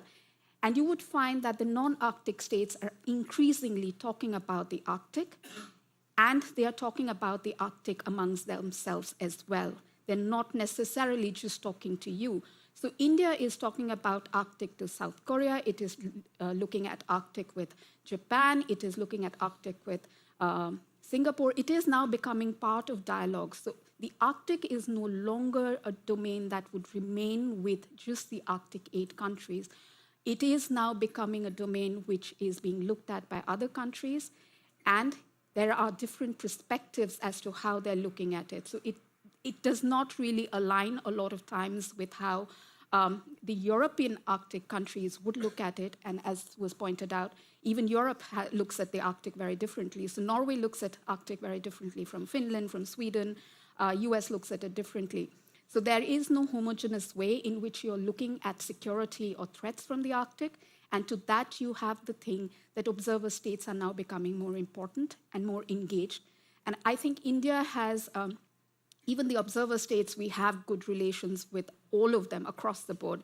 So it is in that unique position where it can talk to the Arctic 7, to Russia, to the observer states, and despite all our problems, we still do have a dialogue with China. Thank you very much. Could you maybe elaborate a bit on this bridge mechanism idea, and maybe you have some practical example on how you talked about Arctic issues with other partners of yours that are not Arctic as such? So in terms of, we are looking at academic collaborations with Japan. We were recently in a meeting with our Japanese counterparts, and they are engaged in the Arctic in terms of how that is going to be affecting their maritime and living sea resources, how that goes into, because India is a maritime nation, Japan is an island nation, which depends a lot on the sea resources. So we're looking at how that can be, in terms of climate change, how is that going to affect, and in turn, how that we can do research on it. Is there a possibility of cooperation in fishing, in other maritime resource-related industries? With South Korea, we're actually looking at collaborations in terms of shipping. It is viable? We have heard a lot about how resource extraction and shipping and all, some say it is happening, some say it would not happen. But countries which were looking at questions of whether it is feasible, affordable, even possible, and just kind of discussing them, now are actively looking for answers to it. So economics is going to be part of this entire security debate that is going to be related to the Arctic. And the non-Arctic states, of the observer states, feel that they have a stake in it. So there is where India is discussing. With respect to Russia, we feel that it is the largest, it is the largest country in the Arctic, so it is sheer impossible for us to avoid it. And if there is a possibility that us taking a dialogue with them on bilateral issues, we can take, let's say Norway has a concern, which we can take from you and put it on the table and say, look, we talk to our friends in this side as well. This is a concern. Can we discuss it amongst ourselves? Most of this happens, I would say, in the backdoor diplomacy area. But we feel that having that dialogue, at least between India and Russia on Arctic and other issues, allows us that space to continue to do this backdoor diplomacy. A very good point. I want to bring in Eva again, zooming out a bit from this specifics to a bit more broader perspective. What does it to the Arctic security picture, to the Arctic as such, if non-Arctic actors, geographically, discuss the region and points of security or whatever outside the Arctic, as we've heard now? If the Arctic as such has always been a case, it's us, we are responsible for the future, 8 countries before, 7, 8 now, whatever. But now, as we've heard, there's more discussion about the region, outside the region, of actors that are perceived as outsiders. I would say that that's simply a fact. It's happening. And we know why. Globalization can be defined as a compression of space and time, which means that any part of the globe comes closer to any other part of the globe. So far, so good. And anyone has a legitimate interest in what's going on in our common home, the globe, right? Can we go from there to say that every power is an Arctic power? Of course we cannot. India is not an Arctic power. India is a neighbor, right? Even that's a stretch, right? I don't think, Norway, as part of Denmark, Norway had a factory that is in effect a small colony in Tranquebar and in Nicobar, and also, as a matter of fact, around 1800 in present-day Sri Lanka. So we share a history. Does that mean that Norway is a South Asian country? Of course not. Is Britain a South Asian country? Well, it was in charge for almost a century. Does not make it a South Asian country. So I totally agree that the interest in the Arctic from all over the place is on the rise, and that's totally legitimate, and as it should be. I even welcome it. But from there to say that every power is an Arctic power is simply a non sequitur. But could we say, if you said it's one world, and we see that the Arctic is ecologically critically, that others also have this moral obligation in a way to act on matters related to the Arctic? I would definitely say yes. But what do you do? I happen to be a Russianist, and most Russians welcome climate change in the north of their country because it makes transport so much easier and it opens up possibilities for agriculture, etc. Does that mean that we have a responsibility to tell them that this is hogwash? Well, on the scientific level, we definitely have that responsibility, and we're trying to do it. But on the political level, we can try, but it will be inefficient. And in some way, that's as it should be, because this world is actually we can talk about global responsibility, etc., but the major principle of international relations is still sovereignty, which means that if Russians say bugger off, they actually have the logic of the system on their side. Interesting. Sophie, talking about sovereignty and what we have heard now from our Indian partners, and also, I guess, not an expert in this, but a complex relationship between India and China, from a US perspective. Again, what is the discussion you hear in Washington when it comes to more Indian presence in the Arctic, or maybe other neighbors, that are more interested in this region that has been, or is only becoming more strategically important for the US in recent times?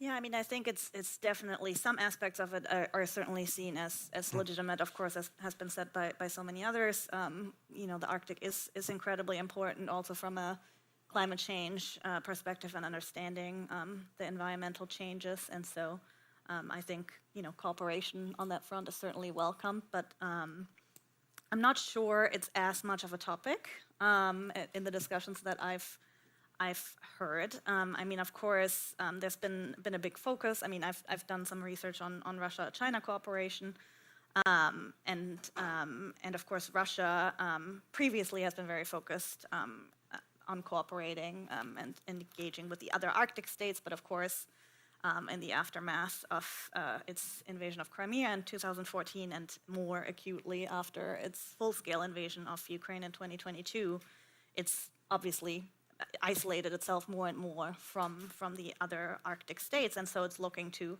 other partners in the Arctic, and so it's hugely shifted its position from, as we've heard before, from being quite hesitant about inviting non-Arctic states into the Arctic, like China, being quite opposed to China's observer status in the Arctic Council, and to now favoring bilateral cooperation over collective or cooperation with the other Arctic states. So, but I think Russia has been very focused in still diversifying these relationships, right? So it has looked more to China in many ways, but it's also very interested in cooperating with many of the other BRICS countries, including India, of course, and of course India has played a big role when it comes to energy imports for India and exports from Russia.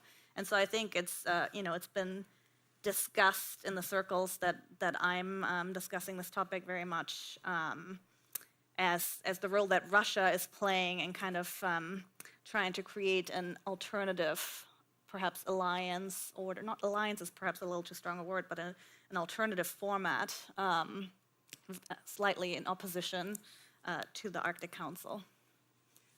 And in that way, a bit problematic.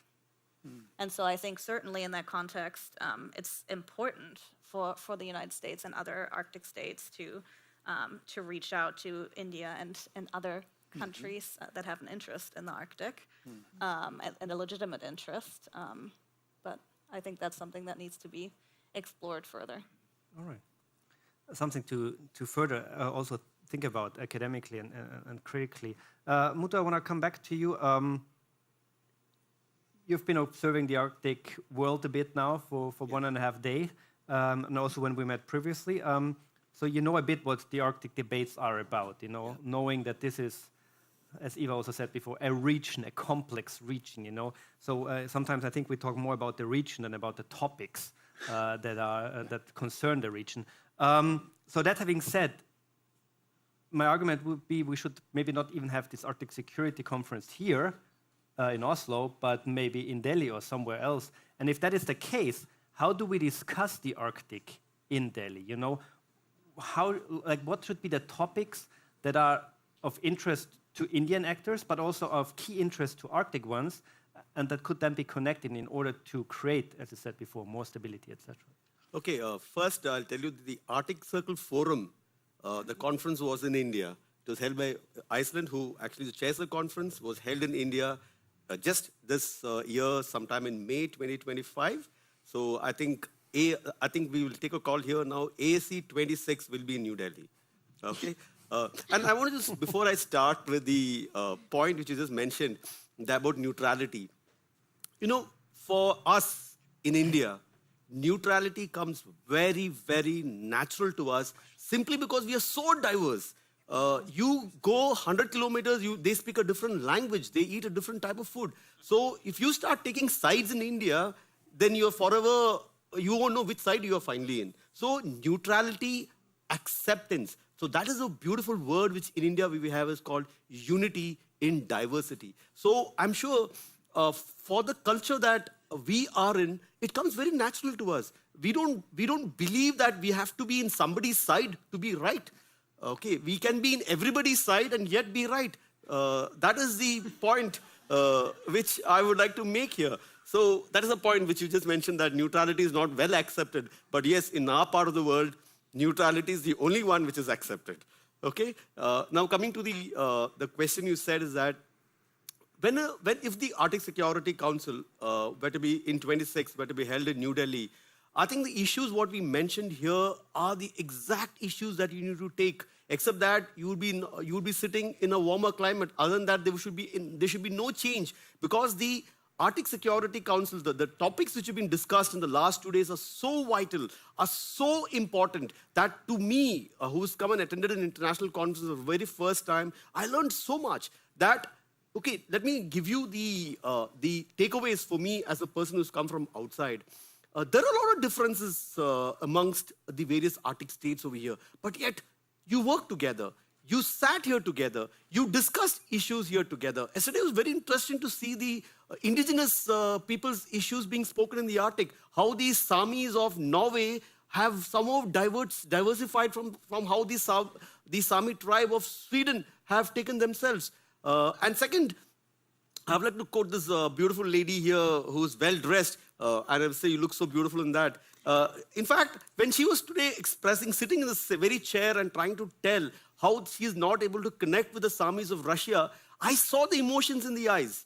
So that is what this forum is. It is not academic alone. It is about connecting. It is about connecting people through dialogue and making ourselves so interdependable that itself is a deterrence for each one of us in this room. So I don't think you should take it any different if AAC 26 were to be held in Delhi. You should go along with the same format and have more Indians around. That's the only request. It's a great point. It's also nice to hear that you are so positive towards us meeting over and again and have the same dialogues over and again. It's always nice that people can actually learn something from it. Stuti, the same question to you as well. I mean, again, the Arctic. We know, and we keep on emphasizing where we go. It's complex. There are many Arctics of the Arctics. If we come to India, how should we discuss the Arctic with an Indian audiences? For what purpose? And how can then, based on your reflections before, Indian be a constructive partner, neighbor? First of all, I will say you're more than welcome to come to the India, and Council would be very happy to partner with you again. So you would have a venue already. So I can guarantee you that. If you come to the India, I would say that I agree that these are the issues. The broad issues remain because these are issues that India is also looking at. We are looking at how the Arctic is going to be in terms of, is there a possibility of economic development? Can we go there? What are our interests going to be? Is there a hardcore security perspective? How does that affect India's security? Because, the first thing that a lot of people ask is, why is India looking at the Arctic? I mean, yes, there is an environmental perspective, and it's very well talked about how the monsoon in India is connected to the Arctic. Mm-hmm. Now, that monsoon is very integral to India's economic development. It supports the major part of our economic development, which is the agricultural sector, which in turn support a lot of people in India. So there is, and then I can take you down to how it goes into the social fabric of India as well. But that's a different debate. Maybe we can take that up in the next Arctic Council meeting we're having in Delhi. But there is a security perspective to it. There is a hardcore security perspective because you have India looking at changes in the Arctic. How are they going to affect changes in the Indian Ocean region? And that is very simply because the Arctic is predominantly a maritime domain, and India is a maritime country, which the Indian Ocean region is an extension of its interland. It is an extension of its national security. So there is that connect in terms of how we're looking at the Arctic. And there obviously is the entire geopolitics and political dimension to it. So my suggestion would be, if you bring this conference to India, is that the only difference you would have is, apart from there being more Indians on the table, you would get to hear a more Indian perspective on how the Arctic is being looked at from all dimensions that you've mentioned here. And possibly when we are hosting with you in India, we would probably get more of the Global South voices into this. So you would have more voices from, let's say, the Pacific Island countries, possibly, who would come and tell you how the Arctic environment and the Antarctic environment are interconnected, and they kind of affect them as well. How the Arctic is no longer, environment is just not about the Arctic, but it affects them very much. And frankly, if you hear them, they would say, nobody is hearing us. You all talk about everything, but you do not hear us. And there is exactly an existential crisis. Their islands are being submerged. Their people are moving. They're actually looking at possibilities of shifting entire populations of islands into different islands that they have, or to different countries, actually. I think Australia and Fiji right now have an agreement where if one of the islands in Fiji kind of goes underwater, the population will legally be able to go to Australia at some point.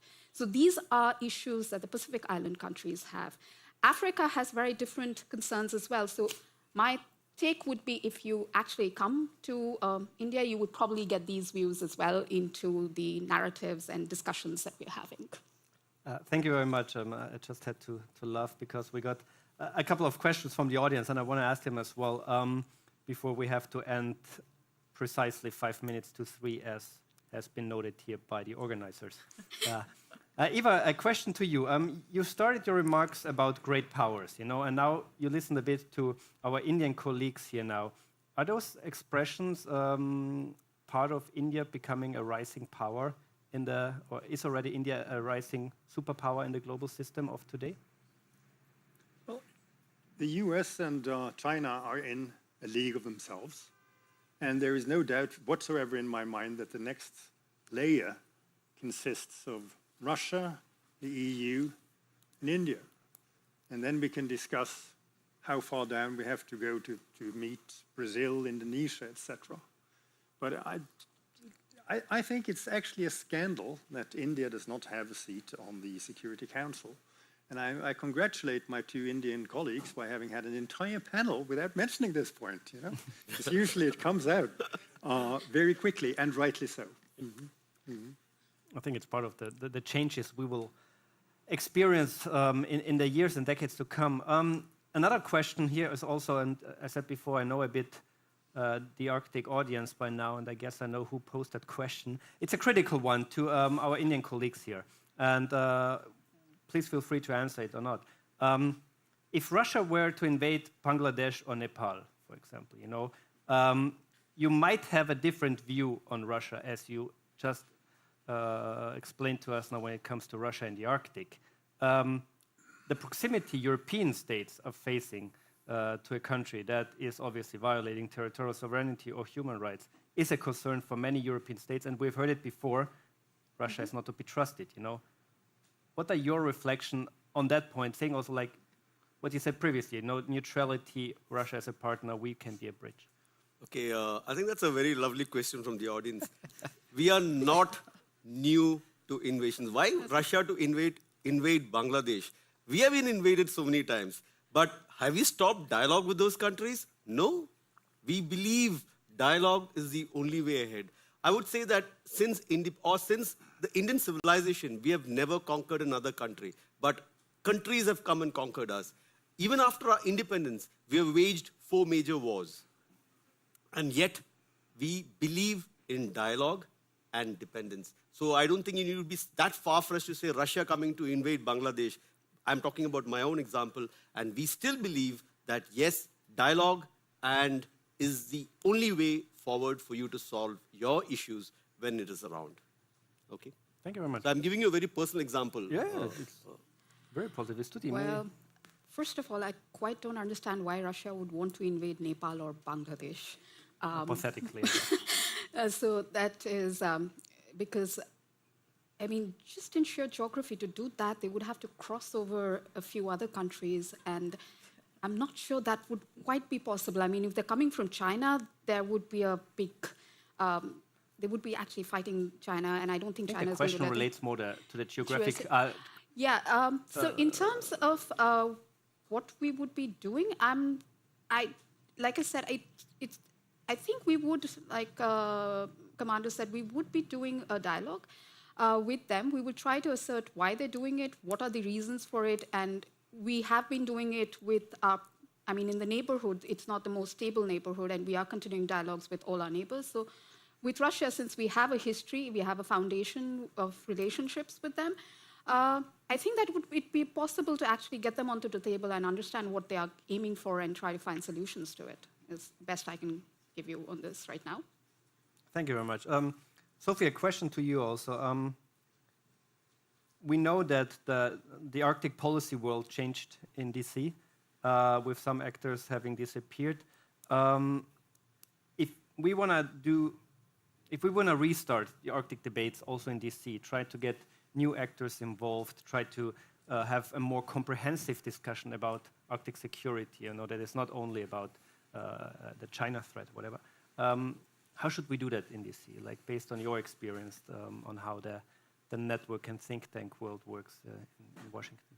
Yeah, absolutely. I mean, I absolutely agree that, communication is very important, and coordination, and especially, of course, when it comes to the NATO alliance, which, as we've heard in other sessions, has, of course, a growing interest in the Arctic and a growing stake in the Arctic as well. And of course, it's my personal opinion that that this kind of cooperation and cohesion across the alliance is very important to deterrence, and that this is something that would be in the U.S. interest to be preserved. We've certainly seen a little bit more of a nationalist approach, right? Like a national approach in the context. We heard about globalization and how it's moving forward. Of course, we've had a little bit of a backlash, I would say, in recent months, where a lot of countries are looking more inward and are perhaps questioning some of the dependencies that they've created in the past, and so looking more at national sovereignty across the alliance. But I think it's very, very important to maintain that coordination and cohesion, and to really, convince adversaries, of course, and have a credible deterrent posture. And so I think it's really important to have dialogue across, between different allies, also with key other partners that have an interest in the region, and to have that across sectors, right? Because, of course, security is so much more nuanced these days. I mentioned the dual use potential. Security is not just conserved to the security sphere these days, right? Like there's so many commercial aspects, scientific aspects that touch on security questions. So I think it's really important to have these cross-disciplinary discussions. And so something that we're focused on at the German Marshall Fund in Washington, D.C., where I work, is creating these dialogues and bring folks together to hear about different perspectives to ensure, to create a more comprehensive picture and to counteract this kind of isolated thinking. I think it's also really important. I mentioned the Russian interest, the Chinese interest a little bit, very briefly, high level at the beginning. We've heard quite a bit about Russia-China cooperation and, how they can't be separated, and not just Russia-China. Of course, we all have heard the term of the axis of upheaval or the axis of autocracies or whatever we want to call it. So I think it's important to take a holistic look at the threat. Of course, there's nuances, and each actor has their own interests that are not necessarily a total match and overlap, and divergences remain. But I think it's important to not take an isolated view and split the theaters, like have a total division of labor, essentially, because that absolutely undermines deterrence, I would say. Thank you very much. A quick final question to all of you. Next year, in a new Arctic Security Conference, when we talk about outsiders, who should we invite? And I'm not talking about state actors only, but who is missing in an Arctic Security Conference as such that should be here? Could be a state actor, could be individuals or NGO, whatever. Maybe starting with Eva again. Based on your experience work-wise, who should we invite? Well, the point made that countries that are about to be small island countries that are about to be submerged should definitely be heard is one thing. Another idea would be what Bruno Latour did. He set up a parliament where parts of the natural world were present. So you had someone giving voice to kelp, for example. And that's a bit far out, but it might be a good idea for a sideshow. Side event, maybe. Muthu? Yeah, I think when you have this Arctic Security Conference 26 at New Delhi, I would say that we should surely have more representations from the global south. Because like what my esteemed colleague had said, Mrs. Stuti Banerjee, about climate refugees, they need to have a voice. You need to hear them speak out the effects of climate change in the Arctic, the ripples of what is being felt in the global south. So I would say that we need, if we want to make this a universal panel with wholesome representations, we should have more representations from the global south countries, since they form almost 80% of the world's population. Thank you. Sophie? Yeah, I would say beyond specific regions, perhaps as we're talking about Arctic security very much as tied into national security for all the different countries that are part of it, it would be important to bring in perspectives from those countries that are not necessarily just focused on Arctic security, because it's becoming so much broader and so much more interwoven with broader national security questions. So I would say diversify a little bit in terms of area of expertise might be interesting as well. And finally, Tuti? I would say we need to get in maybe industry, because we've been talking about how economics is going to boom, so maybe we can get a perspective from industry whether it actually will boom or not boom. And the other suggestion I would have would be technology-related people, because technology is going to be changing, and I'm guessing it would also be affecting Arctic in positive and negative ways. So maybe a perspective on how emerging technologies is going to affect Arctic security in terms of broader security and just on the ground. Maybe can it help get, like Ma'am was talking about, the Sami people from Russia to communicate with Samis in Norway and Sweden and Finland. So maybe that good technology, new technology, would help us get to know each other and kind of disperse more information, correct information, not disinformation. Connect us even more. Thank you very much. I mean, we are right on time. I'm pretty sure Iselin or Andreas is already waiting, and I think they're quite open to having a conference in Delhi if you also find the funding for us. So Yeah, well, thank you very much to all of you. Thank you. Oh, that's a section. Thank you. Thank you. so thank you for reminding us that there is a whole world south of the Arctic Circle. I'm just on stage to let you know it's time for coffee and boller, coffee and buns. So you're free to leave, but be back at 15:30 sharp.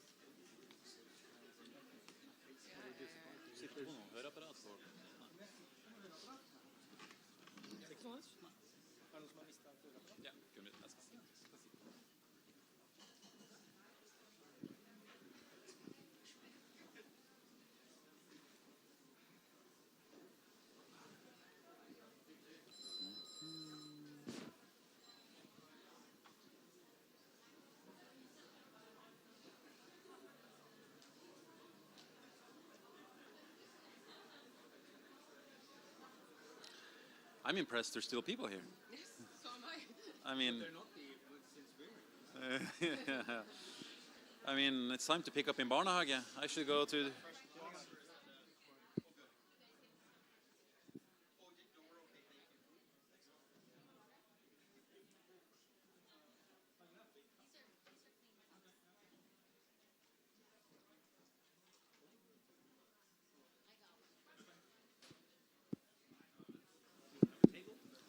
Okay, welcome back, everyone. Still quite a few people. I think maybe we lost someone to the saunas outside. If you get, as I said, if you get tired, either go and eat a bun, drink coffee, grab a glass of wine, or you can go to the saunas eventually. We have 2 more sessions, 2 short ones, relatively short ones. The first one now will last for about 55 minutes. Then we do a quick switch, no break. And then we will have some journalists and analysts coming to the stage to summarize it all for us. So that's going to be great. And then we'll end with a final gathering, reception, networking out in the bazaar area, as it's called, or even out in the sun. It's actually stopped raining. So stick with us until the end. Also, if anyone finds a small little earpiece, let us know. One of our participants have lost one, just FYI. Okay, this session, it's going to be an interesting one, I think. We have quite a few diverging views in different directions. The point is to talk about solutions. So what are the solutions to all the problems that we've heard in this? I mean, okay, the Chief of Defense was an optimist, he said, but we talk about serious, rather pessimistic issues at times, right, when we talk about security.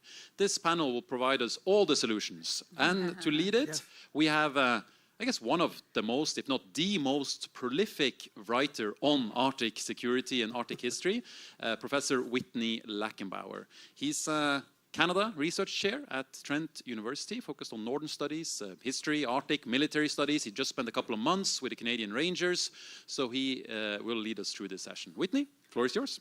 Thanks, Andreas. Great to be here. I think there's little to hear from me in terms of preamble because we've had most of a day of preamble as well, setting up some of the problem sets, maybe heard a few potential solutions. We've got a really distinguished panel who I'm sure will not only articulate solutions, but maybe correct their peers as well when their solutions are slightly misguided or unrealistic. First, we have Gudbjørg Rike Hauksdotter, a predoctoral research fellow with the Arctic Initiative at Harvard University. We have Paul Sigurd Hilde, a professor at Norwegian Institute for Defence Studies, Heather Exner-Piro, senior fellow MacDonald-Laurier Institute, and a mentor to so many of us, Lassie Heinonen, professor emeritus, University of Helsinki. So the first question, as good social scientists, as analysts, what is the problem set that we're looking to solve? So what would you suggest is the key Arctic security problem that we should be solving and tackling as a panel, but more generally? So Rike, maybe start with you. Yeah, thank you, Whitney. I would like to start by thanking Andreas for turning the map upside down so you can finally see Iceland. But I think what is the problem? I think we have 2 main problems, 2 existential problems. First is, of course, Russia's invasion of Ukraine, and then second one is climate change. Both are necessary to address. So I would like to discuss that with my fellow panelists. Great, Paul. Yeah, well, I'll sort of second one of those. In a traditional security sense, as in a military sense, there's one, Russia. That notwithstanding an issue we will talk about later, which is one country threatening another one. That is not Russia, but we'll talk about that later. Well, I was going to open a little bit longer than those guys, not too long. Please do. What is it we want is peace. That is the security problem. How do we get peace? And we talked this morning that now, 2025, we need peace through strength. And I would say probably for the last 15 years, before 2022, it was peace through values. That was the main strategy. And that's quite a different approach, peace through values to going for peace through strength. The other thing we often used to talk about is that we want stability. And it's clear to me that Canada, and I think our Nordic neighbors, would like stability. It's not at all clear to me that the United States and Russia are eager for stability. Why wouldn't you want stability? If you don't like the status quo, then you don't want stability. You want to change it somehow. And that leaves the middle powers in quite an awkward position right now. And just from my own perspective, I would say as a Canadian, what does Canada want out of Arctic security? Is peace and stability, and now it has to be peace through strength. And how does Canada achieve more strength? And that's what we're grappling with right now. And I've said this a few times. In the Arctic, it's geopolitical competition, a theater of geopolitical competition with Russia, United States, and China.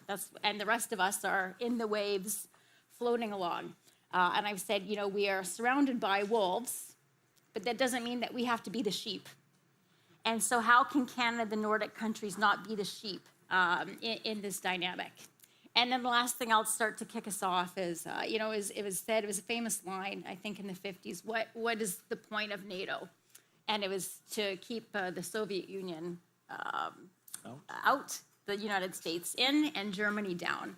And I think probably it's fair we can discuss to say what is the point of NATO in the Arctic. It's to keep China out, United States in, and Russia down. Maybe, let's discuss. Wow, great ideas. Lassie? In the very beginning, we heard that this is an academic seminar, conference. And I totally agree. And as a scholar, of course, my first duty is to do my homework. So problem definition is a starting point of all research. I have done a lot of work on trying to define and redefine security. So what is the problem definition of security? We have heard today very much about national security. And I have to say that is part of the problem that we have been stuck to national security. Because then there comes this, that security is another thing which has been mentioned many times today, threat. So there is also always a threat. So, but it's not only threat, it's also a risk. Threat is something very psychological. I might define someone threat and you don't. Unlike risk is something you can calculate it. And now we are coming to I'm coming to my response to the question. I mean, I see that what is the problem here, or what is the real challenge here, is climate change, the climate crisis. Because it's not anymore a threat, it's a risk. We know that. Scholars, scientists have done their job.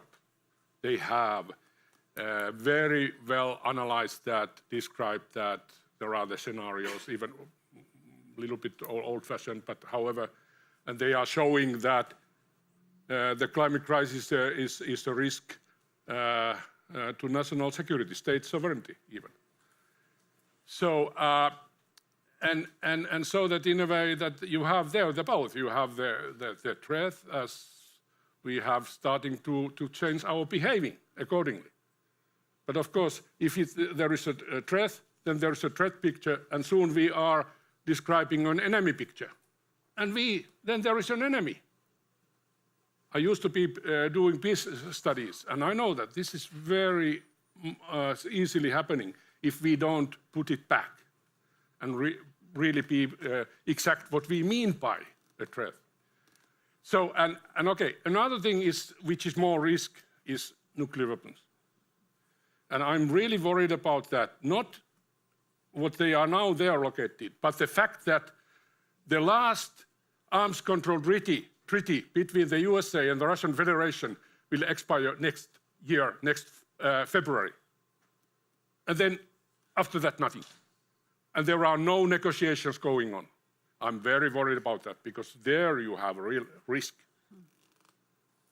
Well, thanks. And I mean, I think you've all touched on, either directly or indirectly, sort of three key drivers that we've talked about today already: geopolitical change, increasing tensions, climate change, and also technology as a potential disruptor within the region. But I think, Lassie, at the end, you touch on something where I might talk about problem definition. There's also the levels of analysis challenge that I think comes in here. You talk nuclear weapons and climate change. If we're talking mitigation of climate change, are these regional challenges that we can deal with in a regional conversation, or are these ones that would be elevated up to potentially a different group? So we can keep that in mind. But perhaps all of you touched on Russia, or Lasse, you may not have, but you might have. You have a lot of thoughts on this, I know. What are some of the solutions being proposed vis-a-vis Russia in an Arctic security context? And I'd love for each of you to sort of articulate one of these solutions, but not just speak to its virtues or potential beneficial outcomes, but also a critical reflection on downsides or constraints on the proposed solution. So in essence, I think as academics, we often speak to something we're really committed to. We feverishly feel like we need to defend it, but I want us to almost do the first round of sort of hot wash or critical analysis of what we're proposing. So Paul, okay. If I put you on the spot. If you want me to start, can we also then sort of provoke the others a bit? After? Absolutely. Okay. Yeah. I'll do that after. But first, sort of, obviously, I pointed to Russia as the only sort of traditional military security threat in the Arctic, and to as in the answer to the Russia threat in the Arctic is, in my eyes, deterrence, and nothing else really. And of course, if deterrence fails, then defense. But I don't. First of all, I'll come back to that. But I don't think deterrence necessarily will fail in the Arctic for many reasons that we can talk about. But still, when it comes to deterrence, a lot has happened, and this is the upside. As in, there has been a lot of developments from 2014, and even more so from 2022. And just to single out one, as in the entry of Sweden and Finland into NATO is the single most important deterrence sort of effect, or whatever you want to call it, in the North for a very, very long time. Because both in a geographic sense, but also in a capability sense, that really shifts the balance towards NATO, the West, whatever you want to call it, away from Russia. So if Russia had any incentives for doing anything in the North, as in the North being sort of the European Arctic, then that incentive is much less now because of the changed circumstances. The downside, of course, to my answer, the deterrence, is that the Arctic is extremely important for Russia. And just to limit the comment now to the military side, the Kola Peninsula and the strategic submarines there and the strategic nuclear deterrent that Russia has there is extremely important and extremely sensitive. So there is a danger that too much deterrence can have unfortunate effects. There is a good argument that can be made for being sensible, not appease Russia in that sense, but taking care as in to not provoke it overly. And I could go into depth about that if you want to as well. But if I may then take up the provocative, how do you say that there's geological competition between China, Russia, and the US in the Arctic? What does that mean? And to Lasse, isn't there an enemy in the Arctic? Lasse, over to you. I was thinking that part of the solution is as the first example is to maintain that structure which we have, which has been able to keep certain geopolitical stability in the Arctic region. Of course, I mean Arctic Council, and maybe even more its working groups. So that okay, we have a saying: don't try to fix something which is not broken. And this system is not broken. There is not that progress what we wanted to have. No, but okay, but then we need more. And if I said that climate change is the biggest challenge, then of course the solutions have to deal with that. And one thing is that why don't we press the Arctic states to make environmentally more strict regulations when it comes to the utilization of resources? I mean, they are not there. I mean, I would argue that economic activities is still priority number one, and environmental protection, mitigation of climate change is number one. After that, number one, number two or three. So, and then here, even my Norwegian friends will not invite me to into a pub anymore, but I will say that Norway can start. So why don't Norway stop offshore oil drilling? Because then that would show that this is the way how we should go. Because we are too much still leaning on oil and natural gas. And then the other Arctic states would follow. And then to going into more strict regulations. And like the previous panel, we heard that this is a global issue. The Arctic is not the first victim of climate change. The first victims are the island states in the Pacific and Indian Ocean, or the Himalaya mountain region. So here we can do that without having any real heavy negotiation process. But start by that. Okay, thanks. So I think just from our first two commentaries here, I think we've covered off the military sector of security, if you will. You're touching on both political sector, if we're looking at regional governance, and environmental security. I'm not sure if we're going to touch on economic or societal to round out the Copenhagen School Busanian sort of framework here. But Heather, over to you, thinking about reflection on some of the solutions being offered. Yeah, well, I'm going to stick with military. And to be provocative, I don't think climate change is Ukraine's first security concern right now, which is to say, if there's a traditional security threat, that becomes your number one threat. What are the solutions? It is deterrence. It's obviously deterrence. Although I do wonder, in 2014, was that our first option, deterrence in the Arctic? It leaned a little towards the appeasement side in 2014. And we have to be honest with that. And maybe there's different things we should have done in 2014 to prevent 2022 from happening. But the answer is deterrence right now is the main solution. And I think still on deterrence by denial side of the coin instead of deterrence by punishment, in particular for Canada. And that's what's maybe a little bit different that I can offer here, Whitney. The threat to the Canadian, the threat to the Canadian Arctic is very different from the Nordic Arctic.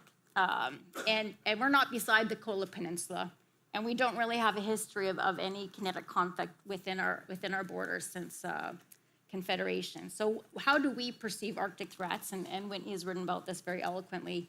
It's threats through the Arctic, not in the Arctic. And Canada is extremely difficult to invade. It seems extremely unlikely that someone would invade Canada. But the flip side of that is that it's very hard to defend. For the same reasons it's hard to invade, it's very hard to defend. And what do we think we're defending against, which will answer your question? It is the North American Arctic. NATO covers the North Atlantic, but how we conceive of protecting the Canadian Arctic is North America Arctic and NORAD. And that obviously brings in the United States. And it's very unlikely that Canada would be the recipient of an attack, but the United States would be the recipient of the attack, but it would go through Canada.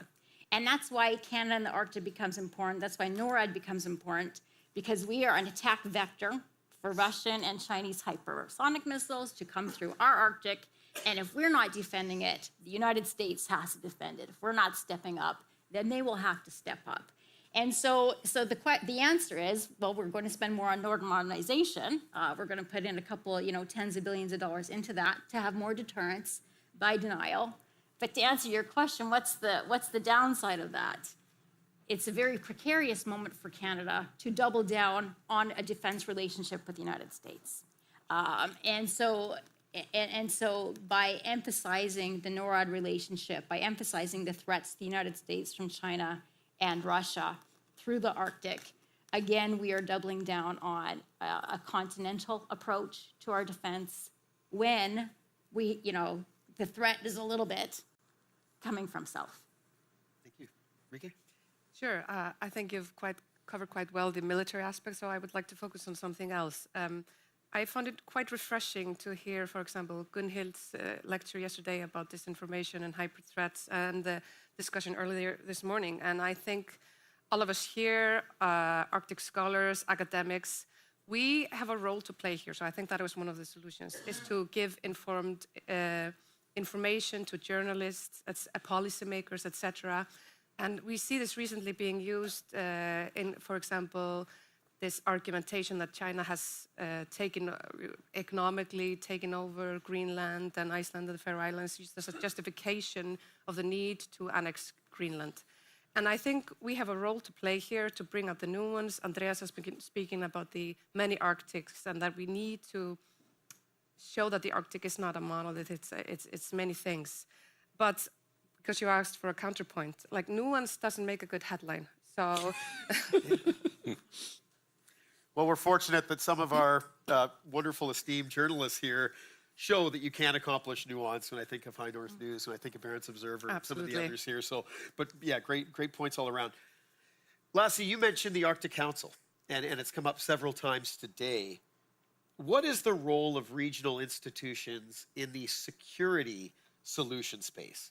So I've often worried that we've placed too much emphasis on forums like the Arctic Council, that this betrays a normative bias towards institutionalizing solutions versus other things. So I'll maybe start with you, Lasse, and ask, what is the role of the Arctic Council within the security space going forward? Well, I agree with you that we are sometimes too much emphasizing that. But I mean, of course, we should understand that the Arctic Council is or was originally for policy shaping, not for policy making per se, in a way that because it didn't have mandate simply. And of course, it doesn't deal with military security, like we know that famous footnote. But of course, it deals with security a lot from the very beginning, actually. Environmental protection was the main issue there.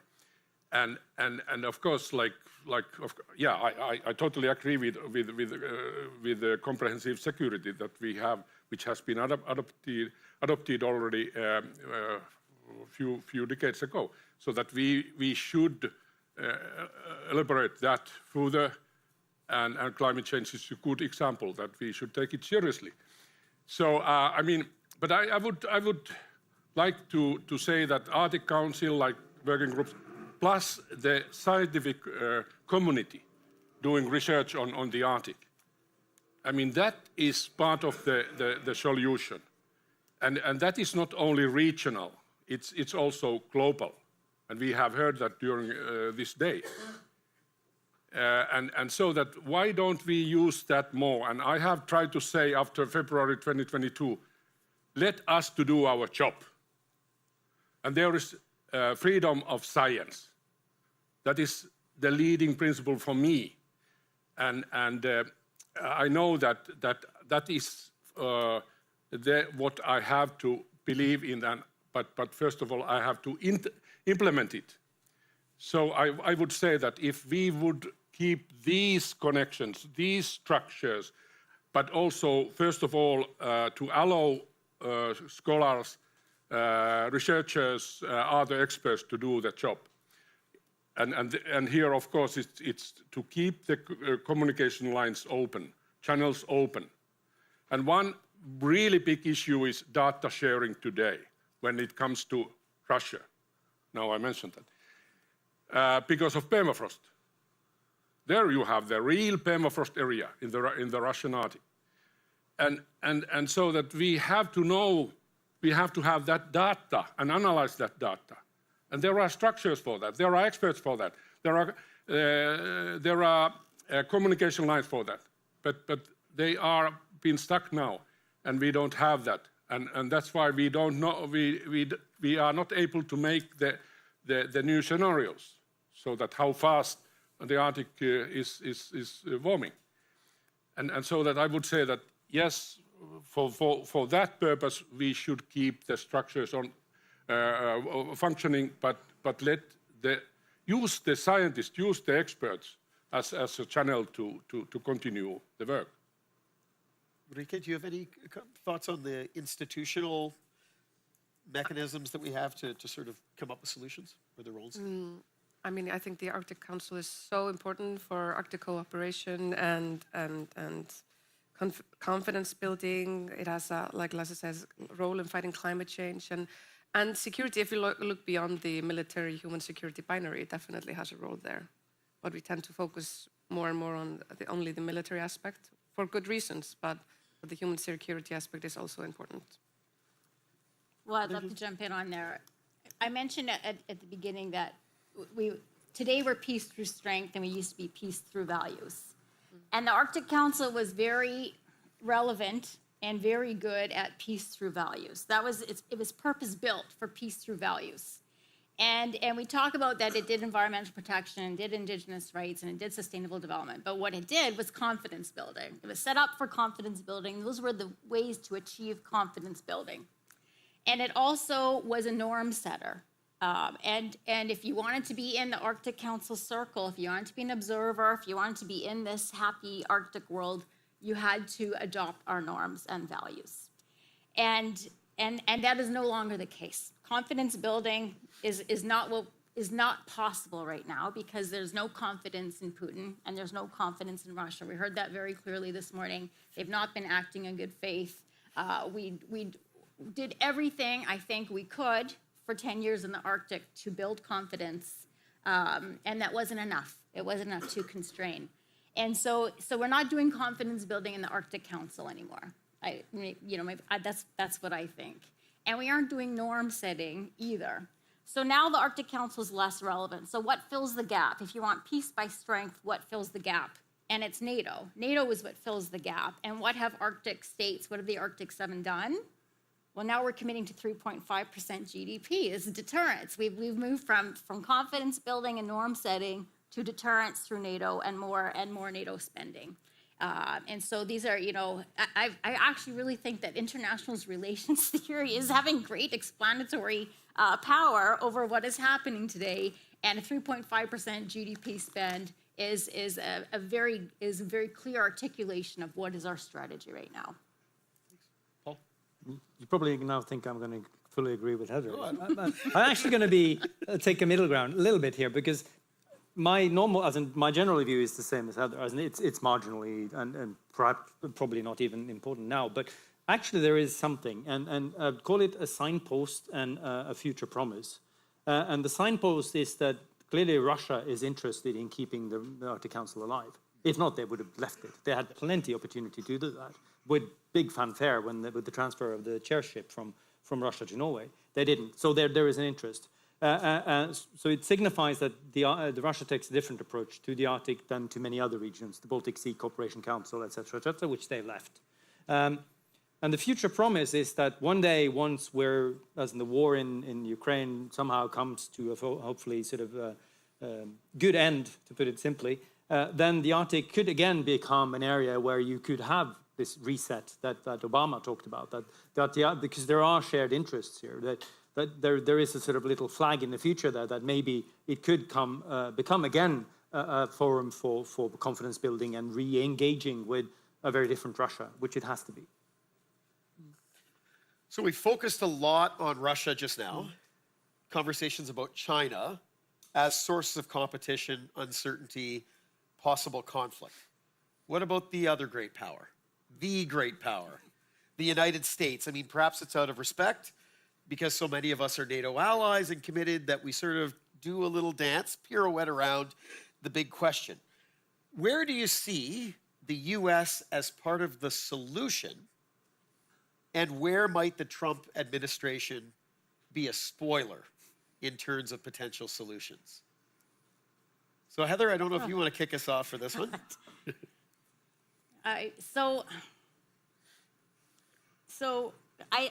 Where do we start?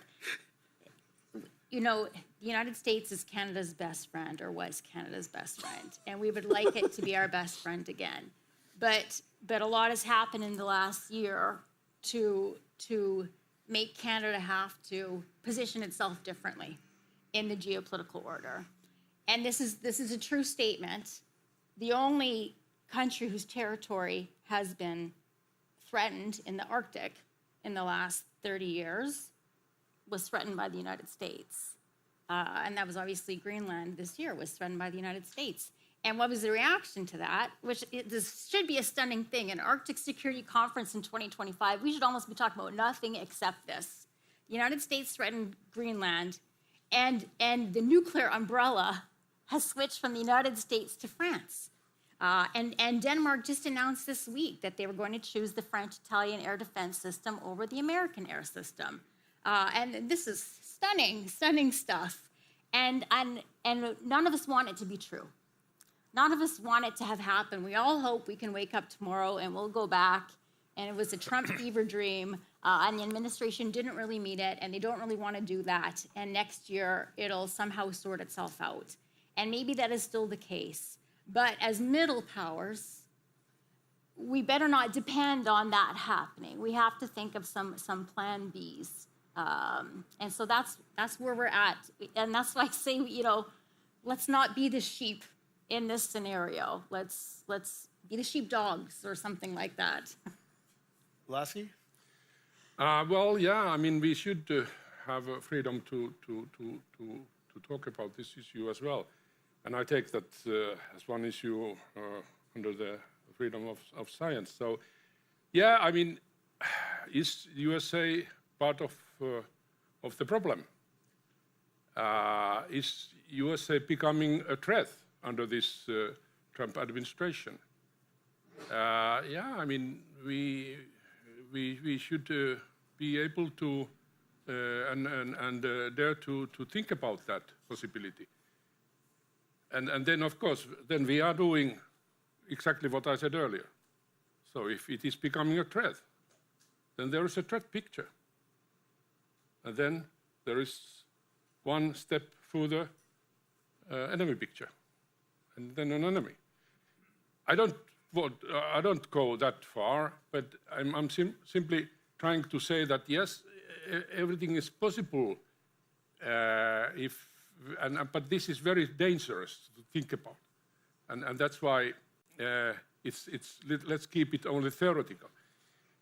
But then of course, I mean that if USA is not respecting and behaving and implementing those world order structures what have been created under the Second World War, and where USA has played very important role, then we have a problem. And I don't want to think about that yet to happen, but there are many signatures, many signs saying that that might be the case already. And I take one example coming from the military security of the Arctic. President Trump has proposed something called Golden Dome, and that the USA would like to build that there. Now there is a balance between the nuclear weapon systems of the USA and the nuclear weapon systems of Russia deployed in the Arctic region. And both systems are for the global deterrence. And that there is a balance because both parties have the capability for the second strike, so-called revenge strike. Okay, it has worked for decades, and it's still the situation. And that's why I'm not afraid that there will be a war in the Arctic, because that is first of all for global deterrence. But what about if the other party would like to think about that technologically they can build a system which will eliminate that capability of the other party? Then they might think about that, oh, okay, we can hit, because then there will be no revenge strike. And of course, this is the real risk of nuclear weapon systems if there are no negotiations on arms control. And I don't talk about disarmament, I'm talking about arms control. And this is very dangerous. And I really hope that these two major nuclear weapon powers would continue that what they have done during the Cold War. If it was possible in the Cold War, why not now? Thanks. Paul? Yes. First of all, I would like to say that it's not in the US interest to be a spoiler.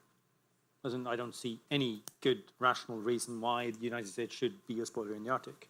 That said, who knows with the president they have now? And I think the policy of the Trump administration towards the Arctic this seems to be driven by ideology and misconceptions and misperceptions. I don't think there is anything that the United States could not achieve in Greenland today that they would possibly conceive or achieve by making it a part of the United States, as in economic terms and in military terms. So the potential for the US to be a spoiler is clearly there, and this sort of there have been rumors and sort of media reports about Russia sort of dangling this carrot of some great deal in the Arctic with Russia, US bilateral deal with that as part of this. US thinking about this sort of reverse Nixon, which I think is a harebrained idea, but so the potential is there. I don't think it will happen because so far it's been quiet about Greenland for a while now, but the potential is there. What is as you challenged us to see, could it be a part of the solution? Well, there is always a possibility that chaos and destruction can lead to something new. But I don't really see anything in the Arctic that could change things dramatically. It would have to happen somewhere else, as in some kind of new solution that people around Trump or Trump himself sort of dreams up that sort of ends the war in Ukraine somehow.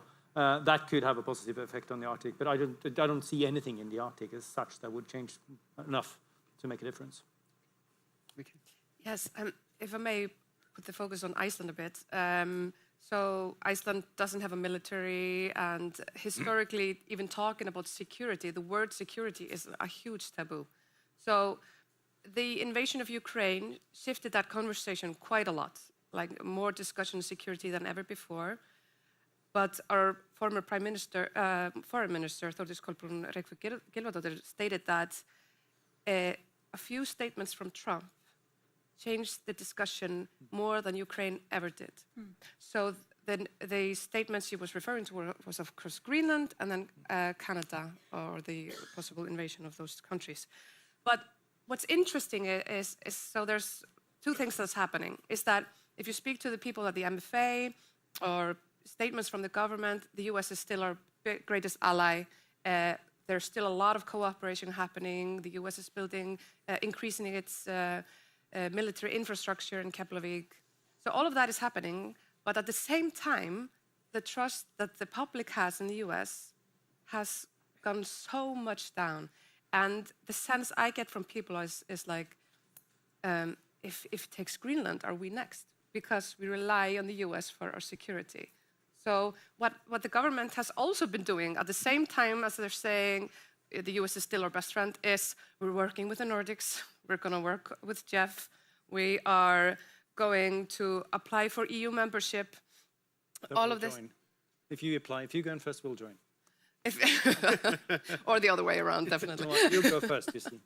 So there's a lot of things happening at the same time. Yeah. Yeah, and again, hedging bets. We're in Norway, high north, low tension. I know that's gone out of fashion, but I always thought it was a masterful way of making sure you have that strength, recognizing that if threat equals capability plus intent plus opportunity, you're going to buttress against that intent shifting as it can happen. So switching over to some of the questions we've had here from the audience. First, I mean, one of the conversations going back over the last 20 years has been concerned that as you have more of a focus on geopolitics, as we shift towards the military and political sectors of security in terms of the discourse, it ends up marginalizing or diluting the voices of other Arctic rights holders. And in the nature of this question, focusing particularly on Indigenous peoples. How do you see Indigenous peoples being affected by this changing security equation? And how might Indigenous knowledge contribute to solutions within this space? Heather, do you want to kick us off? Well, I think in a scenario that we had for 20 years where values and norms were at the top of the hierarchy, that was obviously beneficial to Indigenous groups. And it was the Sami gentleman yesterday who made the point, and it just solidified it for me that an existential threat for a state is a threat to its boundaries, to its borders. the existential threat for an indigenous nation is losing its culture. And so we have different existential threats, and we're prioritizing different things. And I think states will prioritize the boundaries, and that will gain more attention and more resources than in Canada. Certainly, reconciliation has earned in the last 10 years. So that is problematic. I would think if you're an Indigenous nation, that could be a threat. In Canada, how it seems to be, navigating is to use the threat to sovereignty or to security as a way to focus attention on the Arctic and use those resources that will be allocated to the Arctic to also support Indigenous nations' economic development, social development, self-determination, integrating into decision-making, and that kind of thing. So I guess we could say there's some savviness, there's some strategy from Canadian Indigenous peoples to insert themselves, to use, and we've seen this before, the whole sovereignty discussion, which we've had for so many decades, but it was and it's still being used by the Northern Territories or Canadian Indigenous peoples that we are the eyes and ears, or we are protecting sovereignty, or we're the reason we have historical title. So this has been actually a long-standing strategy, I think, of using the state's concerns and the state's threats as a means to also protect Indigenous interests. Anybody else want to? Yeah. Please. Yeah, I think it's a good question, because I have seen that the Arctic Indigenous peoples have been playing very important role as forerunners of this new way to define security. I mentioned earlier that environmental protection was the starting point here. That was because the Sami, the other indigenous peoples, they said that we have a problem. There is long-run air and water pollution coming to the Arctic. So they put pressure to the governments, do something for this. And the rest is history, success story. And now, climate change, it was a Dene chief, young Dene chief whom I met in Ilona about 25 years ago, and he told me that, well, we have a problem of food safety, food security. I said, oh, interesting. So you are running out of food supplies? No. It's simply that we cannot have the traditional diet anymore because of climate change. We cannot do the traditional way of hunting and fishing. And then I said, great. I never heard this before. So can you write an article on this? And he did that, excellent job. So he redefined food security, or redefined food security. Excellent example. And that is a real interesting masterpiece on that. And so this is the way how we can learn from the indigenous peoples, because they face the reality. And again, I would say that, yes, climate change has treated them very badly. Paul, please. Yeah, I'll come in. And two-part sort of answer to a two-part question. The first one is obviously, to use an economic term, as in national security concerns crowds out other concerns, as in it will have an effect.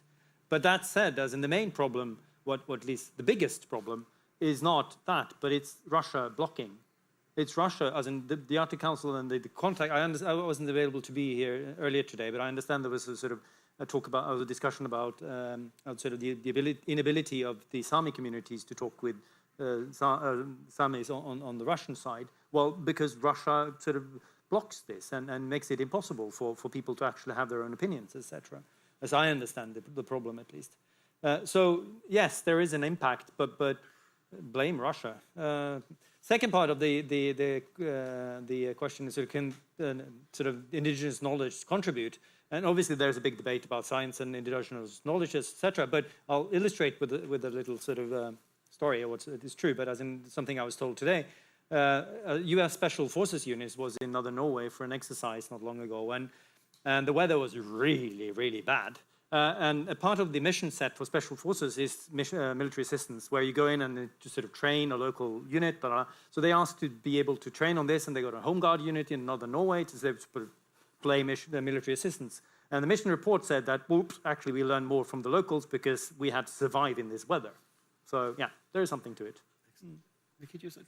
So interesting there, I think, when we move towards comprehensive or total defense solutions, thinking about the role of Indigenous peoples, thinking about the role of diverse populations is pretty key. Certainly within Canada, organization like the Canadian Rangers, so part of the Canadian Armed Forces, that leverages, really builds upon existing skill sets, all the knowledge in communities, predominantly Indigenous communities in the North, embraces that, sees that as a force multiplier, and in turn has people on the ground in their homelands being recognized for being amazing people, tools, sensors to discern changes, physical environment, human environments. So if we think about a world where misinformation, disinformation, political influence, political interference is going on, to make sure that sensors are able to provide information that you can actually make decisions on by doing that fusion, by doing that analysis, it's the human brain that's brilliant. And who better to see that things are going on that are unusual than people who know a homeland so intimately? And I think going forward as well, really shifting so we avoid those debates of the late 1980s, suggesting that human security and military security are diametrically opposed. And in essence, if we have the social and political license from Indigenous rights holders to proceed, it actually helps to streamline things that are much necessary investments and to celebrate those contributions that these people are making to our respective nation states and then, by extension, our alliance. Another question, are there particular parts of the Arctic that need more focus or solution than others? And we're coming short on time, so maybe be really brief. Are there particular areas where we really should be investing our attention geographically in the Arctic that we see? Paul, please. Can I just sort of clarify the question? You mean in national security terms? I think that's how we can interpret it. Well, then, clearly, as in northern European part of the Arctic is by far the most most people, most military equipment, most everything. The North American Arctic is different, as Sted was saying. It's more a long-range threat that you have to... Actually, Canada is defending the United States. I don't think those missiles are aimed at Canada. But anyway, but so it's different. So in that sense, clearly, most is happening also here. Does anybody have a dissenting? One of the other questions was building on Christian's comment about the Indo-Arctic. Are Arctic security problems and thus solutions shifting from the European Arctic to the North Pacific? The Bering Sea, the Bering Strait, the Beaufort, Chukchi Sea. Do we see that as being a real fundamental reorientation that's occurring? Or is that the US Indo-Pacific fixation, China as pacing threat, spilling over into the way we're being encouraged to frame the Arctic to justify that strategic pivot? Well, I mean, we've been seeing joint Chinese and Russian naval and air bomber flights, for example, outside the coast of Alaska. So, I mean, it's natural to focus the attention there as well. But I think just the reality of Russia's actions the past few months, well, of course, the invasion and then the drones to Poland and Romania show us that the threat is still there. I agree with you. It's definitely in the European Arctic as well. So I think it's both. But because it depends a little bit about the definition of the Arctic. Because if you go with the political definition of the Aleutian Islands, etc., then yes, obviously there'll be probably more activity with them. If you look at the circumpolar or sort of more traditional, then I don't think there will be much going above that. You've seen some sort of activity north of that, but that's mostly been symbolic. So even in that, clearly the China is more important for the United States and Canada in the north. But not if you look at the Arctic as such, apart from the missile and long-range bombers thing. That's my view. I'll just say, in as much as Russia is the main threat in the Arctic, maybe not in the globe, but in the Arctic. And we've talked many times, and we always do, about how they're, the naval part of their triad, nuclear triad, is in the Kola Peninsula, and that's what makes the threat to the European Arctic. But seems to me that Russia is the one who faces a real threat by having all of its naval nuclear triad, or most of it, in the Kola Peninsula, with NATO bordering all of it now. And we saw that Ukraine can attack it from however many hundreds of kilometers away with drones. It seems to me that Russia is extremely vulnerable. And I hope someone's thinking about that somewhere. But I think we should also talk, maybe we didn't want to talk about it in the good old days, but now that it's 2025, I think we should talk about how to exploit Russia's clear vulnerabilities in the Arctic. Or if that's such an existential threat that in essence that could lead to that. I feel like we should have the escalatory spiral. conversation. Yeah, we aren't talking about it. Leslie? Well, I mean, we have two sub-regions within the Arctic region. We have the Barents region, and then we have the Bering Strait area. So, and of course now the big difference is, okay, let's say earlier you had several structures in the Barents, in the European Arctic, the Barents Euro-Arctic region, regional council, etc., but not these structures in the Bering Strait, in between Russia and Canada and the USA. So now in Europe you don't have these structures anymore. So there is a bigger change now.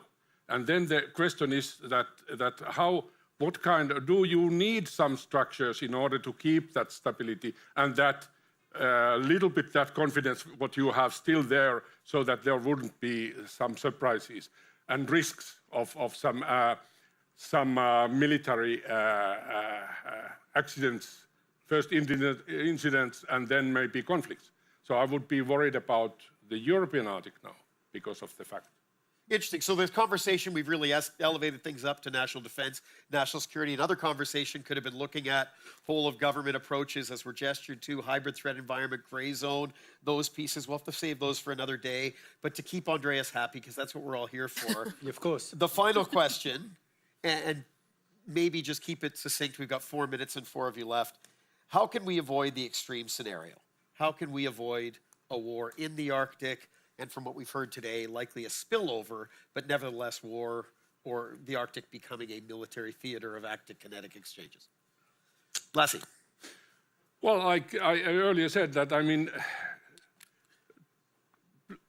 do everything in order to maintain the structures what you have there. Because, I mean, we have not had any military conflicts after February 2022 in the Arctic.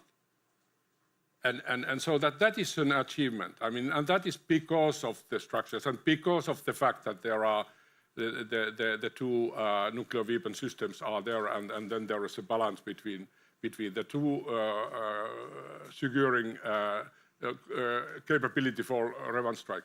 So yeah, I mean, let's do that and try to find some even baby steps how to do something together. And for me, the most natural thing is mitigation of climate change, and we can start by data sharing. I'll say, I mean, for Canada, we obviously want peace and stability, and obviously the strategy now is peace through strength. We were complacent. We were a laggard. We let our defense systems atrophy. We let our defense industrial base atrophy. We were warned. We warned, and we still let it happen. And so how does Canada position itself? One is investing in the military, but the other thing we are doing is leaning into our strengths. And for Canada, we think that means energy and critical minerals. And that has been a huge shift in the last 8 or 9 months, is to refocus. This was the energy minister Tim Hodgson in Berlin 2 weeks ago. Canada is recentering energy and critical minerals in its foreign policy, because that's how we think we can exert some strength or make ourselves useful to alliances. Yeah, I think we should try and avoid war, and I don't see there's an argument for trying to avoid the war in the Arctic and sacrifice something else to get that, achieve that aim. But to be a bit more constructive in my answer, then I'll go back to what I said earlier, as in that without appeasing Russia, we should have an understanding, or seek to understand the sensitivities, both economically and militarily, that Russia has in the Arctic region, and not provoke it too much. Thanks. Well, to avoid war, well, I must say, if Putin wanted peace, we would have peace, and we don't.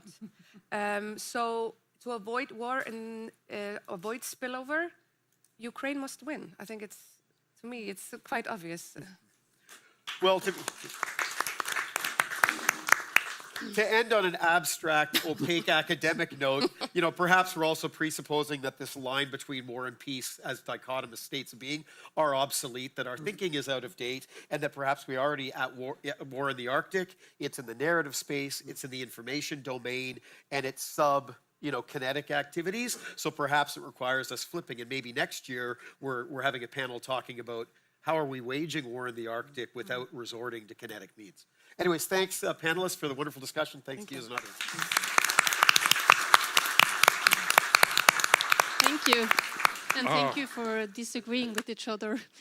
And for, I guess, bringing some solutions to the table. So we're heading for the last panel of today. Thank you for everyone who's still here. It's a pleasure to introduce the last moderator of today. He's apparently a fellow Tromsøværing. I didn't know before yesterday. And he's also a very competent journalist and halibut fisher. I should know, I've seen it. Arne O. Holm, Editor-in-Chief, High North News. Thank you very much. Very good. Listening to the last session, I almost yelled peace. I have a surprise for my Indian friends. We have some elephants here as well in this panel, and I want to ask the panel to come on the stage, please. These elephants are called journalists. And as you said, I don't know if it's a good or bad elephant.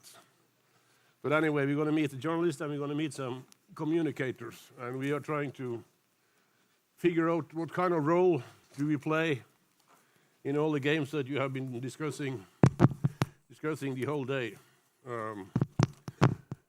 My name is, as Iselin said, I'm Arne Holm, and the editor of High North News. That is an international newspaper established actually back in 2014, same year as the war in Ukraine started, actually. So what we have experienced, and I guess the panelists will recognize that, is during this year, the focus of the journalism we are doing have changed quite a bit. We started out with business, with culture, with Arctic life, with science, but of course also politics and security. But during, especially since 2022, more and more resources are put into security and defense politics. And we also, as an editor in this newspaper, I get at least 3 or 4 times a week calls from other journalists around the world showing that the interest of the Arctic is growing. It's growing very fast, and it's spread all over the world, as this conference as well illustrates. We have a panel. I mean, they are not all journalists. What they have in common, I think, is it my mic that is trouble here? Det er så vanskelig å høre. Jeg prøver å ta den litt ut. Ble det bedre nå? Ble det bedre nå? Ja, nå prøver jeg uten ånden. Du vil ha den? Ja. Jeg skal jo notere hva de sier og finne på spørsmål. Okay, what they have in common, these guys here, are they are communicators. There are a couple of journalists, but also from other part of communicating. On my right-hand side, Thomas Nilsen, Barents Observer. Then you see Arne Fredriksson, who is the Executive Director of Arctic Frontiers. Moving to Gro Holm, Foreign Affairs Commentator in National Broadcasting of Norway. And on the end here is Mia Bennett, which is a communicator but also associate professor at University of Washington. So it's kind of a mixed panel actually here. But let me start with you, Thomas. I mentioned that we in our newspaper get more response than ever for what we are doing. What is your experience so far? Yes, I mean, if I wanted, I could have spent my entire working day on sitting and assisting other parachuting journalists to arrive to the Arctic. Either it's to Svalbard to fulfill the narratives that are there, or to our border region, to Russia in the northeastern corner of Norway. I don't spend my time on that. I think that one of the benefits we have, both Arne, for your newspaper and for us, is that we are based in the Arctic. And that gives us an insight that is much better to spend the time on writing and reporting. And then others are, of course, encouraged to read and look and listen to what we publish. That's the best way we could have it. But we should not complain.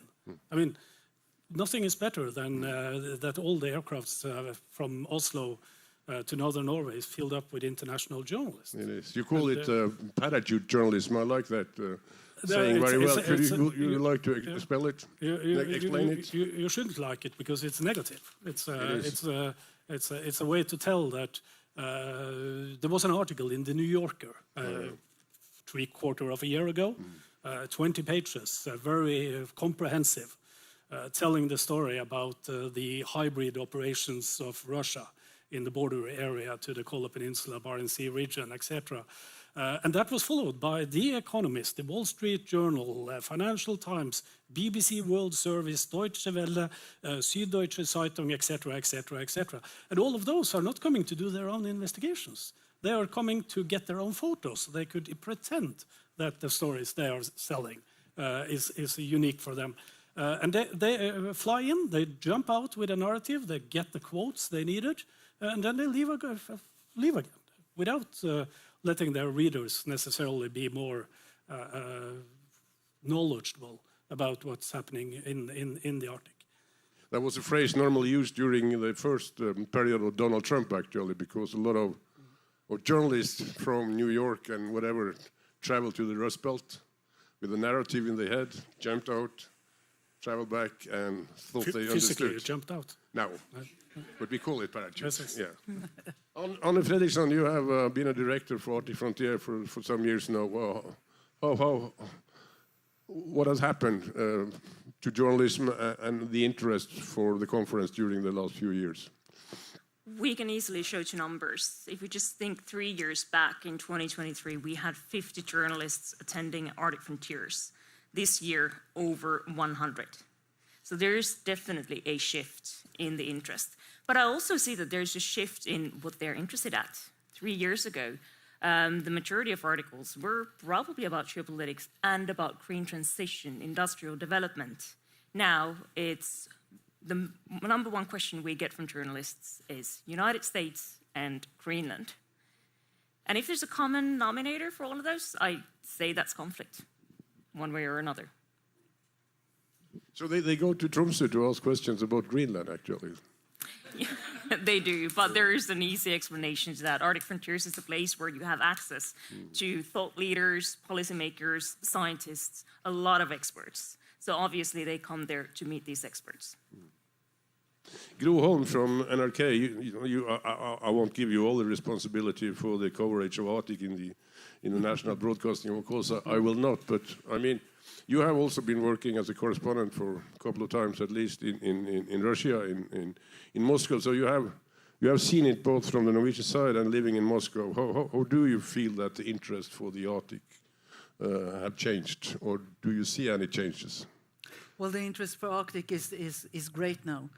I haven't been working in myself in the local NRK, but they.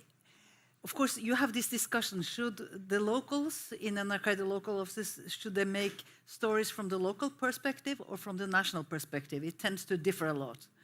And so that is an internal sort of struggle or discussion we have in the broadcasting. But certainly the interest for Arctic material is great. Unfortunately, I left Moscow in July last year.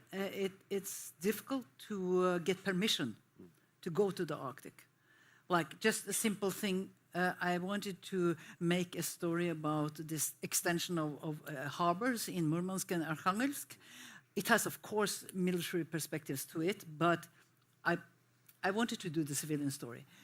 I contacted authorities. I didn't even get an answer. So it's very difficult to do the interesting stories that has some military or security politics connotations. You are not even getting an answer. So unfortunately, many of the interesting stories from Russia we have to do either sitting in Moscow or sitting in Norway. What about you? Mia Bennett? You have a pretty broad portfolio in your research and science, and you often public articles. Have anything changed for you during the last few years? Yeah, I would say, so I've run this blog on the Arctic cryopolitics since 2009 or so, and at the same time, I've been trying to communicate research through academic articles, and I think what's changed in the past few years is I still sometimes get questions from international reporters. In the past week, reporters from Korea, from Germany have gotten in touch about how developments in the Arctic will affect their countries. But what I've really noticed is when I receive questions from fellow Americans, they're often about how is science being impacted, how are journalists themselves being impacted in terms of their ability to conduct free and fair reporting in the US. So I think there's kind of a different tenor in the US, and that's something I've noticed that is also quite concerning, I would say. I guess every time you, Magnus, as a mayor of Sør-Varanger, meet a journalist, they have either called Thomas or me ahead to get informed of what's going on. The same is from the major, your colleague on Svalbard in Longyearbyen, which on a daily basis have international journalists. But could I ask you, Thomas, could you give some, it's possible to give some example, what are they asking, these journalists? What do they want to know? Well, one major question that always comes up, and which is also the topic of this conference, is security. There were the possibilities of a spillover effect to the Arctic. And that is a narrative that it was mentioned in the panel just before we entered stage here also, that there hasn't been a war in the Arctic since Second World War. Well, that's wrong. It's not true. What Ukraine Special Forces did on June 1st this year with Operation Spiderweb is absolutely the most spectacular act of war. One of the most spectacular act of war close to the border we have seen since Pearl Harbor, with using a Trojan horse, sending up a swarm of drones and taking out 4 of Russia's strategic missile carriers at the Olena Air Base in Murmansk region. This is totally according to international law. Ukraine are allowed to do that because Russia have used those planes to attack. It was, for instance, the children's hospital in last summer in Kiev was attacked with an aircraft from the Kola Peninsula. And now Ukraine is able to hit back. A few weeks ago, we had the first attack on an oil refinery inside the Arctic Circle up in the Komi republics. And let's not do this mistake of jumping into the trap of Moscow by saying that what is happening with those drone attacks are acts of terrorism. No, it's not. It's act of war, and it's totally understandable that Ukraine is doing that. And this is serious. It's a spillover that few in doing this tabletop exercises, military games in NATO, in Europe, other places, have thought about when it was a spillover discussion to the Arctic. And the reason why I'm saying this is that we might believe that this is war on Ukraine, Russia. But if you look at this from Moscow's perspective, Ukraine don't even have their own sovereignty. It's not a country. So this is a war, a proxy war, as Vladimir Putin called it, with the West. And that West includes Norway, it includes Europe, it includes NATO, and so on. And it's important to bring this to the table. And it's very difficult to do it, because we as journalists, we are not allowed to go to Russia anymore. We are criminals. 60% of our journalists working in the Barents Observer have one or another criminal case going inside Russia right now. We can't go there, we can't talk to the people. But we try as best as we can with our exiled Russian newsroom, the journalists that are working in Norway and publishing those stories they are not allowed to publish if they have stayed in Russia. Going back to what my question was, I try to you, Anna. You mentioned that you got a lot of questions about Greenland and things like that. Would you say you get more questions on security issues than on climate issues?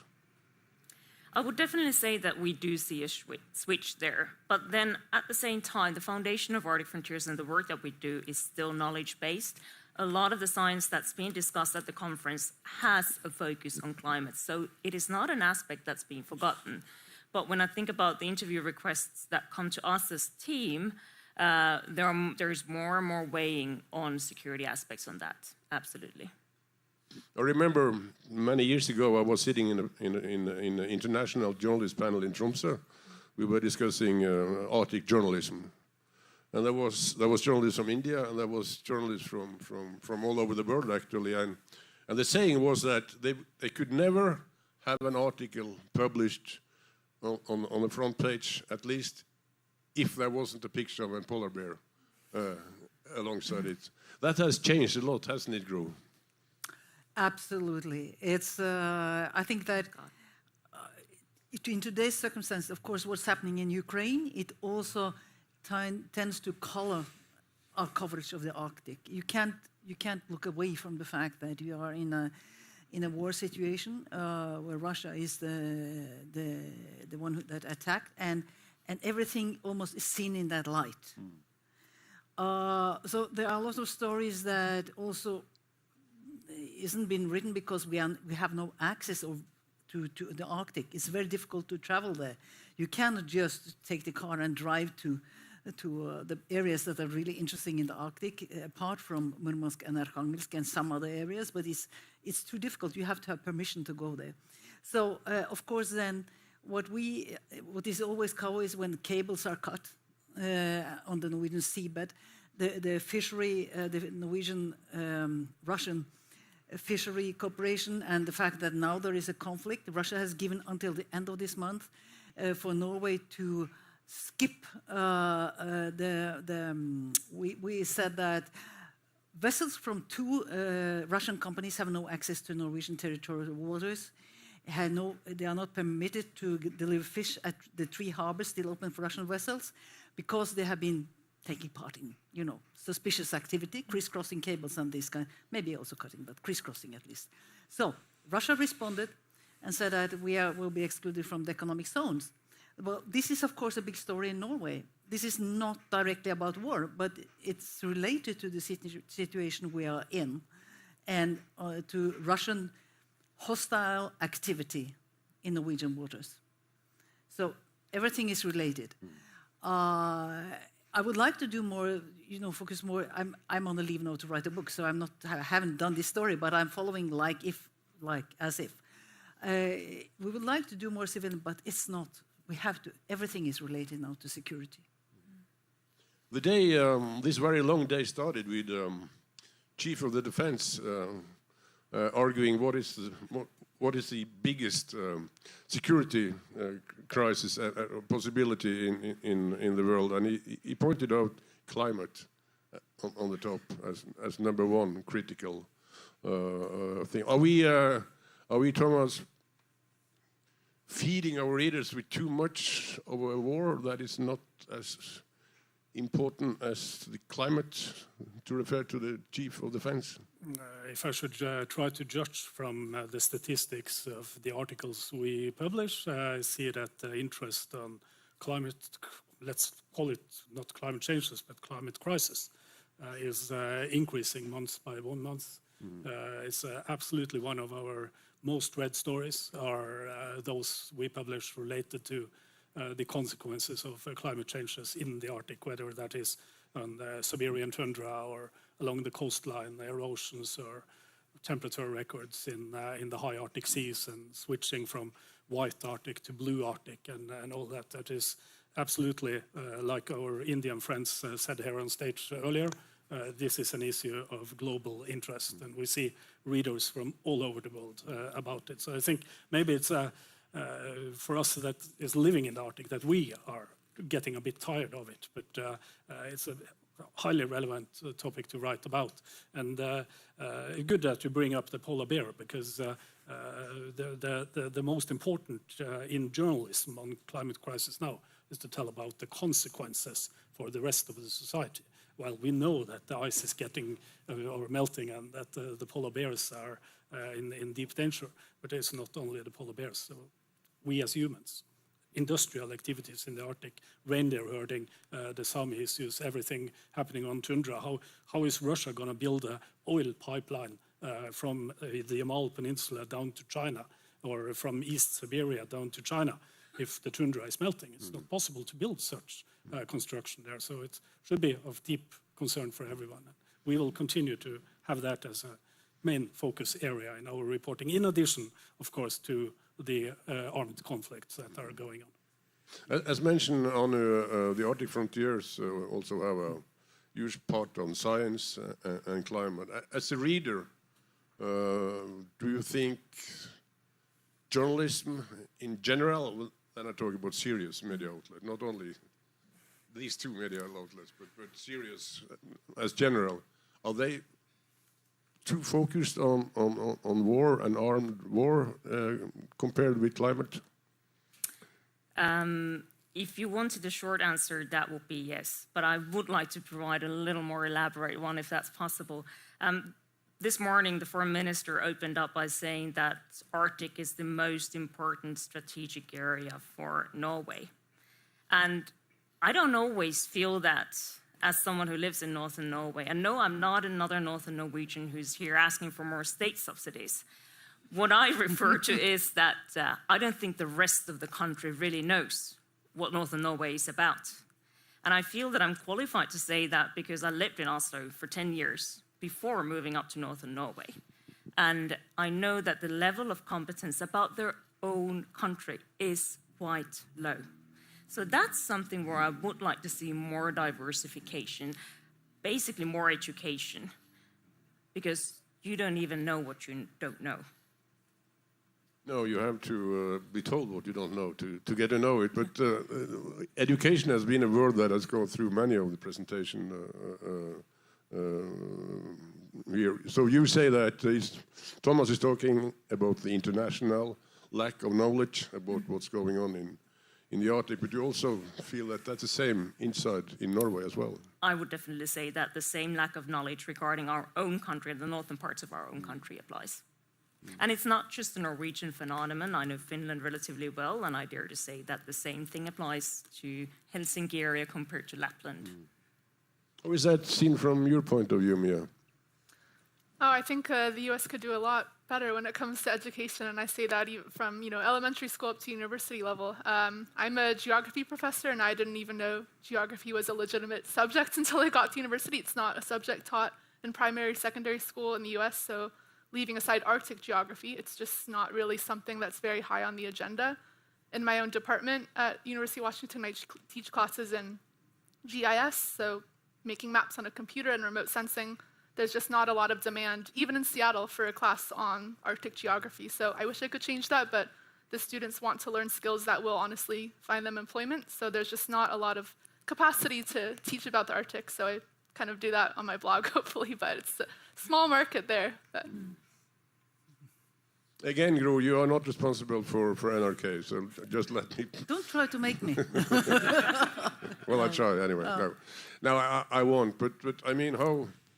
If you go back to a normal day, a planning meeting in NRK, how important would you say that what we call the Arctic, say the high north or whatever, will be in a discussion on a normal day? You know, I work in the news. So for it to come on the agenda, the Arctic, something has to happen. A little bit dramatic. And of course, I mentioned cutting a cable.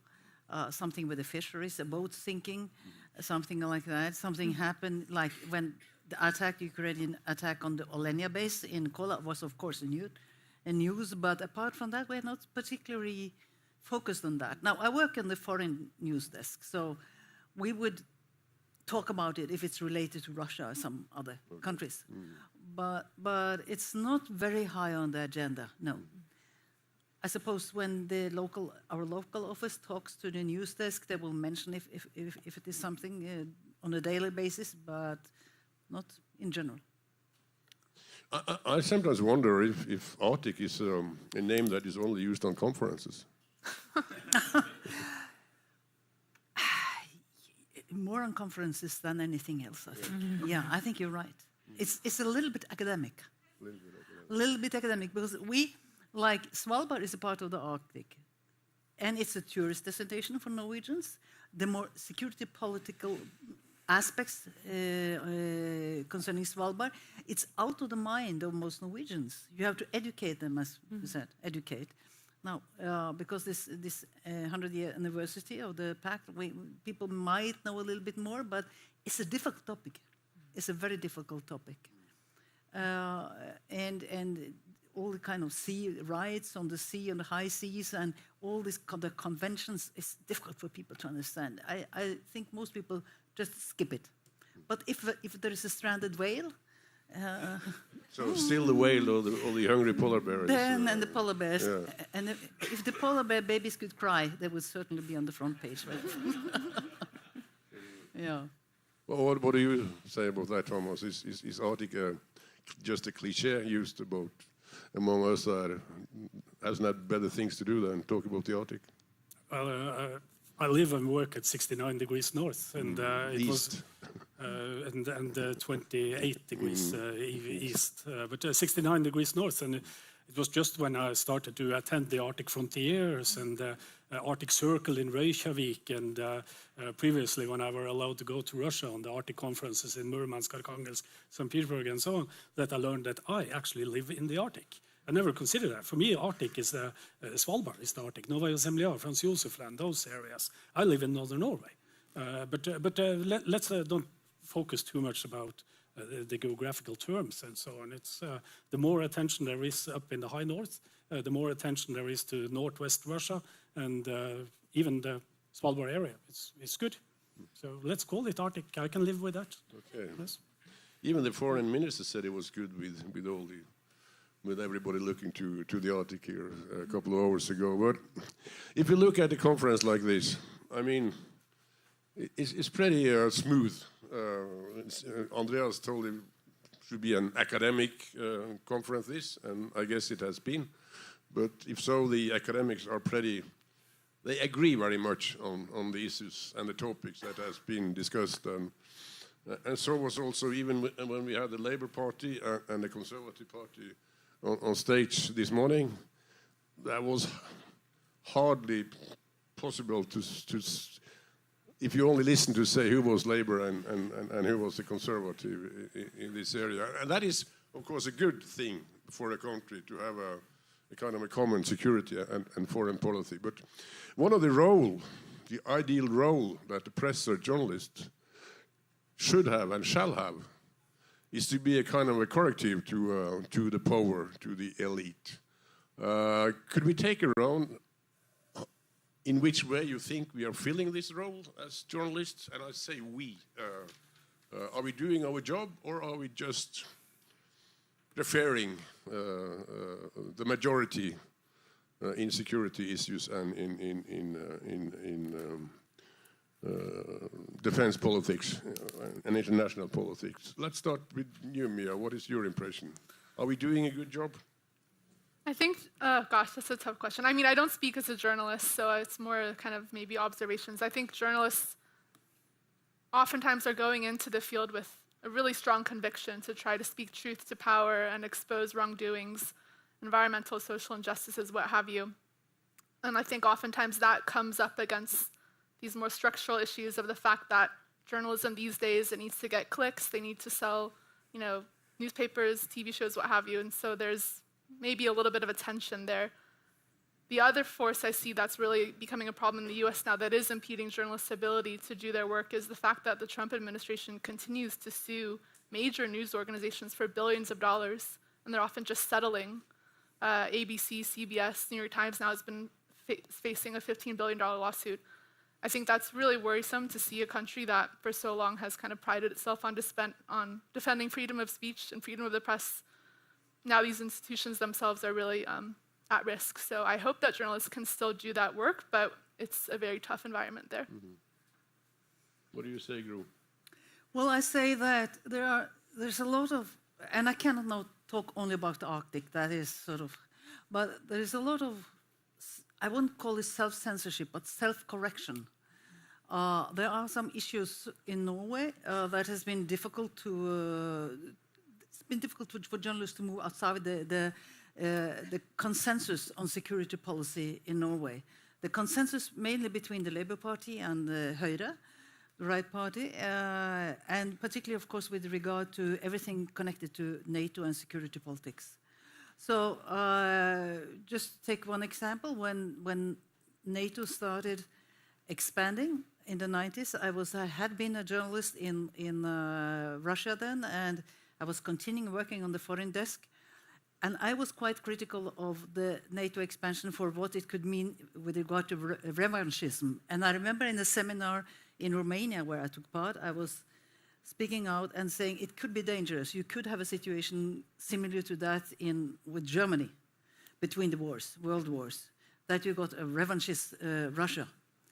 And I think it was not something I dared to speak loud about in NRK then, because it was very controversial, because becoming NATO members for a new nation was treated like a human right that couldn't be offended. And now with regard to Ukraine, I think people have tried to explain the Russian point of view has been very heavily criticized. Because, and this discussion has been in Norway, is when Putin says that Ukraine shouldn't become a NATO member, is that just a pretext or does it mean it seriously? I think he means it seriously. I'm not sure he means it seriously because he's afraid NATO would attack, but he sees the expansion as a kind of lack of respect, humiliation of Russia. And this is a part of the restoration. Well, that doesn't mean that he has any moral right whatsoever to attack Ukraine. He's responsible, but to understand your opposite, your enemy, if you like, you have to really try to understand him and then decide from there how to act, not to say that only that, because he has no moral right to think what he thinks, we should just disregard it. I think that is a problem, and I think journalists have been very, very careful to say something controversial on these issues. Yeah. Myself included. Mike. Yeah, sorry, I forgot that. Arne, how do you read the work we journalists do regarding correcting the mainstream, to call it that? Are we in opposition? Are we tough enough to the politicians? This comes from a point of view of a reader, and I would definitely say that it depends. And this is related exactly to what you were speaking about, Gro. It's about understanding. If you have a deep enough understanding of the article, or if you've done your footwork properly and you've actually spoken not just with the usual suspects, but with the broad range of experts and locals, etc., then yes. But if you do it the easy way, then what you often end up doing is just reinforcing the myths and repeating what you hear. And that sometimes is a challenge. Thomas, you're allowed to criticize yourself now. We are not a Norwegian local newspaper, regional newspaper. We have less than 10% of our readers in Norway. So our questions on politics and so on is not too much related to domestic Norwegian party politics and the differences between Espen Barth Eide and Eirik Kristoffersen that were here this morning, where most of you from outside couldn't actually see any big differences at all. But I totally agree with Gro that we have to try to ask ourselves, are we asking the right questions from seen with the other side? Try to see it from Moscow. And we have done that. I mean, the Barents Observer is 23 years old, and I don't know how many times we've been to Moscow and to talk with politicians there and to Arkhangelsk and Murmansk and northern regions to try to bring along the voices from inside Russian politics. But the situation today is that this is a criminal act. The Barents Observer, if we make a phone call to someone in Russia, that person risks 6 years in jail. Because Putin has decided that our media, which is the only media in the Nordic countries that are publishing in Russian language for readers inside Russia, that we are dangerous. We are a threat to his national security. And yes, he's right. He's right. Vladimir Putin is perfectly right. Free and independent journalism is a threat to Putin, like it is to any other authoritarian regime, whether it's in Turkey or China and so on. But we cannot call. They will not answer. If we call to the Russian embassy at Drammensveien 74, no, they just hang up. Or if I call the consul general in Barentsburg or in Kirkenes, where Russia also have diplomatic issues. So this is a very, very big problem. How are we then going to see it with Russian eyes? I'm not saying that we are not trying. We are really, really trying hard. And this is the very reason why we have hired exiled Russian journalists, is to try with the best means we have to understand it from the Russian side. But I mean, it's not for journalism to decide on that. And this is also the very reason why we, together with our American partner this spring, went and had a one-day seminar at the National Press Club, which was a block away from the White House, and telling how bad it really can go if journalists don't stand up and fall asleep in times of democracy. Well, we could go into the situation in the United States and journalism, but I think we will drop that. Everybody knows that it's under attack as far as we know. Gro, you had something. Yeah. Since I lived in Russia for 2 years, quite recently, just another example. I wanted to do a story. I wanted to do several stories on the Arctic region. I wanted to sort of spend my last years doing that when possible, but I was no way I could get in contact with people that didn't answer. So I thought I will go through the foreign ministry and interview the person responsible for Arctic area, Korshunov. He's now the ambassador in Norway. And they demanded that I show the whole interview, not without any cuttings, on Norwegian TV, in order to get the interview, which is totally against all our principles, so I couldn't possibly accept that. So there was no interview. And that's how they sort of put troubles in our way and makes it very difficult. I ended up thinking that, well, at least I can try to tell why Russians are not only manipulated to support Putin and the war, why they feel that this is the right thing or the least worst thing to do. So that ends up being your sort of story or duty to do. Yeah. I got some questions from, I almost said from the readers, but from the audience. And I don't know who could answer this, but it's quite a funny question. How do you educate people when all they want to read about is Shaman Durek? Is there anybody who wants to reply on that?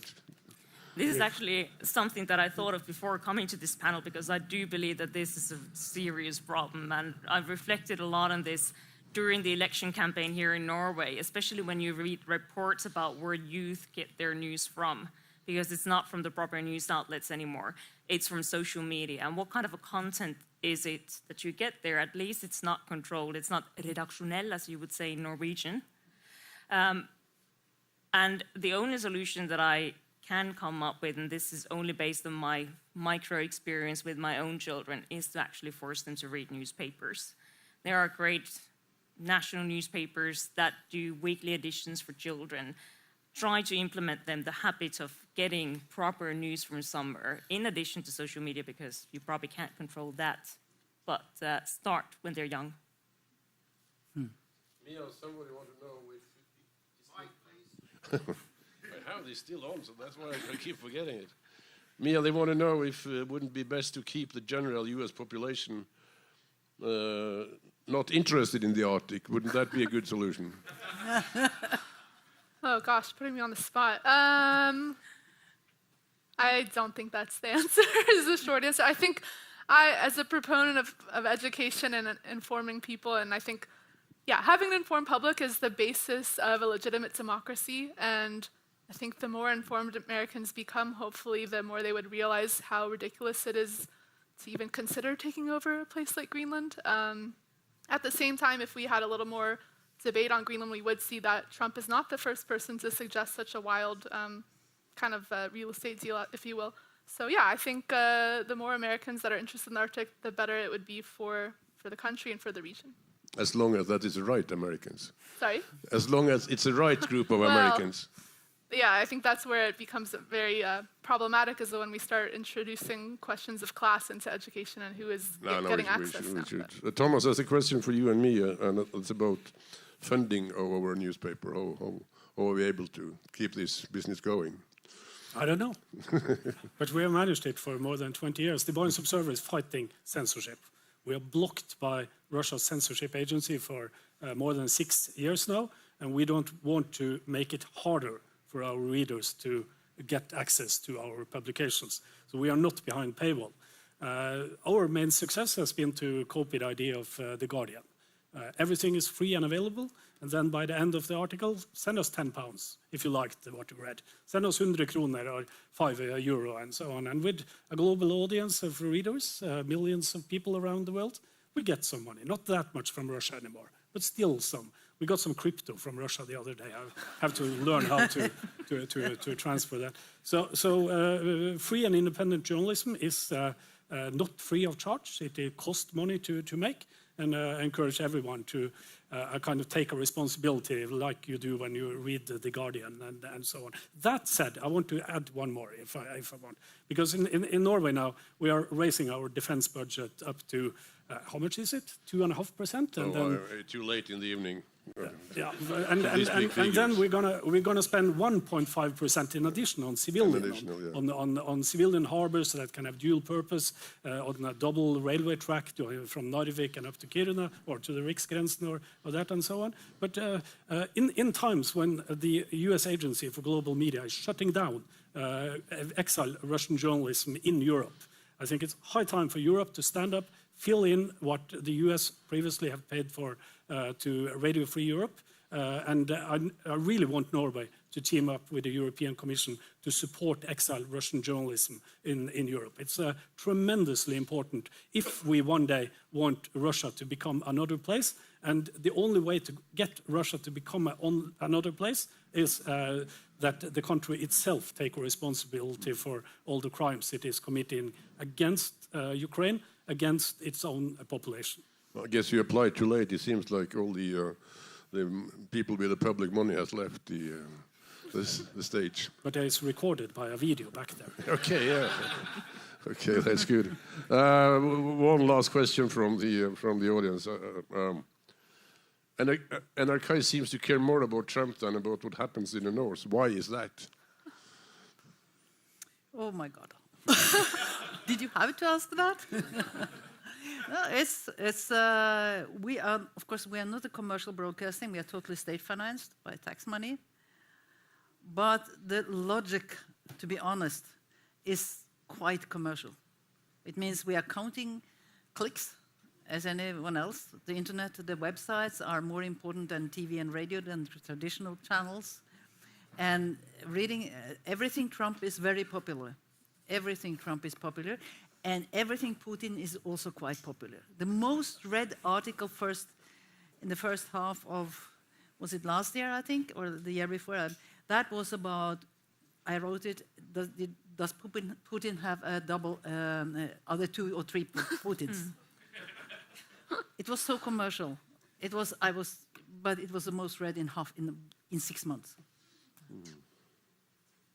Well, I'm always that I'm dreaming about Trump in the night, and then maybe it's time to quit. Anyhow, we are journalists would like to keep things short and stop when it still is fun. So thank you very much to the panel. Thank you very much to the audience.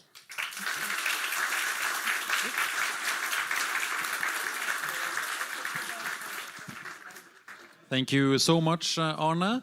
It's quite surprising with a panel that finishes before time, right? We had an agreement with Arne. We realized that maybe we pushed it a bit too far, asking you to turn up at 8:30 and then sit there until 5:30. So that's a pleasant surprise, right? We won't say much, Iselin and I, to you guys right now. We'll first and foremost just thank you for coming.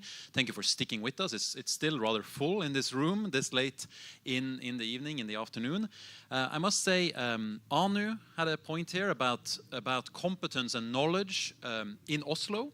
And there's a reason for why we're organizing this conference here in Oslo. And I'm not kidding, right? I mean, we North Norwegianers love complaining about Oslo and the capital. But it is at times surprising the lack of knowledge that even an Arctic state, a small Arctic state like Norway, the lack of knowledge that there is concerning some of the issues that we have talked about here today. So that's a very good point, Anu, that we'll continue that work. I also just want to thank our partners. I don't have time, or you don't want me to start listing all of them. They're all listed in the program, so have a look at the program again, the physical printed program. You can find around 14 of them. And we're also supported by the Norwegian Research Council, I should say, since there's someone from them here, so they will give us money to do this again, perhaps next year. We'll see. I'll buy him a beer afterwards, and then he can tell me. Iselin, what did you think about today? I mean, it's pretty hard to evaluate on the spot, but at least I think we succeeded in having honest and nuanced conversations, maybe on a range of topics, but at least we try to keep them separate. So that's a good thing, I guess. Yes, it's a complex issue. I think that's the conclusion, very typical academic conclusion. It's very complex, give us more funding to do it again. So this is actually not our primary jobs, right? We are not hosts at the conference, we're researchers. Iselin focuses on local interests in security policies in the Arctic, in the high north. I focus on geopolitics of the Arctic. This is a side gig that we're doing. So if you think it lasted for too long, the sandwiches were dry, there's not enough free booze, well, there's academics here, you know, we're not professional conference organizers, but I can buy you a beer if you complain to me outside now in a minute or two. We'll have a reception outside. It's a not sponsored reception, so you have to buy your own beer unless you come up to me and complain about something. And that's it really for us right now. I just want to say thank you again and see you perhaps next year. Thank you.